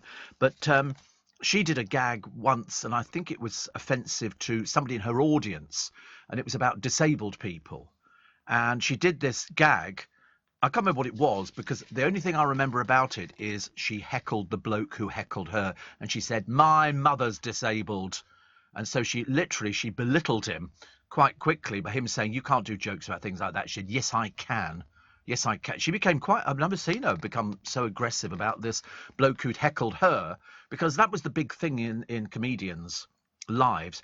People heckled. You'd go to do a gig at the Comedy Store, wherever it was, and there'd be somebody who thought they were funnier than the person up on the stage, and they would give you a heckle. Like, you're just not very funny, are you? Which completely destroys people. Why did they bother putting teeth in your mouth? Seats would have been better. Keep your mouth shut. They're looking for a site for London's 6th airport. All of this kind of stuff, Nice jumper. Didn't they have it in your size? All this kind of stuff would emanate from the audience. That's me. And it just became sort of one of those things. It became a sort of bear baiting. And it must have been a nightmare for some comedians. So unless you were fairly quick thinking on your feet, you kind of lost out. The one thing you didn't want to lose out to was the hecklers. They were terrible. Steve, Sugar owns the property, not Sheesh the business, says Robin Brentwood. Oh, right. Oh, he owns the property. Oh, so Sheesh is Turkish. Sheesh is a Turkish restaurant, overpriced in Chigwell. The building's owned by Lord Sugar, who rents it to the owner of Sheesh. He doesn't own Sheesh, says Vivian. Cool, it gets more complicated by the minute. I know, because my godson has been to Sheesh, and I thought so it's Turkish. Aha. The plot thickens. So Lord Sugar owns it. It's a lovely building. Have you seen the one in Chigwell? It's a beautiful building. Beautiful building. So he doesn't actually own I thought it was an odd thing to own a restaurant. He's normally quite canny over the things he invests in. So he owns the building, and then the building is rented to the owner of Sheesh. So there you go. So it's going to be a Turkish restaurant in opposite the Ritz. I wouldn't like to imagine what their rent is going to be for this place, but presumably because he's got a good rapport with the owner of Sheesh and he owns the building, he would then say, listen, you can have this building at this rent or that rent, because it's quite big. But Cafe Concerto, I pass all the time, and I keep thinking, I'd love to go in there, but I have a feeling it's full of dowager ladies. What lunch and things like that. And I still quite fancy going. So it's just to see what it's like, actually. I used to work at the Ritz Hotel, says Tony, and took lots of bags up for Joan Rivers. She gave me 50 pence. I know. The trouble is that's the danger if you're a celebrity. Should you be expected to tip somebody? And because you're a celebrity, should you be expected to tip a little bit more? There was somebody we were talking about the other day, bless you. It was a celebrity, and they said, oh, how much did you tip? And they said, I gave them a £5. And this person went, a £5? You have to tip £10. You can't tip what would be the normal. There are certain places. If you go to Copenhagen, for example, get in a taxi, there is a sign in it, do not tip the driver. But of course, being British, we tip the driver. I don't know why, we just do. We're obsessed with tipping. You tip the hairdresser, basically, because they haven't screwed up your haircut. So you tip them. In Japan, it's considered rude to tip. And yet you don't tip the supermarket worker. Well, there's a shilling for your trouble. Thank you very much indeed. You don't tip them, do you? You go into the corner shop, buy a packet of cigarettes. You don't go, £14.50, have 50 pence for yourself. You don't tip those people. And yet you get out of a taxi and you tip the driver if it's a black taxi. I don't tip my driver in the morning because I have an account. But you don't then go and have £1 for yourself. You don't do that. Yeah, you just don't. There are certain people you tip and certain people you don't tip for some reason. You tip in a restaurant for somebody bringing the food from the kitchen to here. Was opposed to, well, that's what they're paid to do, but they're not paid very well to do it. Do you tip the British Airways cabin crew when they bring you your cup of coffee or your drink? No. Why is that? It's a service. You know, they are trolley dollies. They are flying the skies. Hello. We're flying the flag. You know, why do you not tip them? We don't. There are certain people we tip. I mean, I think it's madness. I don't know how much supposed to tip. People said it was 10%, but I mean, if you're not particularly good with mathematics, there's no chance of working out what 10% is. Do you tip your accountant? Do you tip, you know, if you go into a normal shop, you know, Marks and Spencer's, do you tip the assistant? No, of course you don't. Why would you? And yet you tip the hairdresser, you tip the taxi driver, you tip the waitress or waiter in a restaurant, and yet you don't tip the barman, do you? You're sitting in a pub having a drink. You know, the nearest you might get is one for yourself. In America, you tip. They live on tips. With UK Export Finance, I'm fulfilling more export orders from around the world with working capital support. Export insurance means I'll get paid when exporting to challenging markets. At UK Export Finance, we believe no viable UK export should fail for lack of finance or insurance. Between 2022 and 2023, we provided £6.5 billion of government-backed trade finance to support UK exports. Learn how we could help you win export contracts, fulfill orders, and get paid. Search UK Export Finance today. Leading Britain's conversation. LBC with Steve Allen. Morning. Everybody telling me about ordering online from Betty's. I love ordering online. I'm a big fan of the ordering online. I think it's quite a nice idea. It just means you sit there waiting for the postman. Steve, considering my customer base, says Pete the Pool Man, I get terrible Christmas tips. Maybe I need to up the game. Yeah, that's what you see. You're doing it when they're not there. Hence not probably getting a tip. And also, I mean, I don't know how much it costs to get you know, pools clean and stuff like that. Do I give a Christmas present to a doctor or anything? Do I do? Yes. I give normally if I'm going to the chemist, because all year they've sorted out all my medicine. Believe you me, they've sorted out my medicine. I'm an old face in a young business. I take them in chocolates and things like that at Christmas so they can have those, and I do the same at the doctor's surgery. I leave them with a few boxes of chocolates. Mainly because, you know, they're keeping me alive. I realise, of course, it's a bit ridiculous. There's a 50-year-old man in the paper today from Dundee. He's unusual in the fact that he's faced court as a man and as a woman in a first judicial review. He exposed his genitals and buttocks to police, urinated in public, has been treated in court as a man and a woman at the same time in a legal first. I've never heard of that before. Never heard of it. So he's been banned from going outside for 12 hours a day for 3 months after the city sheriff court heard she carried out a series of public order offences as both Alan and Alana Morgan. This person has a long list of and a history of previous convictions. And so, because there were 4 separate complaints, 2 of them which were committed while she identified as Alan and 2 while she identified as Alana. Most unusual. I've never heard of that before. Never heard of that before. Although the other one is these letters, because we're heading towards Bonfire Night, and that, of course, was Guy Fawkes, Gunpowder, Treason and Plot and all the rest of it. There's a new exhibition at the National Archive, and they've got a letter signed by Guy Fawkes. They've got all the bits and pieces, including the journal from the trial of Charles I, signed by every MP who condemned him to death, and the Act of Attainder, which in turn condemned them to a gruesome end. But taking pride of place is this letter, a message from Guy Fawkes to Baron Monteagle, warning him not to be in Parliament on November the 5th. But unfortunately, the Undercroft, where the barrels were stored, doesn't exist anymore. They sort of say, oh, that's where it would have been. It's a different building, I believe. But either way, I think Guy Fawkes was hanged, wasn't he? I seem to remember. They were sort of caught hiding out in a house somewhere. And I remember sort of thinking to myself, he thought it was all very clear. But things could have changed dramatically had he been successful. But luckily he wasn't. The thing I couldn't get my head around, and I think everybody was talking about this the other day on LBC, if not, they certainly will be. This is the 2 Metropolitan Police officers who joked about raping a female colleague in a WhatsApp group that murderer Wayne Couzens was a member of, had been sentenced to prison for 3 months. Hardly worth bothering. Westminster Magistrates Court heard they shared racist, homophobic, misogynistic messages with Cousins before he killed Sarah Everard. PC Jonathan Cobban, former PC Joel Borders, were freed on bail ahead of an appeal hearing. They were doing a programme on LBC the other evening, and it was on...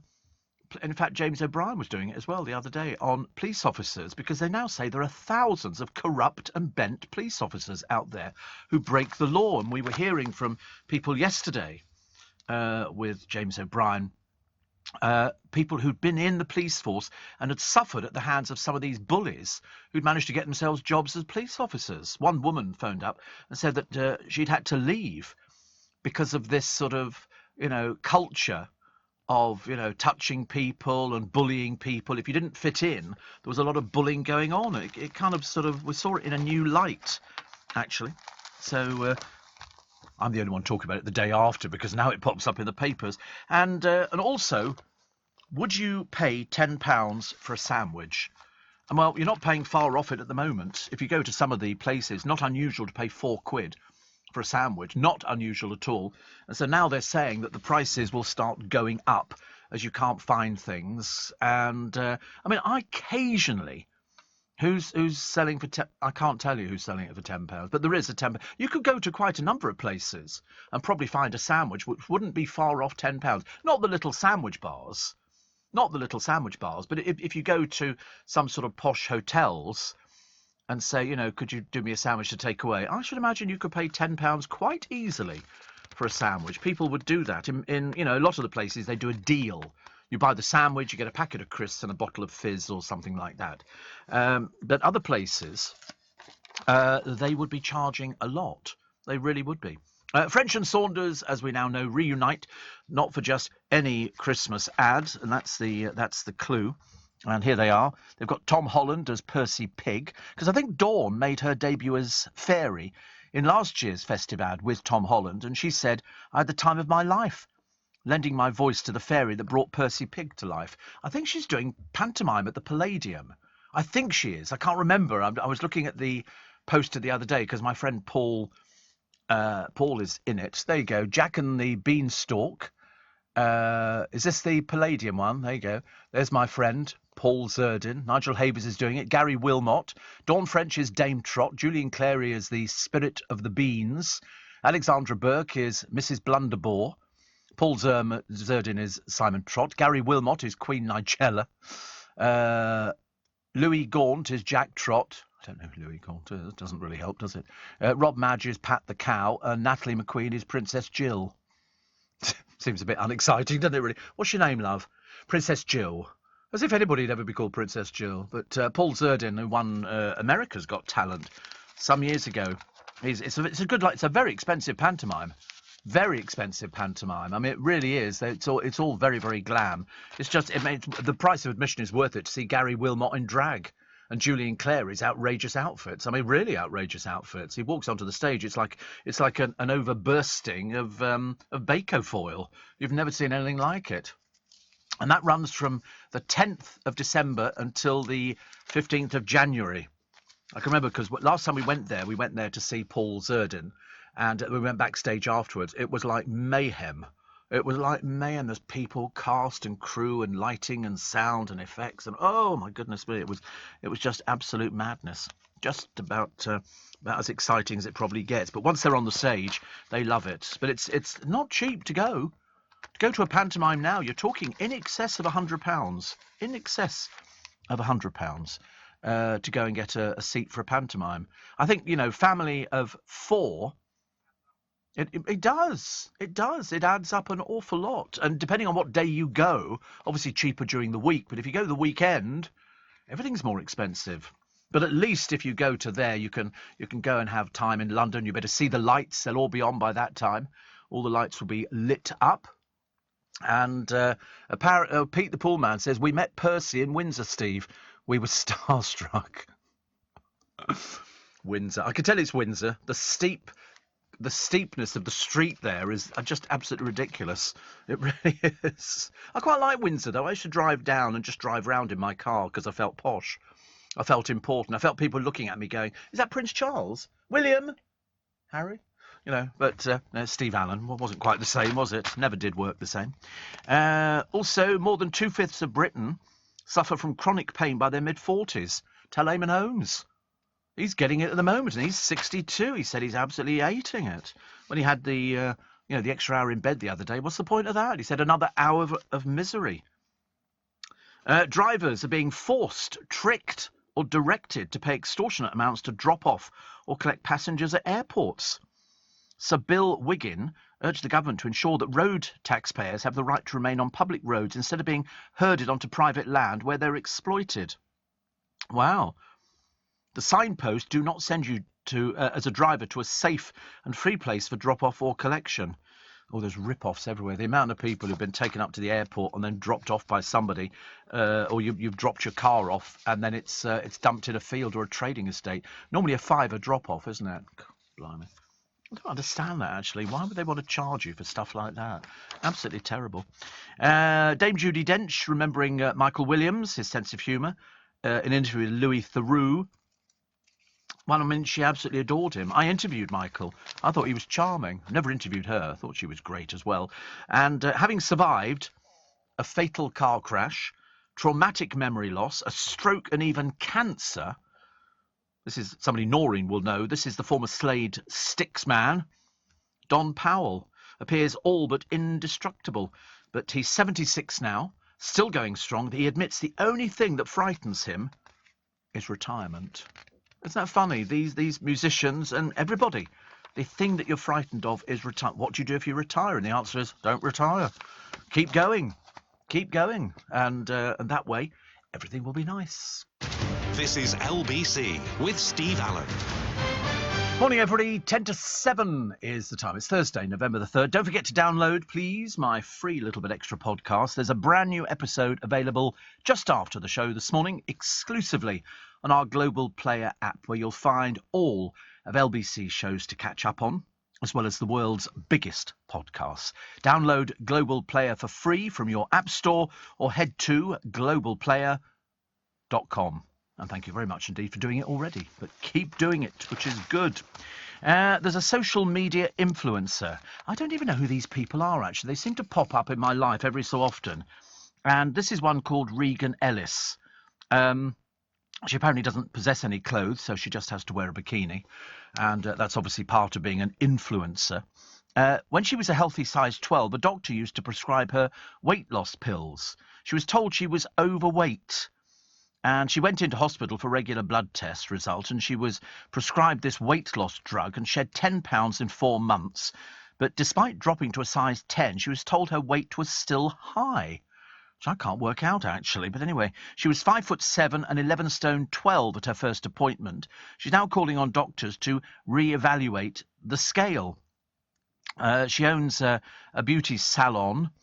And she suffers from endometriosis and polycystic ovary syndrome and all sorts of things. And she felt depressed about having to sort of take all these tablets to try and sort of reduce. I know how she feels.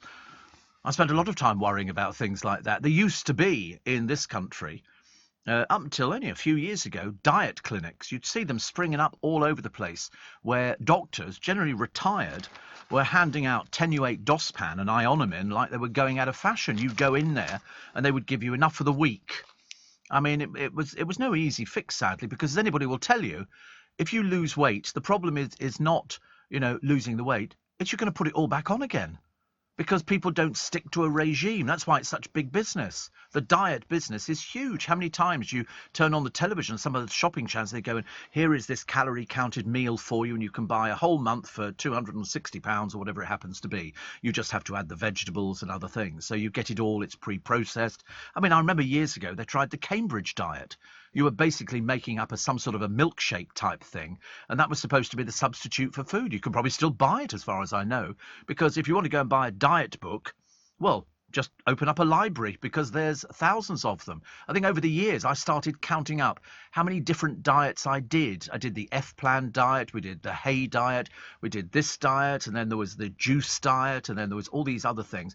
And then people still managed to put the weight back on again because they thought that once you'd lost the weight, it stayed off. Well, it didn't. I never did a diet. There was no point, actually, because up until the age of 25, I didn't need to worry about it. And then I find I can control my diet quite easily by just sort of cutting. I mean, some days I do actually cut out the food, not deliberately, but it's just that you sort of think, oh, I feel a bit bloated today, or this or that. Yeah, there's actually, the funny thing is I've never sort of managed to find the energy to actually get off the settee and go to KFC or something like that. If I'm passing it, and it doesn't look as though I don't do queues. I can't bear queues. I can't think of anything worse than standing in a queue waiting to get my potato waffles this morning. You know, if there isn't a queue there, if there's only 2 people in it, I'll go and get them. But if there's like 12 people and it's out the door, no, thank you very much indeed. Cost of making a cup of tea has risen as well, and I do like cups of tea. And now it's risen by 16% to almost 4p. That's how much it costs to make a cup of tea now, 4 pence. How come all these places charge about 2.5, 3 quid? Milk is up by 44.1% in a year. A box of 80 tea bags has jumped by 14.6% and sugar by 7%, which means that if you drink your tea with milk and 2 sugars, a single cup will cost you 3.99 pence compared with 3.44 pence a year ago. If you don't add the sugar, it's 3.38 pence. The cost of I don't know why I'm telling you this, actually, because you'll never remember half a penny. The cost of boiling the kettle has risen by 78% in the past year. Increases in the price of staple foods have helped food price inflation 14.6% up. But imagine, so that's what it costs to make a cup of tea, 4 pence. And when they charge it, you know, and it's £2.50, but what they do, they're quite clever. They give you a pot of tea. You very rarely just get a cup of tea. You get a pot of tea. They bring you over an individual pot for one person. And it's normally more than £2.50. But the trouble is, and you can just about get 2 cups of tea out, which should be 8 pence. But they're charging about £2.50, 8 pence. 8 pence for 2 cups of tea. I love the idea, actually. I think it's a brilliant idea. Because there's one thing I like. You see, I don't drink the coffee. I enjoy the tea experience. Steve, how's this one? This is the Blackburn Empire Theatre. Oh, I bet that's fabulous. And a ticket for 4, a family of 4, at the Blackburn Empire Theatre is £52 all in. That's for 4 people, with Linda Lusardi, Lucy Kane, the voice, and Jezzo, Family Entertainer of the Year. No extra booking fees, and all seats and performances same price too. So there you go, Linda Lusardi. Linda Lusardi. And actually, Lucy Kane must be her daughter, because she's married to Mr. Kane, is she not, Linda? So I think that must be the daughter. And I think she was on The Voice. £52 for family of 4. How much is it? You haven't got that. Yeah, find out how much the Palladium is. Can you find out the Palladium, family of 4? I bet you anything that will leave the Blackburn Empire Theatre, which I'm led to believe is a gorgeous theatre. That sounds like one of our originals called the Empire. They were just fabulous places. But I reckon you're going to be looking at a group of 4. There you go. Here you go. This is for the Palladium pantomime, Jack and the Beanstalk. Band E seats are reduced. You can get 4 tickets for £99. Band B seats are 4 tickets for £199. £200 for 4 seats. That's a lot, isn't it? But they say seats from £35. So that's still going to be 140 quid, isn't it, for a family of 4? Because there's no reduction for children. That's how these people will be earning their money, I promise you. And they've got performances. You can book groups of 4+, but 4 tickets, £199. Blackburn, £52. They know what to get. Value. That's what it is. It's value. It's value. And also people going, how much? £199. But if you want to see all these stars, that's the price you have to pay. It is quite surprising. I like the Royal Mail stamps for Christmas. I can't wait to get hold of them. It features the Queen's silhouette for the final time. It's 6 Art Deco style stamps. They focus on key moments of the Nativity, and each bears an outline of the late monarch for the last time in more than 50 years. So we have to get them, because we have to get the... I'm still surviving on last year's Christmas stamps. I've still got some of them. But don't forget, you've got to get rid of the stamps that don't have the barcoding down the side, because they'll be out of date. But you can keep them until January. Keep them until January, which is, it's still far enough away. Just quickly, actually, what was I looking at here? all these films. It's amazing, actually. All these different films that seem to be coming out now, which seem to just disappear. They always say, they write to me, they say, oh, so-and-so's happening. Oh, and I tell you what I was offered the other day from the Chateau in France. They offered me those two fabulous people out there, Dick and Angel. But unfortunately, I don't do In Conversation anymore. But their PA wrote to me and said they'd love to come back on the programme again because this is the last series. And they have done so well. Really, really well. I've been so pleased because I thought they were fabulous. Great couple, great personalities, and a great business. But sadly, no more time. Afternoon from Shanghai, says Kevin. A little quieter here than normal, but everyday life goes on. Hope it's not too dark and dull. Never dull when you've got LBC just to listen to, and hopefully this programme. And Kevin the Milkman says, most of my household customers give me a Christmas tip, but one famous person hasn't. He said, I'm not going to tell it. You will tell me, I promise you.